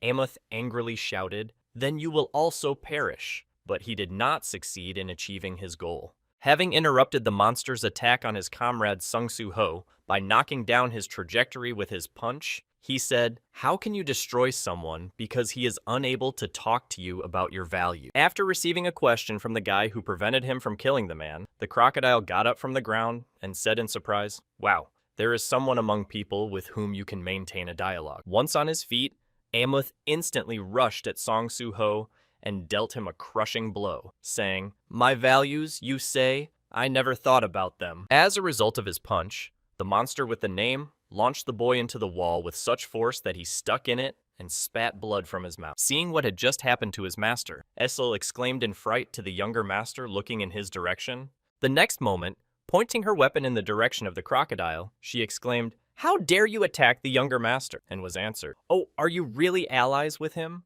Turning his gaze to the frightened girl, Amath added, "I'm not a master of apology, but at least I won't kill you. If you're a demon, you must know a lot, so I hope you'll satisfy my curiosity." Holding the spear in front of her, Asil received a question from the monster, who said that the war between the Shadow Lord and the others was over. If it was over, who won? And then she thought, what kind of monster is he that knows about the War of the Lords? After waiting a few seconds for the girl to start talking, the crocodile, not having received a single word in response, said menacingly, "Answer me or you're not going to talk." As Isel looked at her comrades, who were in serious condition after the blow, Amut added menacingly, "Well then, there's nothing to be done." At the same time, Bear was circling around the unconscious Song Soo-ho, trying to bring him back to life, repeatedly shouting, "Younger Lord, younger Lord." Gritting her teeth and starting to shed tears of despair, Essel heard, "It doesn't matter if you're a nobody who doesn't understand me, or a demon who doesn't want to answer to either of them, we can't talk to either of them." Raising his leg up, ready to crush the girl in front of him, the monster said in a menacing tone, "Then you too, disappear." Before the crocodile could complete his plan, the guy's voice sounded behind him, telling him to get a reward to restore his condition, after which the energy was released. After restoring his general condition to its original state and getting to his feet, Sung Soo-ho rubbed his shoulder and said, "I'm glad I postponed the reward for the daily quest. I heard something about a great war of the overlords." Immediately after his statement about possessing the information Amut was interested in, the boy looked up and smiled slyly and said that all the lords had died. Continuing his story, Sung Soo-ho added the Shadow Lord's forked hand, and hearing this, Isel exclaimed in confusion to the younger lord, and the crocodile asked if it was true. Trying to find out more information, Amuth asked again while I was locked up here. The War of the Lords was already over, after which Sung Soo Ho answered correctly, and mentally added that if he was asking about the Battle of the Lords, then perhaps he was related to one of them. Continuing to look at the monster that was walking toward him, Song Soo Ho mentally added, the strength of this crocodile monster is at least rank S, I can only destroy it with cunning, and then he heard that the Shadow Lord won.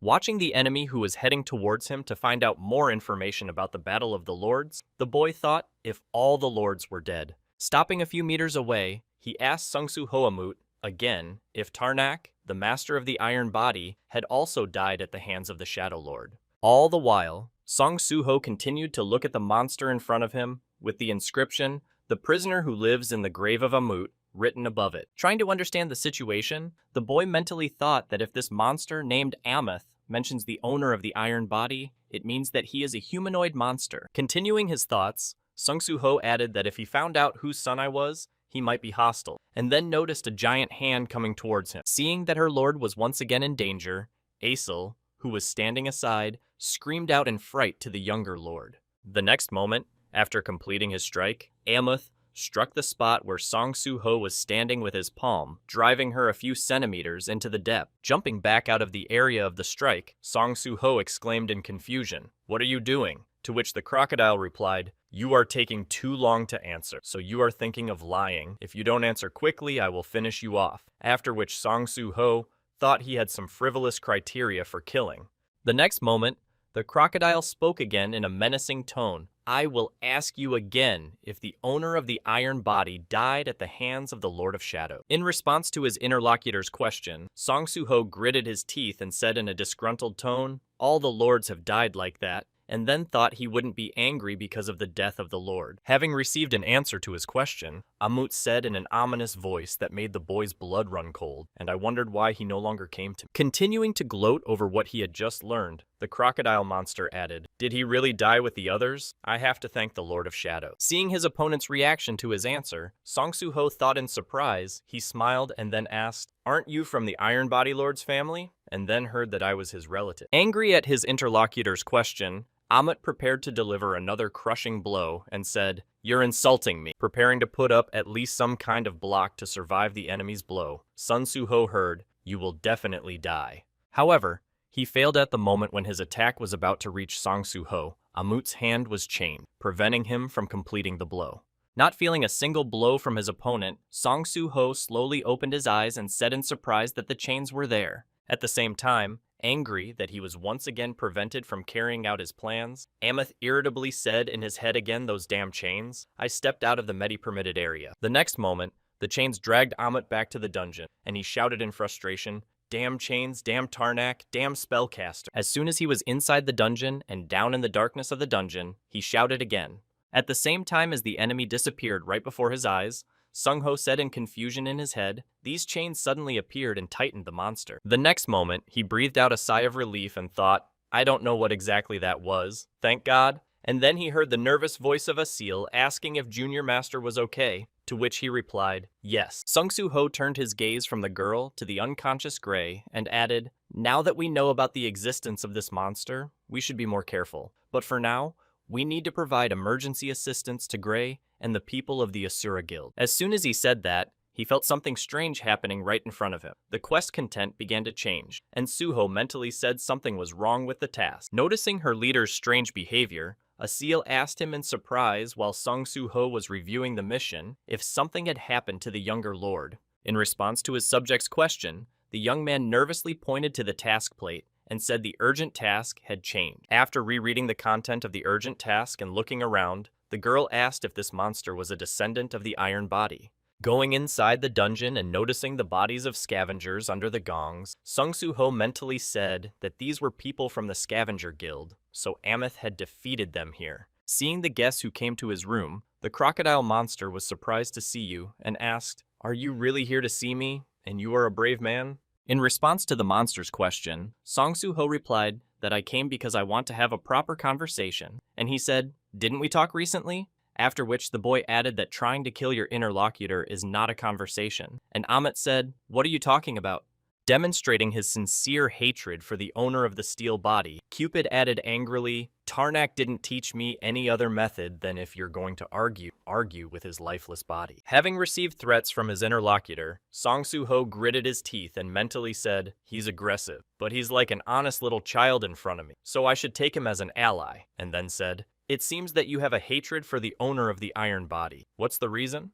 Hearing the question from his guest, the monster asked you unhappily that you came out of mere curiosity, after which he sighed heavily and added, well, I'm still chained up and can't do anything else. Starting his story, the crocodile smiled ominously and said, my name was Amath, the owner of the iron body of Tarnak, and the spellcaster created me and then left me in this grave. After listening to the beginning of the story, Song Soo-ho asked in surprise, you were created by the iron body lord and the spellcaster, and Amath replied, yes, these two turned me into this, and now I'm chained by these stupid chains and left in a tomb full of dead people.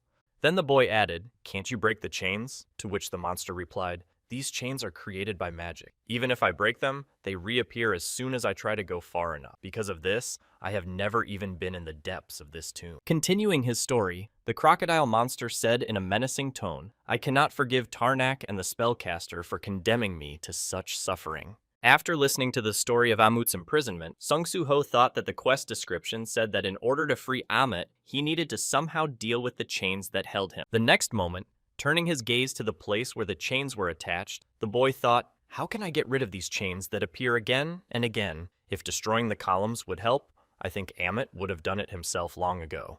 The next moment, having come to a certain conclusion, Song Soo-ho mentally said, stop the columns, and then asked Amut, when you were sealed, there were already monsters here, to which he replied, yes, why? Having received the answer to his question, the boy said, so, you are not the master of this dungeon. And then the monster said, no, I am not the master. And then Song Soo-ho added, did you see a room with a huge iron door? And he replied, I only know about this room, but I have never gone down deeper through the chains. And why are you questioning me about it? Having received the new information, Song Soo-ho bowed his head down and put his hand to his chin, thinking it was strange if Amut's free movement through the dungeon was not a problem. Would the spellcaster create chains that would reappear as soon as he went further, if my hypothesis was correct? Immediately after his thoughts, the boy looked up at his interlocutor and said, Amath, if I can free you, you will fulfill my request. After which the man asked in surprise, will you free me? The next moment, the monster added, if somehow you can free me, I will do anything you want. Are you going to destroy the spellcaster, whose whereabouts are unknown, or do you know how to reverse the spell? Continuing his speech, Amath broke the chains that held him, and said in a menacing tone, if you're saying this just for fun, I'll make sure you're not joking. Throwing off the shackles that held him in one place, the crocodile monster added in an angry tone, you know what will happen to you then. Seeing the stern mood of Amut Asil, the young lord was surprised to hear the girl's word, and then ignored her and said, listen first and then decide. Having calmed the monster with his words, Song Soo-ho looked at the interlocutor in front of him and said, I will destroy this dungeon. Continuing to tell his plan with an embarrassed smile, the boy added, you said you can't go into the depths of the dungeon because of the chains, but if the spellcaster decided so, isn't it because he's worried that you will destroy the dungeon master? So if you defeat the dungeon master, it will collapse. Developing his thought about the way to free the prisoner, the boy confidently added what would happen to the columns if they lost their base, and if the columns could no longer fulfill their role, then what would be the point of the chains at all? After listening to the end of Song Soo-ho's thoughts, who suggested a possible idea for his release, Amath smiled slyly and said an interesting thought. Sometime after the mission to free the descendant of the Iron Body Bear, who began to shed tears, the younger lord said sadly, circling around Amut, who was chasing him, Bear added, why did you decide that Bear would not go with you, but would be with this uncivilized reptile? After which Amut said, don't behave like a fruit fly, ant. Hearing what he had just been called, Bear angrily exclaimed that the fruit gnat wanted to die a painful death at the hands of Marshall, to which the crocodile replied, by the way, I would not have even thought that this boy was the son of the Lord of Shadows. The next moment, putting his hand on the floor, the crocodile monster mentally said, this is the deepest place in the tomb where I can go. It's been a long time since the descendant of the shadows went forward. Immediately after his words, he looked up in the direction of Song Soo-ho's direction, and added in his mind that if he could not defeat the dungeon master, it would be a failure. If the dungeon collapsed, but the chains did not fall, it would be a failure. The next moment, remembering how Song Soo-ho had told him that when you leave here, You will fulfill my request, the monster added mentally. I don't know why, but I felt confident in his word. Immediately after these thoughts, recalling the owner of the iron body, the crocodile mentally said, Tarnak, you created me. I am sure that physical strength is true, but even creatures that are weaker than us can seem more imposing.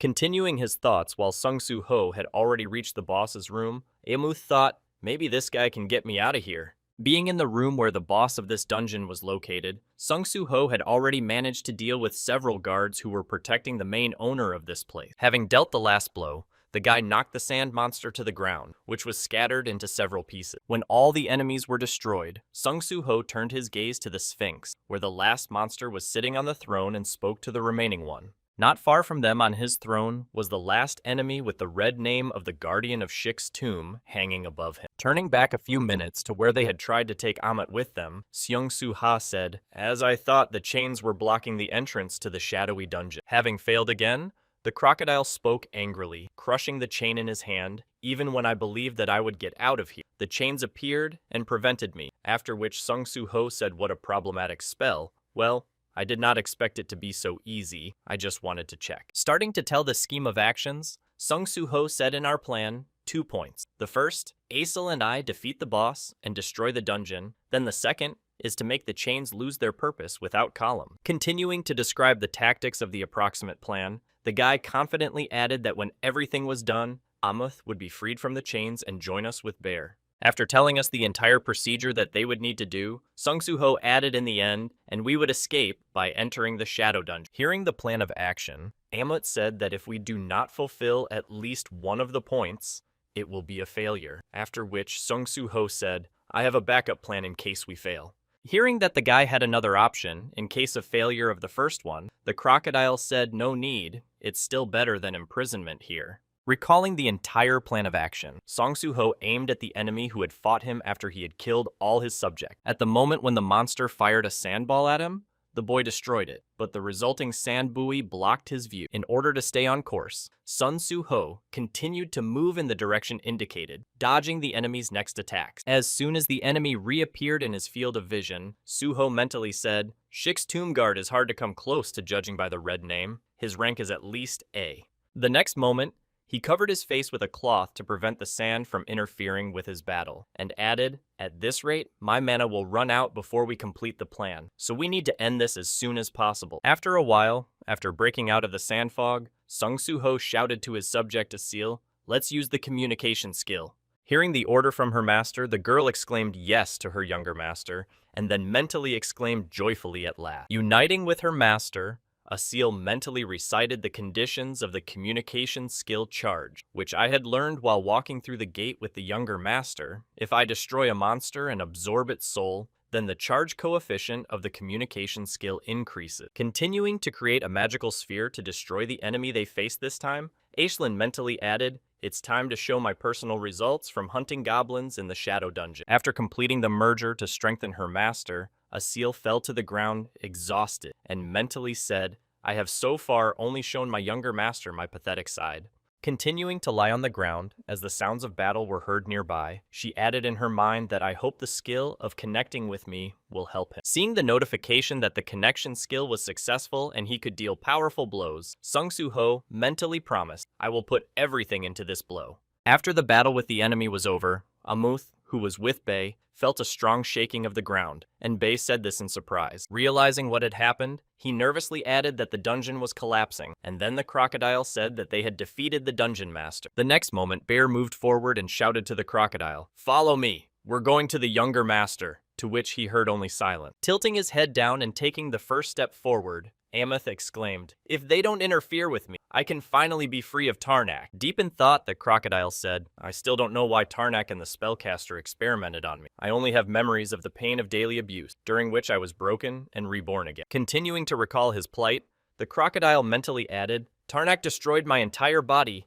and the spellcaster rebuilt it again. Everything went according to their plan. The longer the experiments went on, the stronger my body became, but my mind could not bear the suffering. So I cut out my eyes, changed, and became someone who could enjoy this pain. Recalling over and over again my difficult fate, and what the monster had to go through. I mentally added only one wish that allowed me to endure all this torment. The next moment, remembering the beautiful landscape that he wanted to see again, Amut mentally added a passionate desire to feel the majesty of nature again that I had seen as a child. Lowering his head down and moving forward with a new opportunity to leave the dungeon, the crocodile said in his head, if only I could make it happen. But his joy did not last as long as he would have liked. A few steps later, Amut felt a column digging into his body. Trying to get it out of his body and seeing other columns heading towards him, the crocodile exclaimed in surprise in his head, "The columns are coming this way." At the moment when the tips of the columns that held the chains that bound him were heading into his body, Amut shouted Tarnak the spellcaster. Continuing to express his rage, the crocodile exclaimed, "You would rather kill me than let me go free like this." Having repelled the columns of bark heading for Amut, the boy heard Burr exclaim in alarm to the younger lord, after which he mentally said the columns are so strong. The next moment, preparing to create a shadow gate, the boy added in his mind that they would come back to attack again if the chains did not release Amut.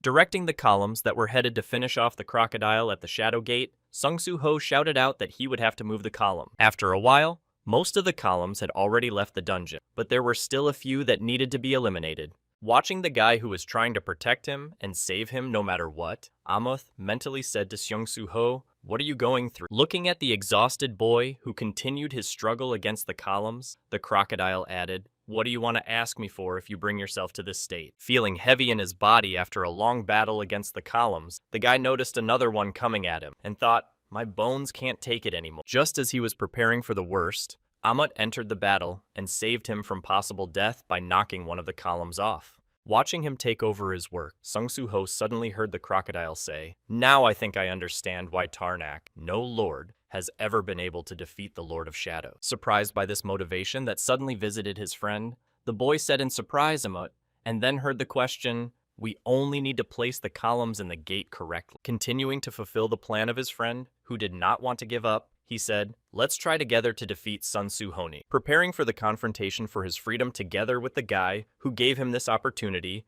Amut exclaimed the younger lord. After a while, Aesel suddenly opened her eyes and sat up and heard Bay's voice asking if she was awake, and then asked Bay in surprise. Continuing to sit on her knees, the girl suddenly exclaimed in a worried voice, "The younger lord sent me to the shadow dungeon first because I ran out of energy. What about him and Amut?" And was answered with a hush. Pointing in the direction where the girl should have looked, Burr added, "They are resting over there," after which Asil looked in surprise in the direction indicated. Seeing the boy next to her, who was in the shadowy dungeon, the girl happily exclaimed, "Younger lord, you made it." While he was resting with the crocodile Sung Soo Ho, notifications came in that the descendant of the Iron Body had become your ally. You had completed the urgent quest, Spatial Rift, your level was raised, you received a reward for completing the quest, check the reward. At the same time, somewhere in his office with a cup of hot tea on his desk, Wu Jinchul continued to review the personal file of one of the hunters. Outpost, holding a tablet in his hands, he thought in his head, as he looked at the hunter's photo, something started to happen after the disappearance of the hunter, Sung Jin. Wu Jinchul continued his thoughts and added, "The gates and hunters began to appear again, thanks to the memories of the past world that I received from the hunter Sung Jin Wu. I quickly organized an association of hunters that reduced the chaos that had been caused by the great catastrophe." The next moment, he thought of something new. But the existence of stardust means that the course of events in this world is different from the past. A stimulant that did not exist before can increase the magical power of low-ranked hunters without side effects. Immediately after mentioning the main villain who might be involved, the man added in his mind that so far, we only knew that the deputy head of the Genzi Guild was involved in the distribution of stardust, and judging by the fact that it was happening while the hunter Lim Tae-hyu was away on a business trip abroad, it was highly likely that the deputy head, Lee Min-seung, was acting alone. Wu Jinchul continued his thoughts and added in his head, "Lee Min-seung is not the kind of person who could be involved in such a level of distribution in the past world. I feel that someone is behind him." And then his phone suddenly rang. Picking up the phone, the man was surprised to ask the director if something was wrong, and he replied, "I'm sorry for the sudden call, leader," to which he replied, "You can call me any time. You helped the Hunters Association a lot in the early days of its existence." Hearing that there was no problem with the sudden call, the man said, "I'm calling because I need the help of the Hunters Association," and Wu Jinchul asked for help. And then my nephew heard, Chewing on his anxiety, the man shed tears and exclaimed anxiously, "He's an awakened hunter, and I think he's stuck in the gate." Pleading for help from the leader of the Hunters Association, the uncle added, "Please help leader Woojin Chul." And then he said, "Your nephew." Holding the phone to his ear, the leader of the Hunters Association asked the caller anxiously if it was about Song Soo-ho. Sometime after the incident, Song Soo-ho finally recovered and regained consciousness while the Asura Guild was still sleeping. The next moment, leaning on the open window of the truck, the boy smiling happily exclaimed, "Wake up," when he heard a voice and turned his gaze to see Ryo Singh saying "Ga Soo-ho" in surprise. Seeing that the man had regained consciousness, the boy happily said, "The dungeon is cleared and you can borrow my phone for a while." And then Ryo rubbed his head and said that the dungeon was cleared. A few seconds later, finally waking up and realizing what Song Soo-ho had just told him, the man exclaimed in surprise that it was cleared. After a while, arriving at the airport to see the boy off, Ryo Singh said to Soo-ho, "I will not forget how you saved us at the Pyramid Field. Please write and call me even when you are in Korea." To which he replied, "Thank you for the ticket to Korea." The next moment, he smiled awkwardly, remembering his uncle's reaction after the call and his embarrassed exclamations that you had entered Egypt through the gate. What a blessing that you are. Okay?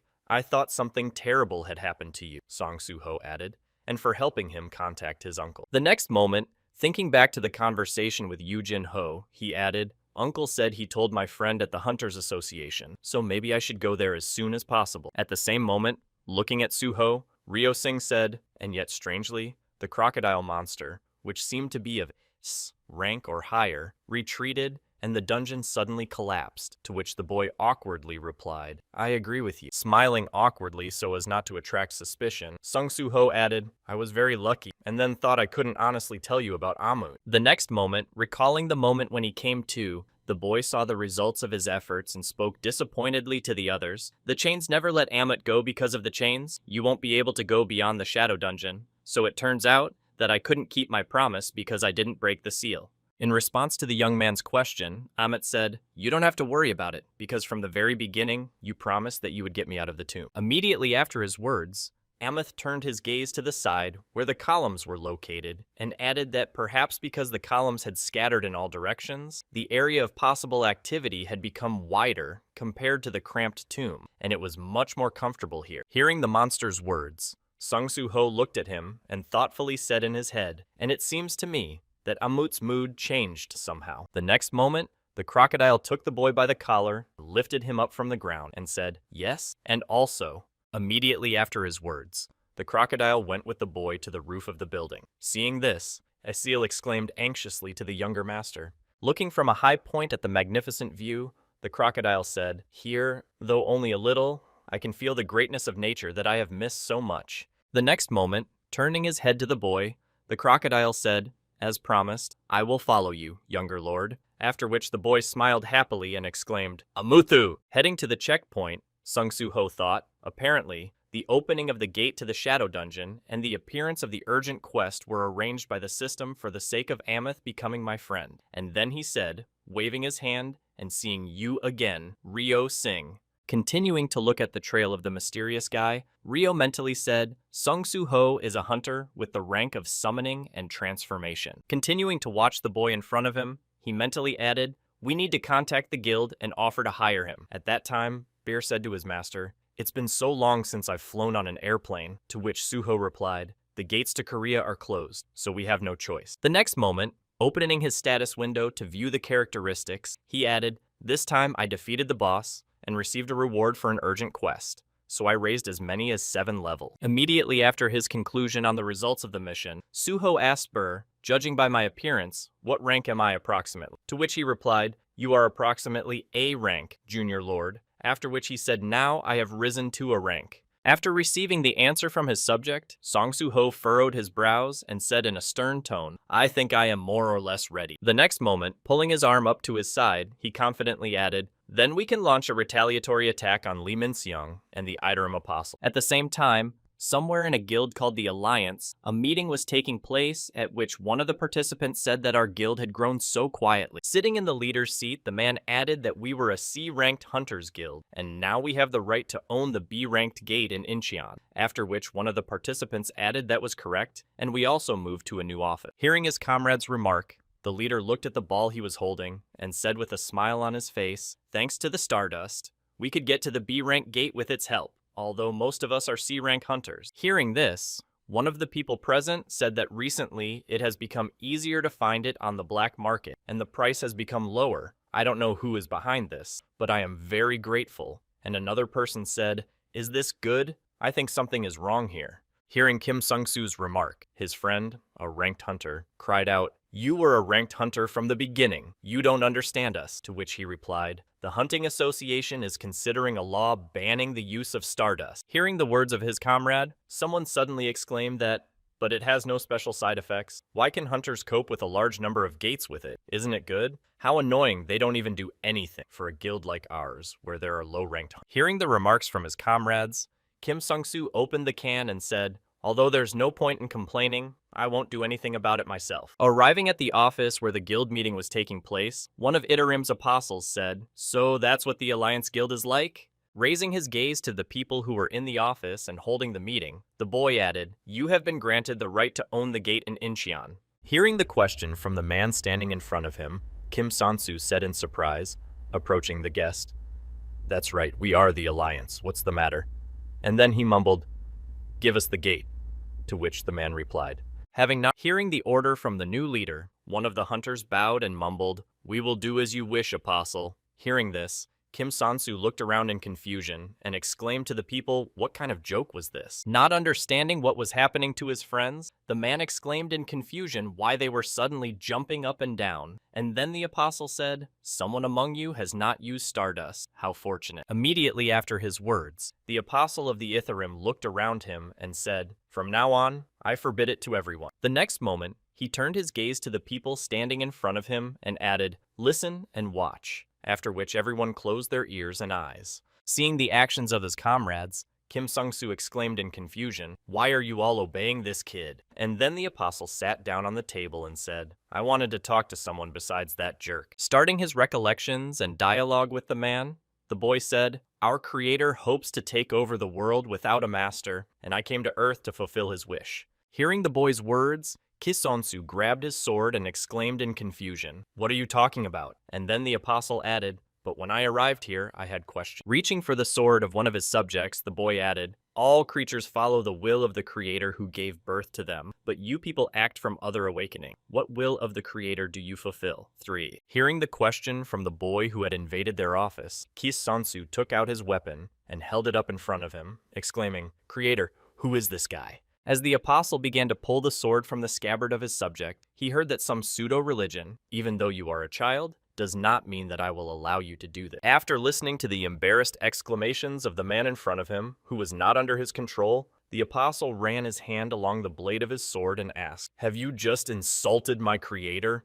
The next moment, the boy jumped down from the table and with a single swipe, cut the man who had dared to say anything against the apostle's creator. Thus, 2 people died in the room at once, and a cut on the wall from the blow that was intended for Kim Sung-soo. As soon as the conversation was over, Apostle Itarima looked down at the dead man and said, "I let everyone watching and listening deal with this." Leaving the office of the Alliance Guild and heading out of the building, the apostle began to walk when someone shouted out what kind of noise the hunters were making. As the apostle approached the 2 men standing in the corridor, he took control of them, and then said, "Forget everything you saw here." Having erased the memories of all the witnesses, the apostle, heading for the exit, mentally said what free will is. All creatures exist only to fulfill the will of the Creator. Continuing on his way, the apostle raised his head up and looked up into the sky and thought that the creatures of the Creator of this universe had killed him by their own will. After a while, the boy arrived at a place where a large number of his subjects surrounded the wounded monster. Looking at the creature lying on the ground, the apostle said thoughtfully, "Monster,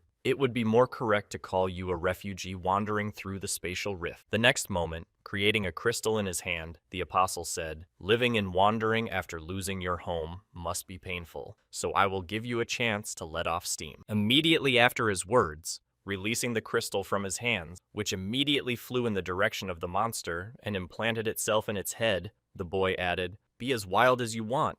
Continuing to watch the monster to whom he had given power, the apostle Itarima said in a stern tone, "I need to learn this world better in order to fulfill the will of the Creator." After some time, new gates appeared near the airport, which could soon break through from the onslaught of monsters. Having blocked off a certain area and evacuated people around the perimeter, one of the hunters who was waiting for orders said it looked dangerous. Continuing his thoughts, standing in front of the gate, the hunter added, "Magic is oozing out of the gate. If we don't defeat the boss right now, I think the dungeon will break through. I'm afraid it will cause great damage to the airport." A few seconds later, as soon as the apostle arrived at the scene and took control of the hunters, one of them looked back and said, "We'll report to the association that there are no problems." The next moment, after the hunter under the apostle's control went to report that there was no danger, the gate was breached. At that very moment, the apostle observed what was happening and mentally said, recalling the story, that all creatures exist to fulfill the will of the Creator.